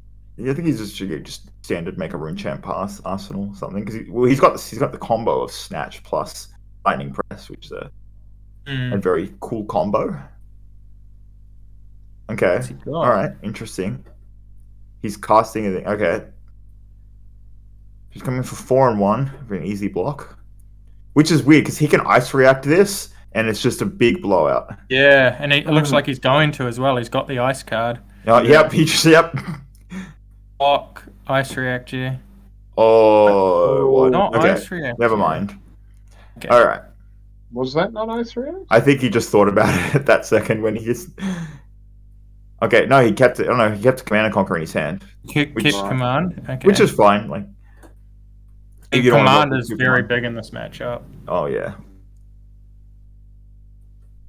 It's definitely what Briar doesn't want to see when it's not playing Skeleta as well. Oh yeah, for sure. Alden won the last matchup. But... Endless Winter, not fused. So our top 4 is these 2 players, an Oldhim player, and the other Oldhim from last round, and someone we don't know yet. So he's blocking with a card. So Endless Winter's not the most impactful card in this matchup, the on-hit effect, unless because he's not going to activate Grasp on the turn. He's and it stops boots as well, doesn't it? Yeah.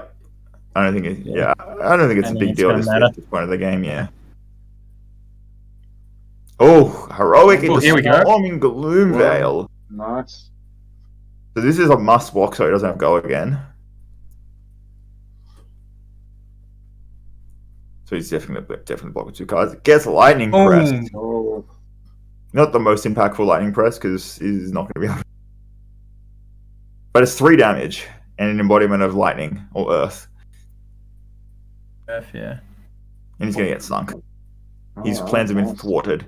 But he does have that. He's lower on life, has the man heroic, big turn could be coming.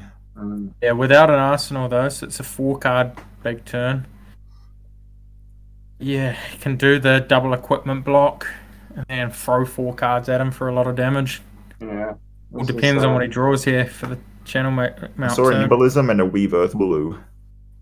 Well, those are 2 things that you don't really want to see. You want attack actions. Maybe, I hope he has attack actions. That would be painful. That just goes to show, like these Runeblade decks do have their issues. They're powerful, but they're definitely not powerful every time. He's taking it. It's trading consistency for power, right? There's Guardian decks go for consistency, the Runeblade decks go for power. That is the classic TCG. Which Flesh and Blood is. It is the... It's the classic TCG. It is the new classic. Indeed. So his next attack action is going to be for 10. That's a skull. Go again. 10! Go again. And if he has another attack action... What's his other card? That's what I want to know. I think he's going to get ice reacted, so we're never going to know. Yeah. Oh, the Steadfast!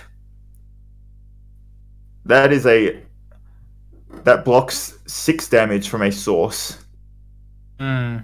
Prevents the next 6 damage. Yep. From a source of your choice. So he'll take 1. It'll still be a Earth or a thing. So he's not going to get ice reacted here. Maybe he just thinks he's going to attack with the weapon anyway, so just whatever. If he has an Earth card, he can make a rune chant and then come in with the weapon and keep the heroic. Yep, which he might do. Nope, he's going to revel in Rune Blood and then attack. Yeah, that's still a big attack. Yep, that's 5 rune chants. 7 for 9. Yeah. And that gets around. And he did have the ice card. He did have the ice card. He could have prevented that revel from being. And that gets around the Steadfast because the rune chants are individual points. Well, he steadfasted he targeted Scar for Scar steadfast. Right, so that's right, yeah. Oh, he drew the Pulse of Ice and lost. He had the Pulse. Not that big a problem because he doesn't have a card in hand, so he's not going to get that ice effect. That Pulse could have put that card on top. Well, I think he drew it off the Crown of Seeds. Oh, yeah. Still, I mean, still 16. He's still on 16 after that big turn. Yeah. Crazy. It's Oldhim for you. big brick wall. He's going to use his Okay. force of nature.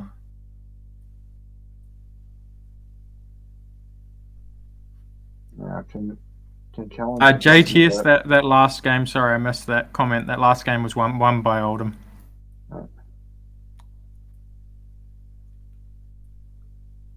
So it's weave. Oh, there's a staunch response. Shut that down completely. Has he got the surge? Nope. He's thinking, yep, he's gonna ice react. You definitely want to ice react that one. Yeah. Definitely don't want him to attack with that weapon with no arsenal. Oldham's on the arsenal pass. Yeah, well, he blocked all the damage with 3 cards. Yeah. Used 3 cards to block every damage, so it's a very, very strong trade for him. Be interesting to see if Callum... There you go. There's a Pulsar Candlehold, one of the key cards in this matchup. So you definitely want to get back those heroics. Get the heroics back and keep it going. Yeah.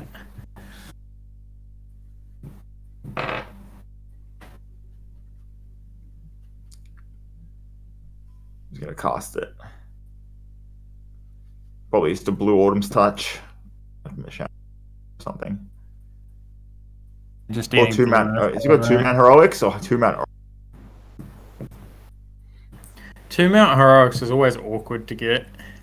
Yeah, man, you got to be in it to win it. Fair. Oh, and the Force of Nature. That's not bad. I don't think you can get that. Oh, it's an elemental. It's any elemental card. Never mind. Any elemental action. Beautiful. It doesn't keep your channel in play though, right? No. Nope.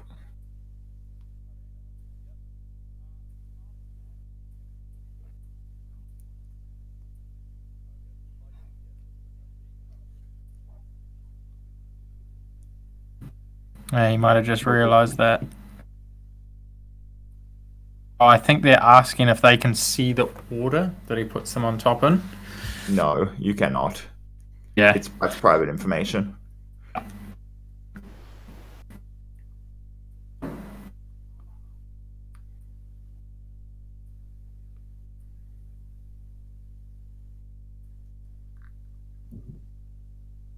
It's probably that heroic on the top. Coming with a Earthlaw Surge, going to make that embodiment. He's got a 0-cost card. Oh, he's going to make the. So he's setting up for the next turn. Set up turn, yep. Next turn will be Canal Mount, Tunic up. That's not what you want to see, though. That's not what you want to see at all on your setup. Just like the other game that used Oakenold right at the heartbreaking moment. Yeah, there's a reason Oakenhold's one of the most powerful cards they've printed. Get another card in hand. He could have made a tectonic plating thing with the other card. Unless it's another Oakenold, at which point... Or it's a pummel. It could be a pummel too. Or it's a pummel and he's about to just destroy him. I'm putting my money on a pummel. I would be heartbroken. Yep, not much you can do about it. It's domination.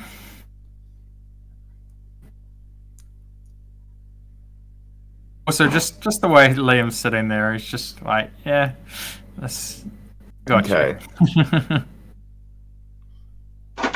Gotcha. So you know no, what? it wasn't I'm gonna pummel. save my pummel. I don't know if there was a better time than that to use it. My guess is another Oakenold next turn. Another one. Ouch. Yeah, that would be brutal. That's the only thing I can be, right? I don't know. Maybe we'll never know. I mean, if it's a good card, he might just choose like something he wants over. Could be an endless winter as well, maybe. Yeah, maybe. I don't know. We'll never know. Well, now we know. Exposed to the elements. Wow. There you go, Nick. That's what it was. I don't know if that's worth it. Does he have a card in hand? Does he have a card in hand? Nope, he's not. He's just the Creeper's Die. Jeez. Maybe there you have it. Now he's going to be able to... Okay, he can't use that one resource.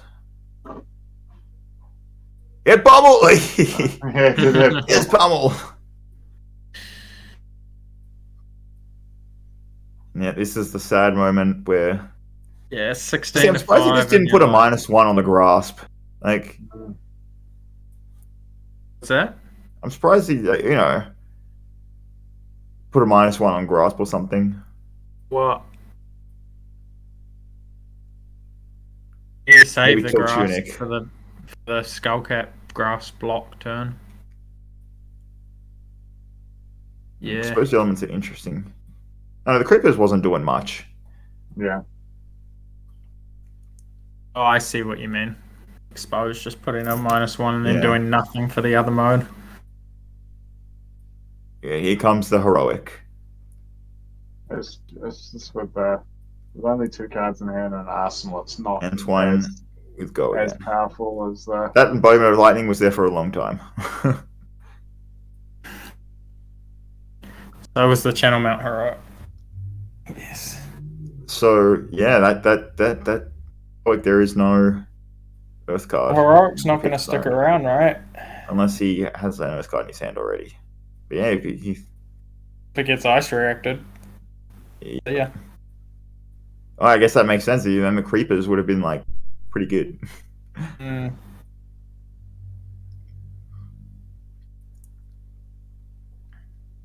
I mean, you definitely want to be ice reacting here if you can.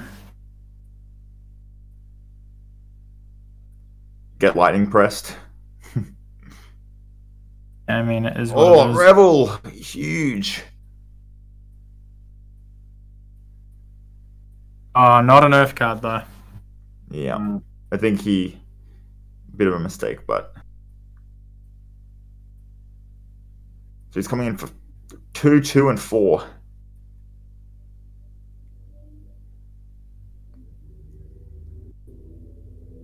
So he blocks all of it, I guess. Oh no, he takes a bit of damage. He's taken a bit and gone to 13. Still well in the driver's seat here. 5 to 13. Yeah, well, he's still got another 9 damage and blocks from his equipment as well. So yeah, and I just don't know how much more threatening that. If the channel was still in play, this turn would have been over 20 damage. Yeah. Oh, rabble. Oh, it's a blue. Jeez, nothing's gone. Oh. Good time to use Silent Bite, I guess. Through the holes here for sure.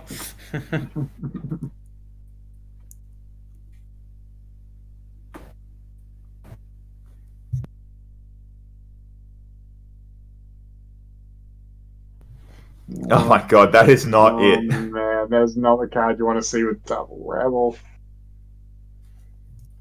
Again, He has Plunder in hand as well. Yeah.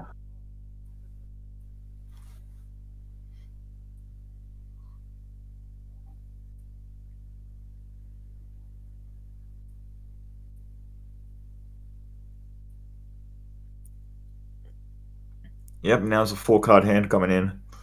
Yeah. A 5-card hand. Possibly, yeah. Yeah, just Entwine for 4. Sink. Oh. Yep. Take that. And Arsenal the Plunder run.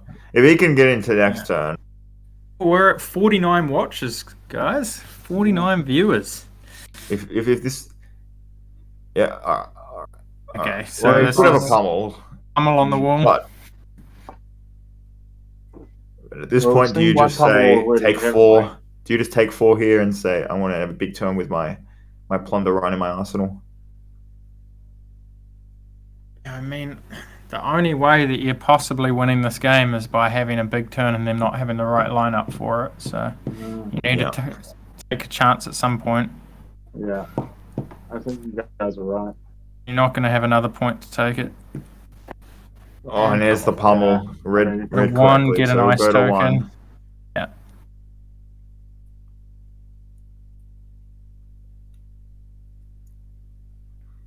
Just brutal. This has been a brutal game for O'Brien.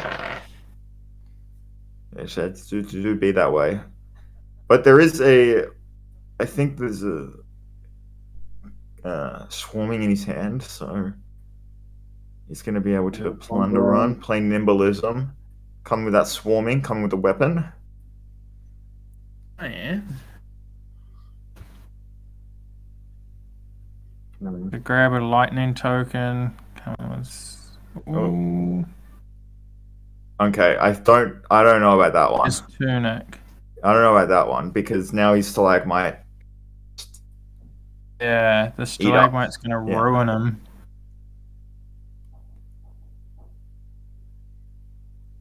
Yeah, so I think this is just block up. This is the semi-finals. So the semi-finals. We're coming in for 10, is it? Yeah. Oh, 9. 2 auras, right? Oh, 2? Yeah, okay. Yeah. But yeah, the stalagmite's just going to completely ruin this turn. Yeah, it's game breaking here. And staunch. He's going to take 1 off the rune chant. Did he pay for that? And I think so. This is 7.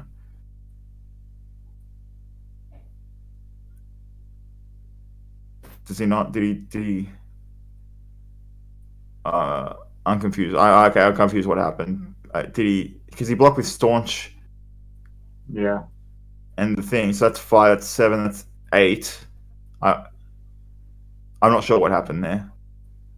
Yeah, I think he still should have taken 2 damage plus maybe rune chant, maybe 3 damage. So I think he should be on 10. Yeah, I don't know. He didn't take any damage because he didn't draw. Maybe the players. No, yeah, the players might be taking their. Yeah, the spinal crush. He throws everything in front of it, goes to 1. Yeah, unfortunately, I think the writing's on the wall on this one. 1 to 13. And you have 1 card in hand. Arsenal pass. There's a command in there. Oldham's going to be able to throw something big at you, even if it's blue. And there's a command with 2 cards in hand. Yep. Yeah.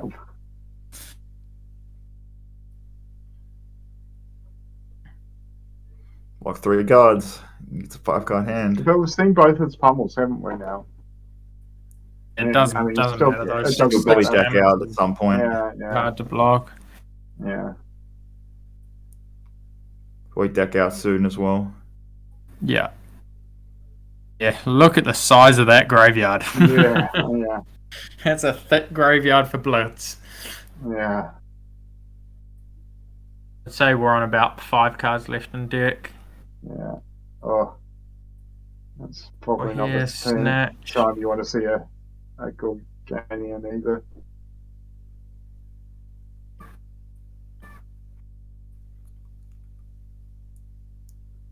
Yeah. Block with a flag white, why not?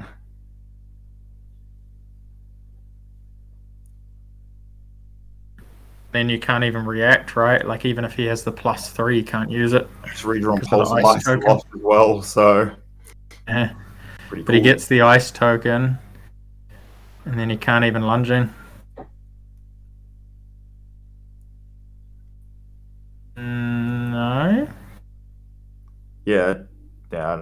I don't know about that. Yeah, that doesn't work. You have to cast lunge. Oh no, it's an instant. That's right. It does work. Yeah. So lightning press works, but razor doesn't, right? No. That's right. Yeah. So if it was a lunging press, it wouldn't. But lightning press does because it is an instant, so it's reacting to. Yeah. No. Cool. Pulse of Ice left in his.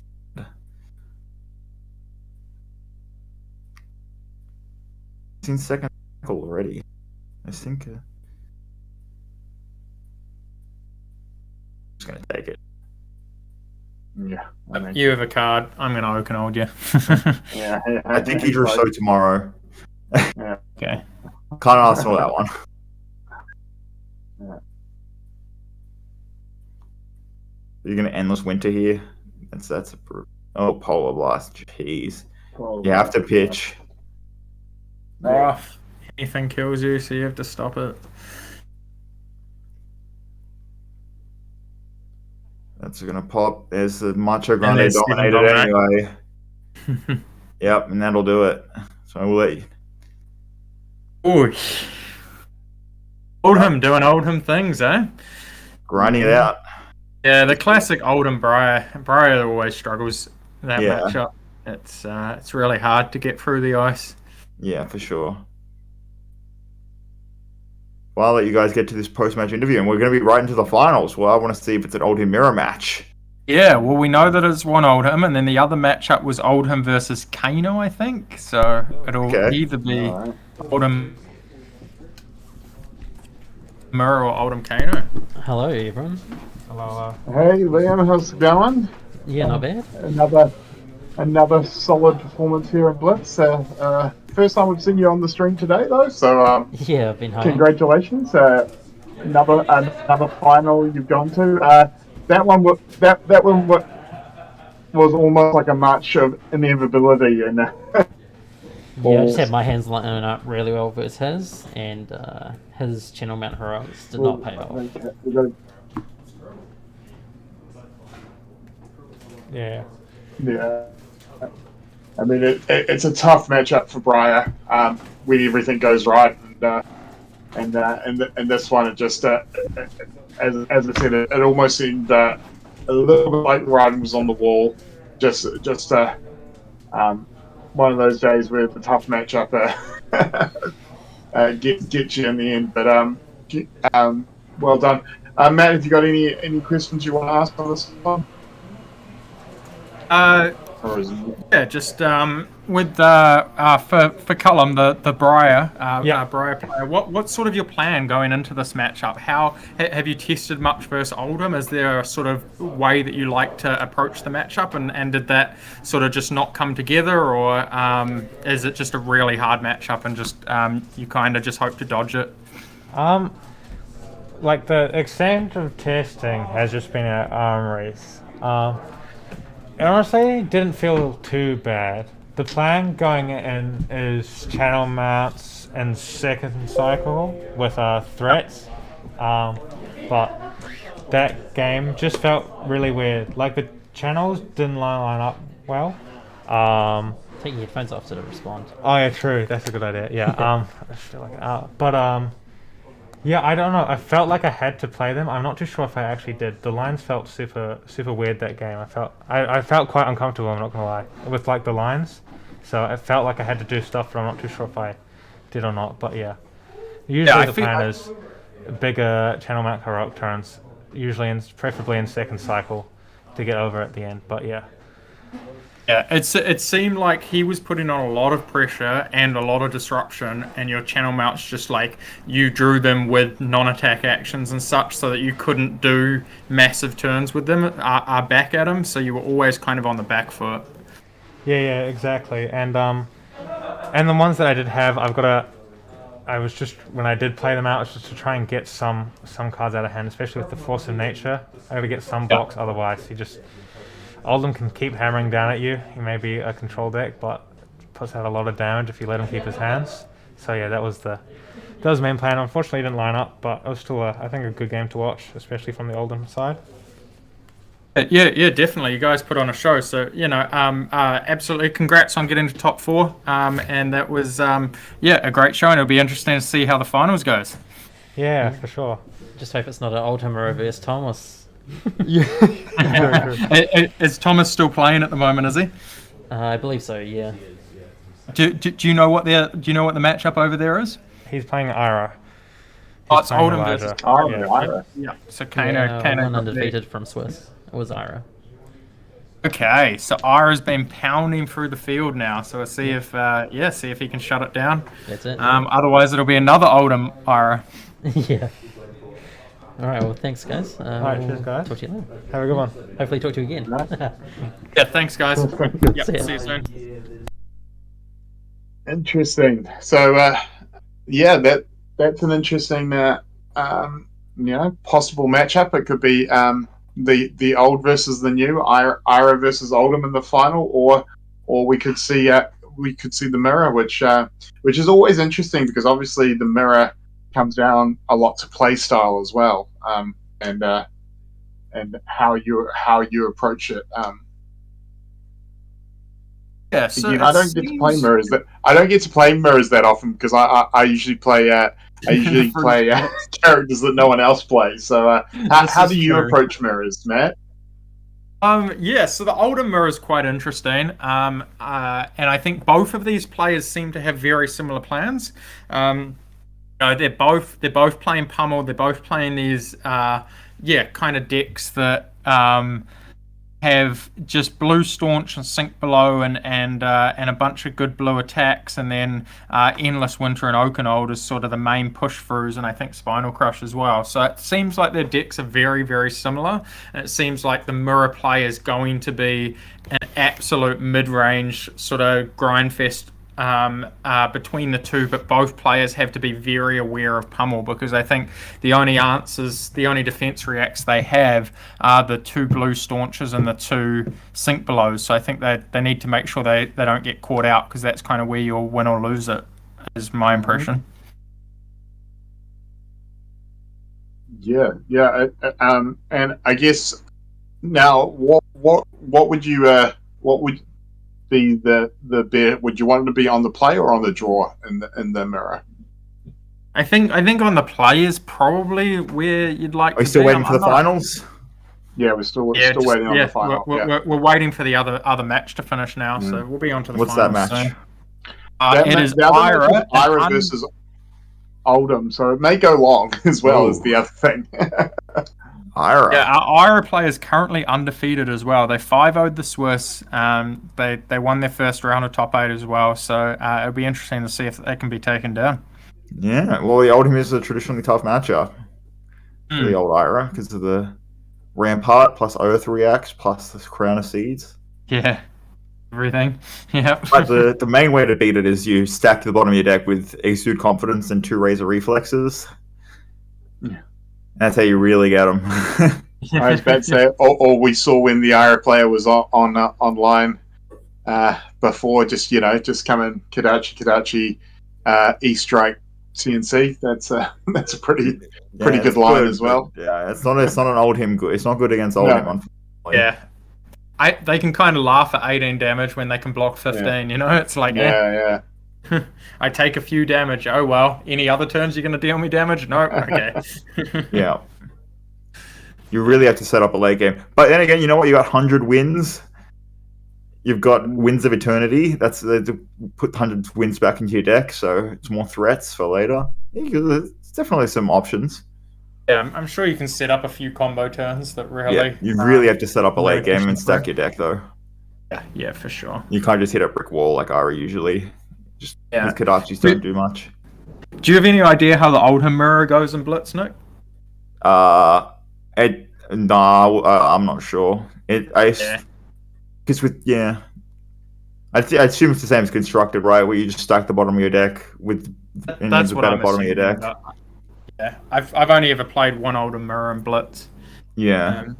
And I think it was a bit of an anomaly, the game that I played as well. I mean, it can also just you can also just do things where you just go attack with a weapon. Yep, I'll take it, and then you just go Awakening, Reveal, Search, Pulverize, play Terra Sunder, Pulverize, 15 Dominate. Yep. I don't think either of these players are playing Awakening, Pulverize. Interesting. I haven't seen it. I haven't seen either of those cards in either of the feature matches. So. Yeah, fair enough. I think these are more the super.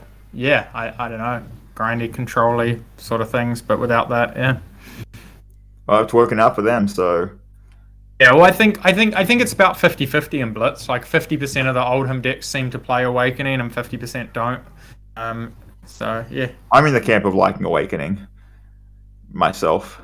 Yeah, I'm personally I think playing like one is fine. I think. You can stack Terra Sunder plus Awakening late game, and it becomes Pummel on Awakening. Yeah.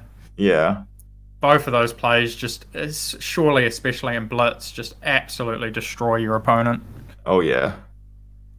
And it's 20 life and Awakening. And wait until you draw Awakening and just boof. Yeah. 18 Pulverize. See you later. Yeah, Terra Sunder probably even better. The fact that it has Dominate. It's just like, yep, cool. game over. Yeah, not much you can do against that one. It's just a complete time walk, like 18 plus a time walk. And half your health. And half your health. Yeah. One it's go. Ridiculous. Yeah, well, we might see what a mirror match is, what a mirror looks like. So yeah, to be honest, I wouldn't mind seeing the mirror in the finals. But if this Ira deck's really found a way to beat Oldhim, I'd quite like to see that as well. Yeah, I mean, they have gone undefeated with Oldhim being the most played deck at the tournament. So yeah, Ira is nothing close to dead yet. It's really interesting. I don't know. Did we see his deck, Ira deck, in this tournament yet? Have we seen it? Is it the one we saw last round? Yeah, I think so. Okay. But let's see if we can get some deck lists, and then we can kind of talk about a few of the things. I think we did get the Ira list. Oh yeah, we might have gotten it from the last feature. Where is that?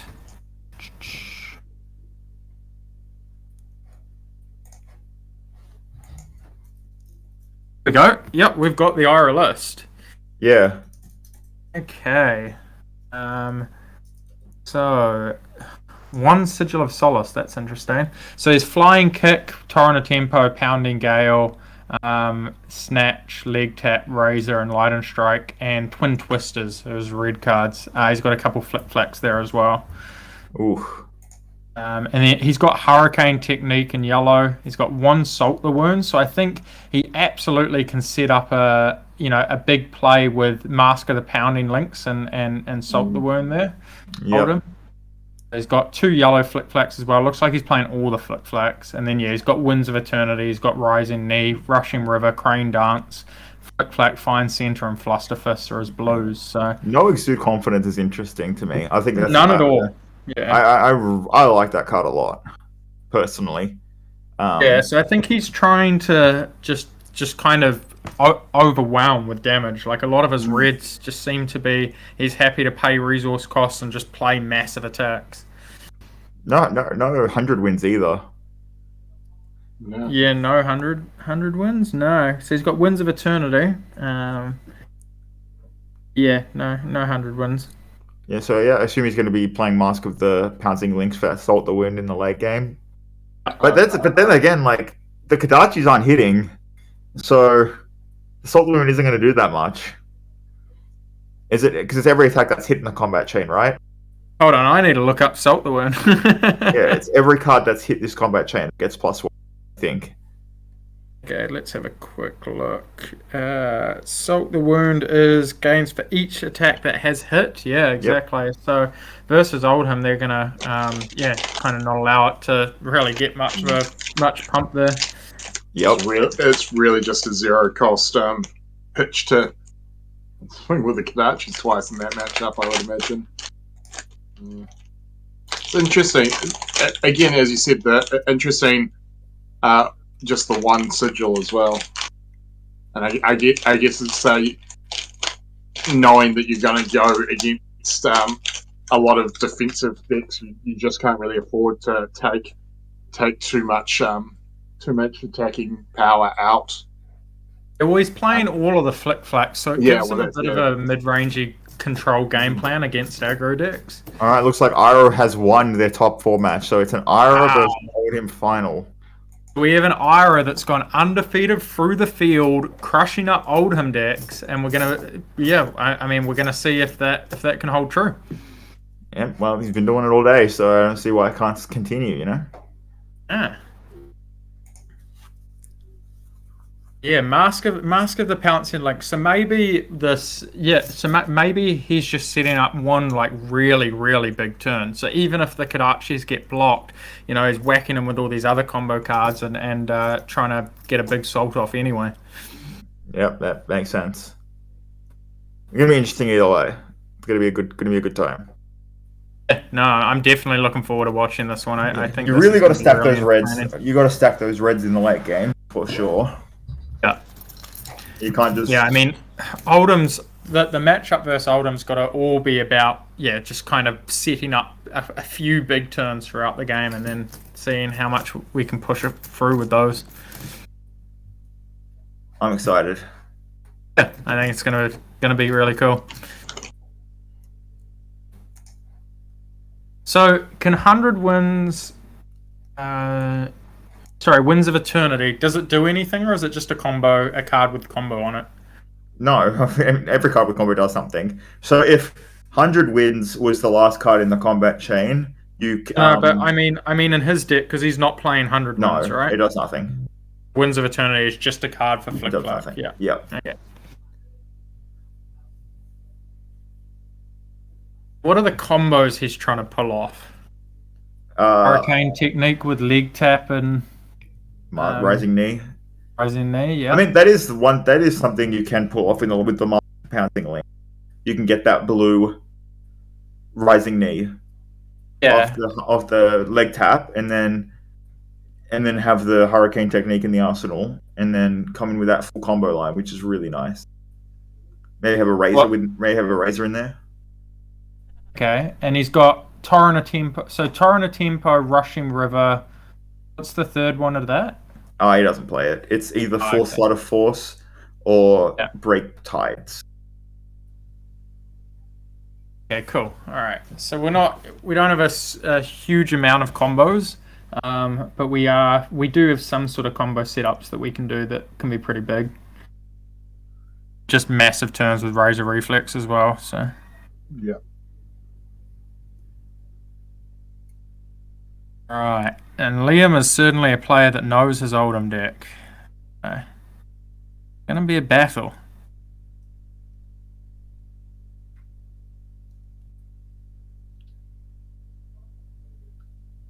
So we think Rampart this time? Yeah, you'd think so, yeah. Surely. Yeah.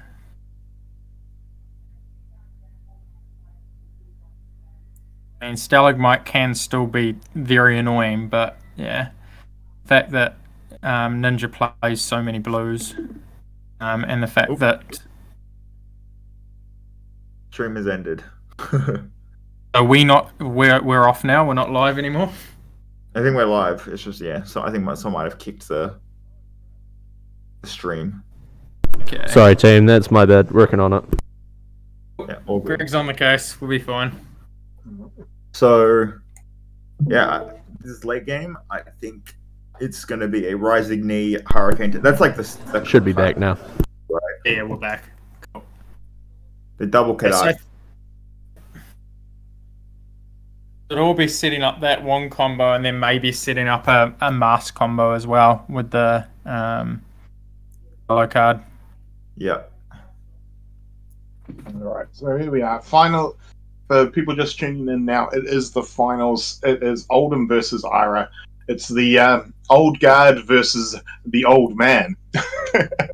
So I'm looking forward to this. Let's see if the torch will be passed to Oldham, or see if Ira's still got enough tricks in her bag to stay on top. This is an interesting comment from the from Twitch chat here, or YouTube chat, I guess. If he has Breeze Riders, he can Rising Knee into Hurricane into Rising Knee from the mask.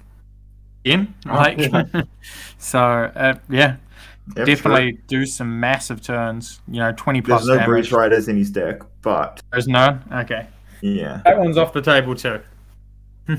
Well, realistically, you still can do it, right? It's just a little harder. You have to pull it naturally. Yeah. And Hurricane gives go again. Play Rising Knee. This is the finals. Razor, you can Hurricane again.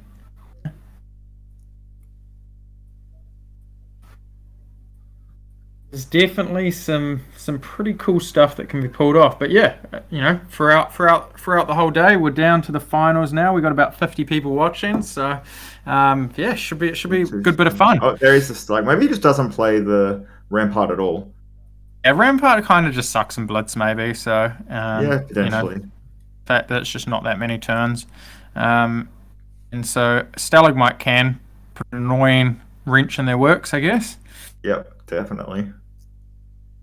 We do see pouncing links, so we got that there. We got we're ready to do some salt stuff if you let things get out of hand.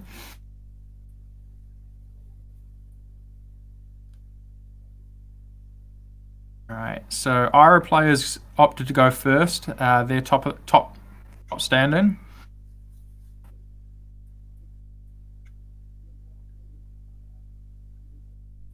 Kind of missed the days where with Ninja, when you went first, you would like set up an energy pot. Good old those are the old days.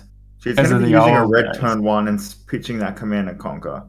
Oh, Steadfast. Yeah. I guess that's not the best card in this matchup. So just get rid of it now. Why not? It looks like he might have just had a hand with a bunch of rubbish, so filtering it through. So got rid of one. There's a red gone, but he did pitch that Command and Conquer. Glacial pitch that fuse. I guess that's not the biggest deal in Ira. You're not going to play that grindy game. Yeah, you could take a bit of damage. 4, take 4, whatever. Yeah.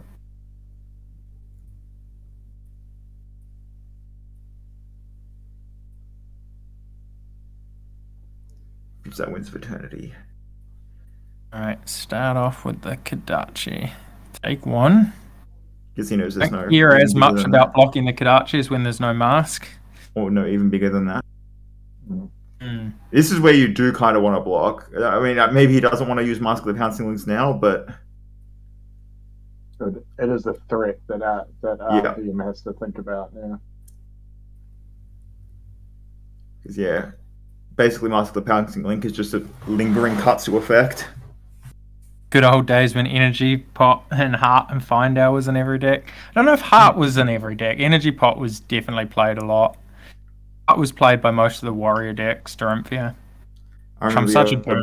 I remember the old WTR days where I play Heart of Findale against Katsu just to pitch it.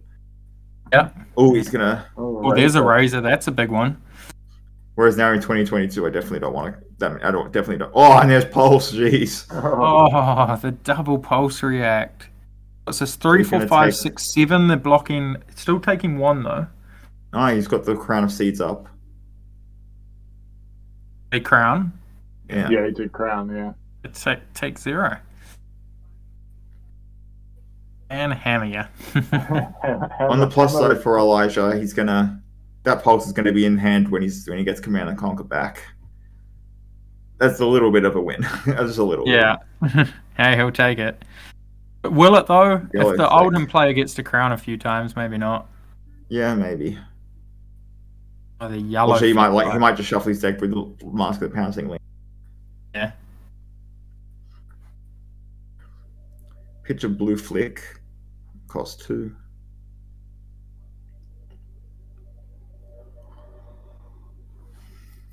Crown of Seeds. Yep. Kodachi for 2. We're going to see a lot of this. Whether you want to block this, and then... it's only a blue attack to follow, though. Yeah. Bit rough. Yeah. He's gone through 1 of each leg tap and heart and rising knee, so... Yeah. So is this just a Channel Lake attack turn?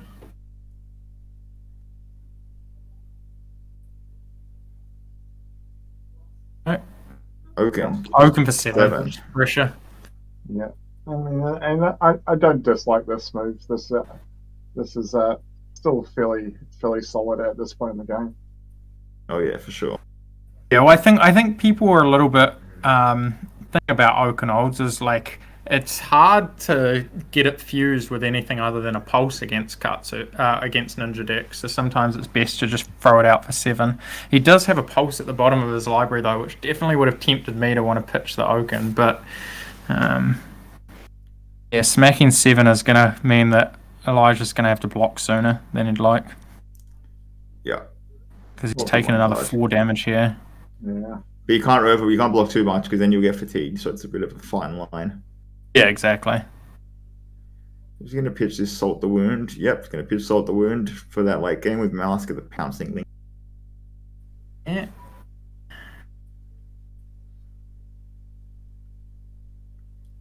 Take 1. 17 more turns to this, and he's in a good spot. Twin Twisters. Twin Twisters. Oh. for 4 or 5. You know. 4 or 5, yeah, depending on the choice of option. All right. But if you choose the other one, it's only if it hits, though, right? So. Oh, and there's a hurricane technique.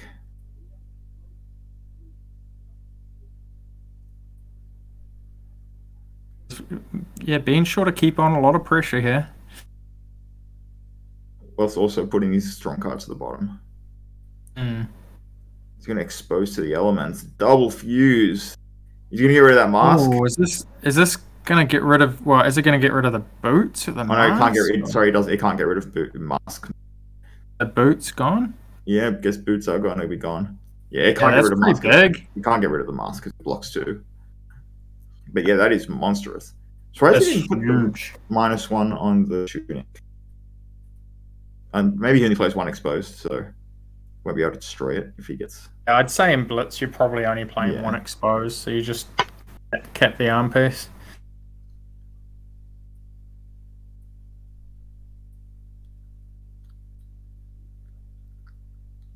Also, there's a huge cost to getting exposed off against a ninja deck as well. So you know, even if he had to, he can't really reliably get the next one off.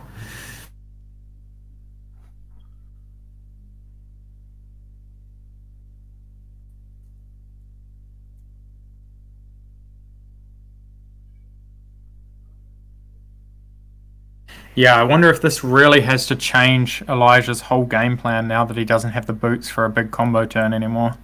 Yeah. I'd say that's... Whether he has to be a little bit more delicate with his razor reflexes or how he can, sort of maneuver this game. We've already seen him use one of the razor reflexes as well, so so that, you know, his flick flag. That's the last flick flag. Yeah. So he's got a turn where there's no crown here.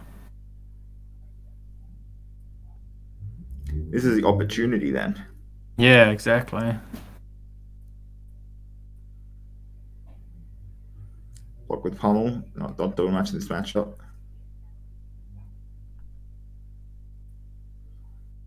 Oh, there's a 5 damage. Yes, this isn't overly threatening because he, Yeah, it's not. Can't. If he raises it, it's kind of whatever. He doesn't have another attack. 5. And just take 2. He's going to Earth React. He's going to Earth React as well. Okay. Just Arsenal pass. There's no Exude in Elijah's deck. Yeah. It'll make it hard to string something together, but he's certainly, he's been smashing through Oldham's all day, so can't wait to see how he does it. He might have never gotten exposed. Is the only concern? Yeah, exposed was massive there.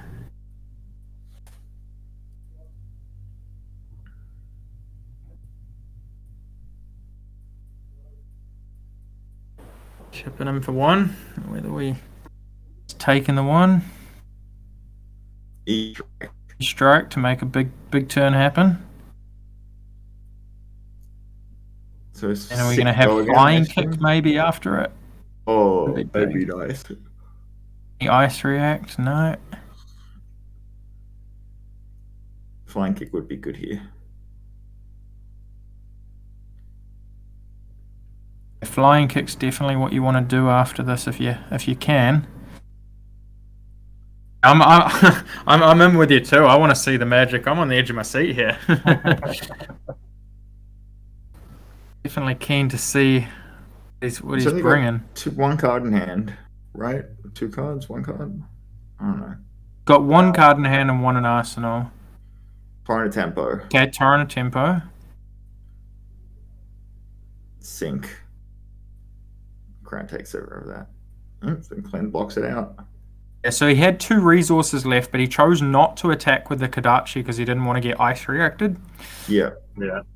So just attack with the 5. So Elijah's somebody that's played against Oldham plenty of times, knows what he's doing, and can maneuver around what's going on. Snatching his arsenal. To set that up with his other razor, I guess. Makes sense. Got Sigil in his hand too, which is gonna. Is that both Sink Below's gone now, right? I think so. It's pretty big. This is a very close game at the moment. He's blocking the 2. There's no mask, so there's a snatch.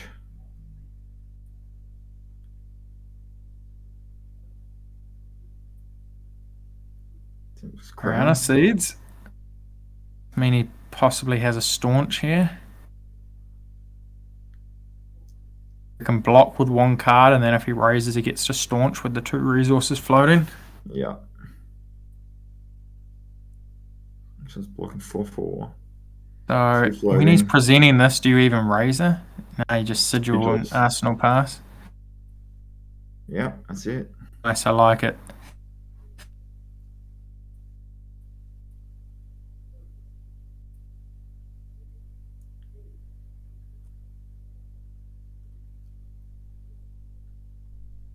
Pitches the Staunch.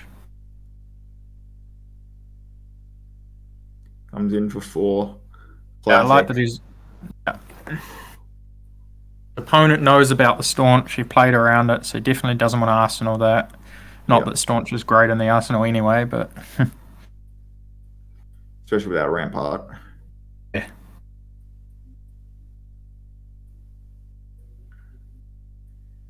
It's the point where you just take it and say, you know what, I can't give up more cards. Yeah, we're seeing some real high level play here. These two players absolutely know how to play this matchup. You can see. Know the decks inside and out. But yeah, when we're out of red flick flacks, this hammer's getting a lot more threatening. Also, we have Tunic up though. Full 3, so like as you said, Nick, taking this just to have a full hand to swing back. But, no. Looks like he had the spare card there, so he could just gain the 3 life, take 1.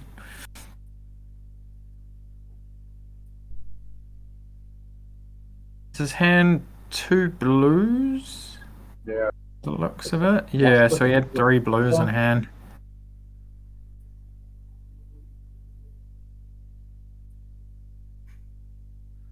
Takes 1.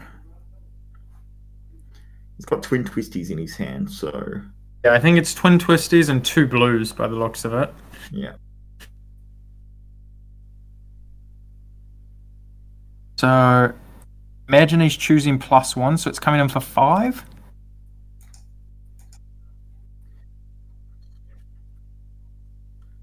Yeah. 5 go again. Still got 1 resource floating. We're gonna make him pay. Makes sense. I like this block a lot. This is great. Do have the blue in hand though, so we might have played around that. Have a flying kick in Arsenal? No. Oof. Flying kick would have been huge there. Seen it yet? No, we haven't. There's Endless Winter. That's very good. That's very good against Ira. Yep. If it hits. As you said, both the red flacks are gone. Yeah, so if it hits, you make a frostbite every time you attack with the Kadachi, and it's like, oh, that sucks. He hasn't fused it, right? So you're not getting frostbites for blocking it at least. Yeah, exactly. But you're getting blocking with more cards in deck, less threats you can. Yeah, exactly. It's pretty good. And his threat density is. And really needed that Arsenal card to be a flying kick there. That would have made such a huge difference in this game. It's a blue flick flag. Oh, blue flick. Oh, 3 card block. 2 of them are red. One's a flying kick. Now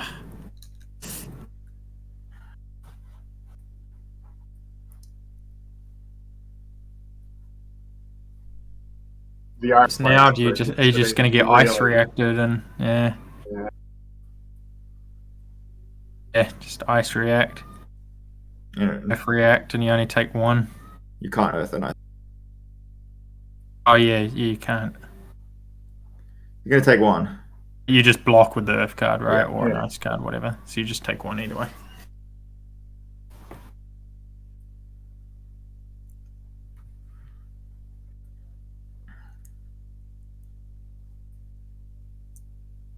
I feel like this game might be starting to slip away from Ira. It's still very close.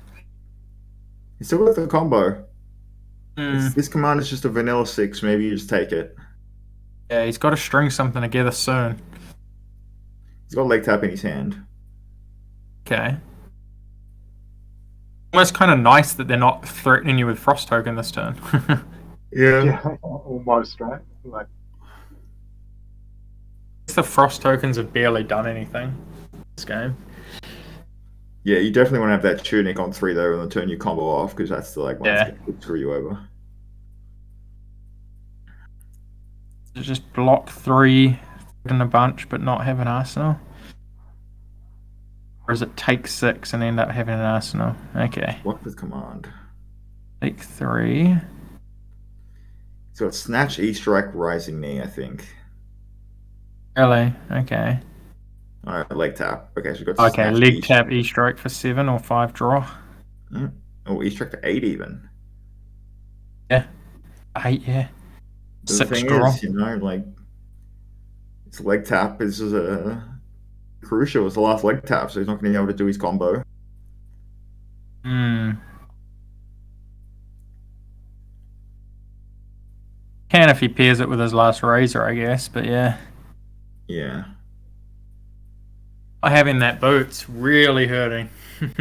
Oh, yeah. Just going to block 2. Yeah, this Stalagmite block just after he's used Tunic just makes absolute makes sense here. Yeah. Snatch for 5. This is great too, because he obviously didn't want to block. Forcing some cards. This is potentially, if he has Oaken or something, he might just have to take it. Yep. Yeah. So he's Take draw a 2. card. And is it Maybe an you can get Oaken turn? It is an Oaken It's turn. an Oaken Oh, turn, yeah. it's Pulse. Figures. Yeah. Yeah, this is a bit rough.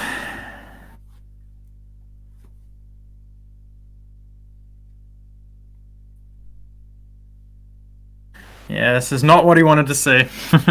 There's a flying kick in the arsenal, though. Something. Okay. Needs to be able to kind of set up for that next Tunic turn to do a really big turn with that flying kick and hopefully have the Razor on the same turn. He's got a Razor in hand now.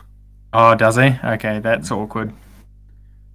This is the one time you don't want the Razor. Guess Oaken's going to put it to the bottom for you.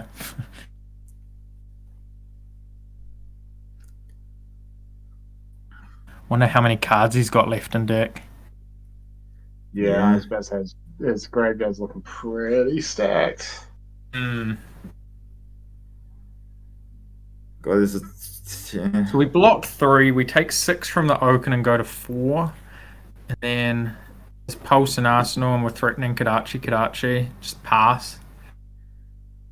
Yeah. Then you're at least 3 turns away from the Razor, so you're going to have to do a big turn with Flying Kick and then a big turn with Razor, probably. It's not looking good.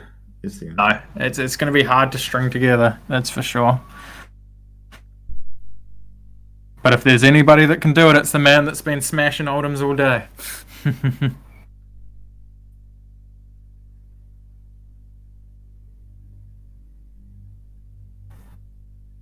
Yeah, I don't know what he's going to block with.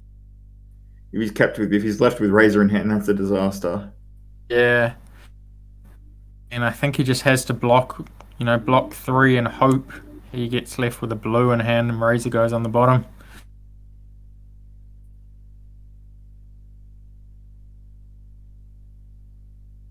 See the intensity at this point, eh? It's, Yeah. Elijah's running through his ways of, finding a way to win this game. What needs to happen? I mean, Both staunches are on the bottom, both the blue staunches. They've gone through both the red sinks, so you do know that any sort of razor or any sort of item is going to get them, I guess. But yeah, you only have one razor and it's in your hand.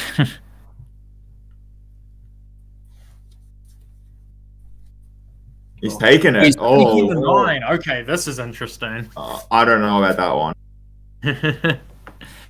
Yeah. Well, now he's going to keep Pulse in hand, right? He might Arsenal it. It's his only card, but yeah. No way, right? Surely you just hold it and double fuse. Yeah. That screws over so much. It's a bit hard now. Well, Elijah knows all about. And Elijah's, he's seen the line, he's doing it, and as someone myself who knows all about lines of play, I'm gonna say that he's solved it, and you got to do what you got to put yourself in the best position to win. That's it. He's put himself in a position where he can do Kadachi, right? Flying kick here. Arsenal the pulse. Arsenal the pulse.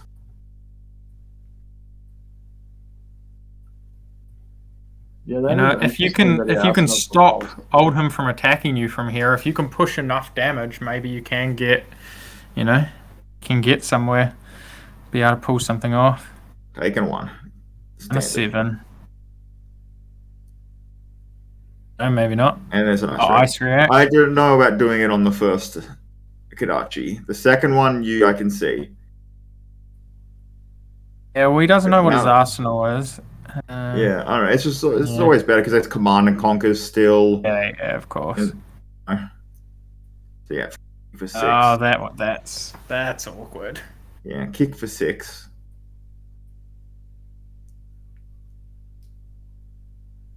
He's pitching here. Has he got to use the other 2 resources? I don't think he's got anything left. I guess he just doesn't want to take damage. I guess he's just at this point you can just fatigue them, right? I think he can just block out and fatigue him. Okay. All you need is 2 cards. All you need is 1 card, right? 1 ice. Yeah, his staunches and his pulse are on the bottom, so... Yeah. He's still got Terra Sunders, though, right? Like, Terra Sunder Dominate. Because, if he wants to use that game plan, he really wants to be, So he's taken. He's just, yeah. Oh, okay. What's with the equipment goes down to 4. Is this a Fuse Endless Winter? Oh no, Pulse. That's a good card. Oh. Channel Lake Frigid versus Ira. That's gotta hurt. Oh, Arsenal though. He's on 4. Okay. We've got a Tunic to block with. Eventually.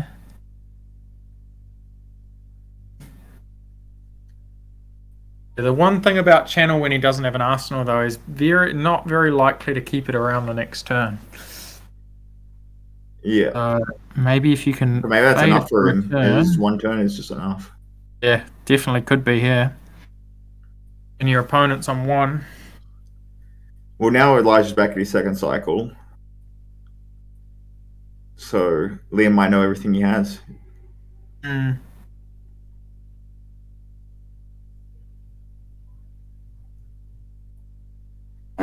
So Tunic block. Might as well. Okay.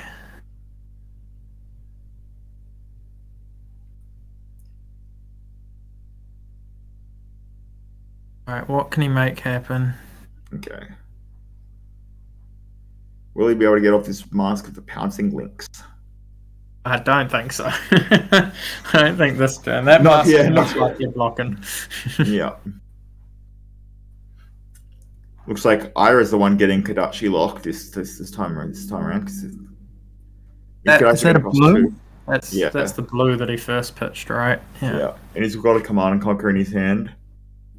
So at this point, if you can, he takes 1. You coming with another Kadachi? Nope, he's coming with Command for 7. Beauty. Now, if he has, He doesn't have the have any resources to do defense. another Kadachi.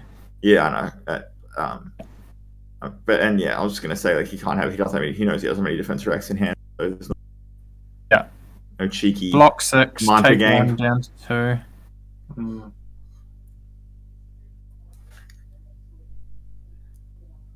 2. Yep. 4. But he Nice. can pop the mask. Ice doesn't matter anymore. He's on 1 if he's taking damage. He's played his sigil. I wonder if Liam wonders if there's a second sigil. I don't know. Yeah, you never know. I mean, he's seen the whole deck, right? He's just at his second pitch, so he probably knows that there's not.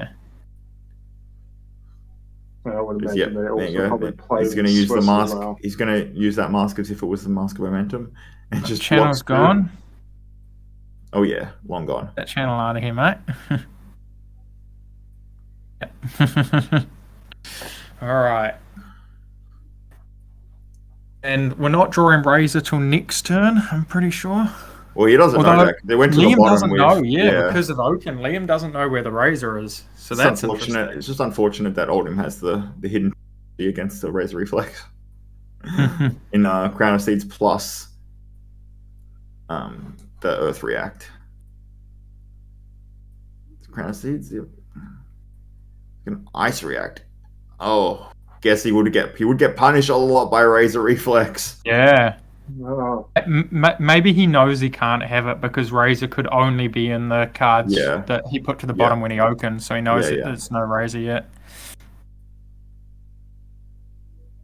Still, is he going to defense react? It's 2 damage, right? He can still. Oh, okay. Okay, so yeah, he goes. So yeah, out of order sequencing. Yeah. Oh, unless the ice reacted on the first Kadachi. Oh, okay, maybe that's what it was then. And there's that Staunch. So now he's drawing. Now's our Razor turn, I think. But I think he has the other Staunch in hand. Next turn? He has Staunch. Might be next turn, actually, yeah. Yep, there's Salt the Wound. Very fitting. But then again, listen, like Salt the Wound, this might hit. It's not going to hit. Never mind. Yeah, so I think for the chat, I think what happened is he was ice reacting from the first Kadachi, and they just kind of did a little bit out of order. But the ice react, I think, was for the first Kadachi, and then he was blocking the second one. But they were just rushing it through the turn. Block 2. He's got to play. He has got to play around the Razor Reflex for though. I think the Razor's next turn though. I don't think it's this turn. Yeah. And it's just a random Fluster Fist. Yeah, Arsenal passed. Yeah, it's a shame he needed that Razor that one turn earlier, and now he's going to have the second Staunch for it as well. I think he's getting Pulse next turn. I think he gets Staunch before the turn. I think it's Staunch next turn and then Pulse. I'm not sure when he cards in his deck, but yeah. It's hard to keep track of. He has Crown of Times.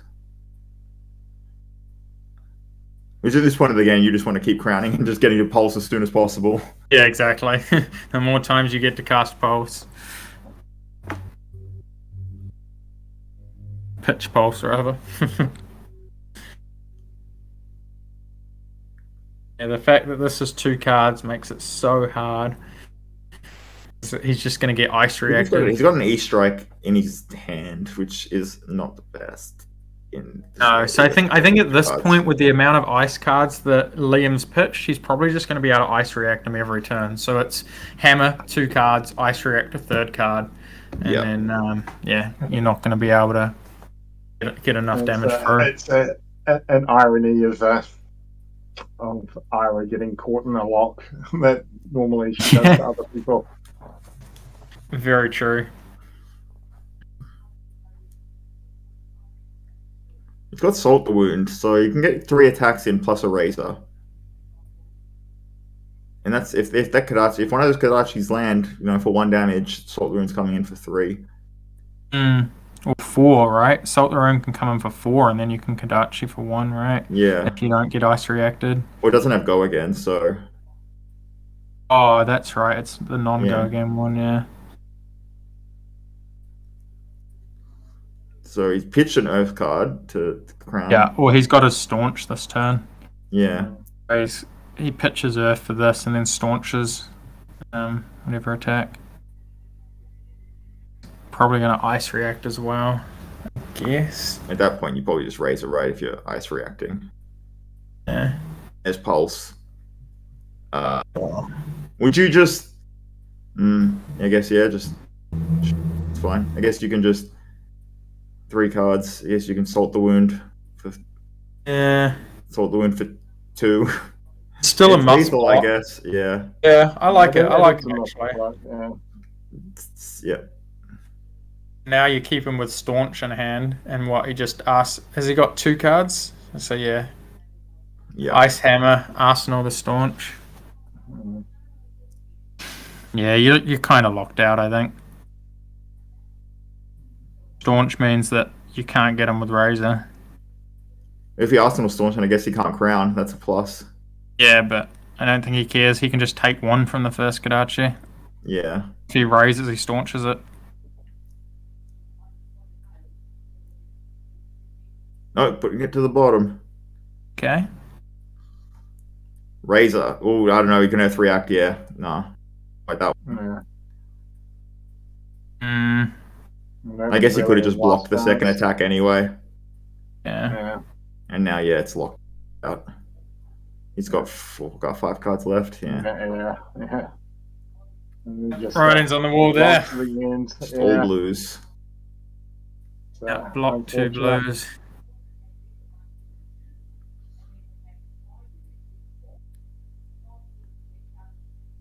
Only Elijah had a Steel Blade Shunt. Fatigued.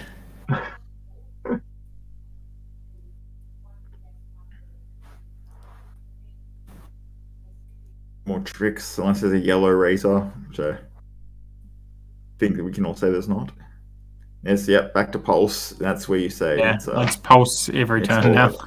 Yeah.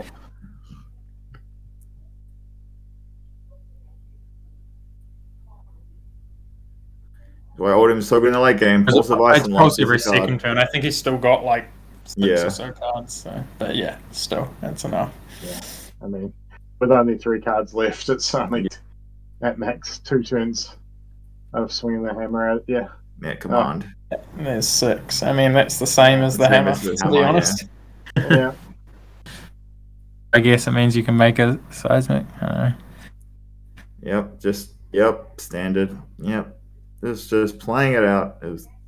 Next turn, attack with the hammers, game over. We have our winner. Oldhim, eh? So the torches passed. I mean, it was definitely a close game, but I think where Oldhim won it was where they blew up the legs. That was the play that won the game for sure. Yeah, agree with that. And Elijah really couldn't piece anything major together for the rest of the game. Still man close. I can definitely see how Elijah is able to beat these Oldhim decks. But expose the elements. Ooh, what a card! Yeah, I wonder if Liam was the only one who was running exposed today in his Oldhim. Possibly. Yeah, I don't think. From Thomas's list, I don't think we saw it. Oh, it served him very well. He's won the tournament. Yeah, for sure. Won that box of Everfest. How's it going? Yeah, look at that. What's up? Hey, that was a grind fest. What was the thoughts on that one? It was long, close game. very grindy, and just waiting for that second Razor. Yeah, that's for sure. Yeah. Were you like a bit upset when the exposed blew up the Snapdragon? That probably like stifled your big turn that you usually get off against. Yeah. So saving it for the mask as well. It's sort of yeah. So what is your mask of the pouncing links? Is it Salt the Wound? Salt the Wound, yeah. Yeah. Yeah, it's just a one-off. Yeah, the only thing I really want to pull, I think. So how are you beating the other Oldhims? Because you went undefeated until this point. Of course, it's the curse rate, undefeated and lose the match that matters. Yeah. So what were you doing in the other runs? I think the Oldham I was versing was going a bit more aggressive than Liam. I think that's probably how I got through those ones. Yeah, that's fair enough. No, because the people have gone to there's a lot of big events coming up overseas, and people watch this and thinking about playing Ira. They want to figure out how to beat the Oldham matchup because it's predominantly tough, right? Yeah. Yeah, I think the game plan for Ira just has to be, try and tempo me out and force damage through. So the more aggressive build Elijah's got going is pretty good for that matchup. Just forcing damage through with like the snatches and the razors. I think like the biggest play in that game was definitely the expose on the Snapdragon, so I can't get blown out by like an E-strike turn. Yeah, that's what we were saying. It was just brutal, especially because that also the one on the breaking scale stops the hitting on hit effect of the hammer. Yeah, crazy. You don't see exposed much in Oldham decks. Yeah, it's one of actually taken from Thomas Bailey's list. Because, I just copied his list, added one Blizzard for this event. Yeah. Oh, fair enough. Take all the glory. That's it. Off someone else's hard work. That's easy. Yeah. I know all about that. Yeah. But no, hopefully a good event to watch. Yeah, no, it was. Any other questions you other people have? Congrats, man. I guess something that the viewers may be keen to know about from you, Liam, is Awakening Pulverize. What are your thoughts on it? Obviously, notice you're not running it, and from what I'm seeing, about 50% of the Oldham decks are and 50% aren't. So, really interested on your take on that. Yeah, well, to be honest, I haven't played too much of the Oldham deck. I've played a couple of armories here and there, but not a huge amount of testing for Skirmish. I haven't been running. I ran Awakening Pulverize for one armory, and it felt very clunky. The Awakening being another no block is kind of rough. And then Pulverize getting stuck in Arsenal sometimes, like if you are unlucky enough to draw the full red hand off it. I think it is really good into some matchups, like Viscerai putting pressure on and getting over that defense and the mirror and stuff. But also, it's not as good when you're playing that grindy plan because you're sometimes stuck with this no block card if you never get lower life. Interesting. So, yeah, good take. So, anything you want to share with the viewers about your deck, about matchups, anything that you can give us? So just remember you can deck everyone. That was my main problem with one tonight. Yeah. Other than that, just tune in some Art of War content. Hopefully, we'll be playing this. Yeah. Yeah, cool. So, Art of War's a podcast out of Dunedin that you guys run with Nick Spence, is it? So we haven't done the podcast in a while. Nick's taking a break from the game. We do the occasional gameplay content, which we're taking a break from at the moment because Daniel's stuck at home with COVID. But hopefully we'll have some more stuff coming out soon from Daniel and I. Cool. We'll definitely stay tuned for that. Okay. Well, cool. Thanks to both of you, and congratulations again, Liam. Thanks for putting on an awesome match for us. It looked like it was a great day had by all. Awesome. Thank you very much. Thanks for the commentary. Yeah. Thanks for that. Awesome. See you guys next time. Catch you, mate. And we just want to thank Greg and Dice Jar Games again for putting on the stream.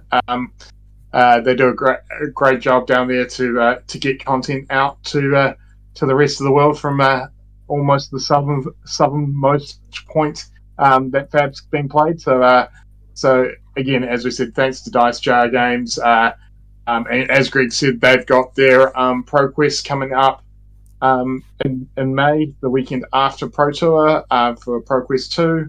And you can tune in on Fridays. They stream their armories as well. So if you want to see what's happening in the Dunedin meta and see if you can pick up some tips and hints, tune in on Fridays. And again, as we said, thanks all for watching. Hope you enjoyed the games, and it's as I said, a passing of the torch. The top of last skirmish season, Ira passing the torch to a current strong contender for #1 hero in Oldham. So thanks again, guys. Thanks to Nick. Thanks to Matt for commentary. Always great to have you guys on and bring your insight into the game. And I just hope you guys enjoyed this skirmish season. And good luck if you are competing in any Blitz events yourself. And we'll see all of us on the Pro Tour. Roll high and the draws come out good. You saw all of us at the Pro Tour, so be there. Yeah.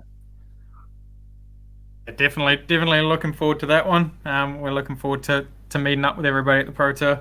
But yeah, awesome. Thanks, thanks Ian for inviting me on, and Nick. It was good fun to be commentating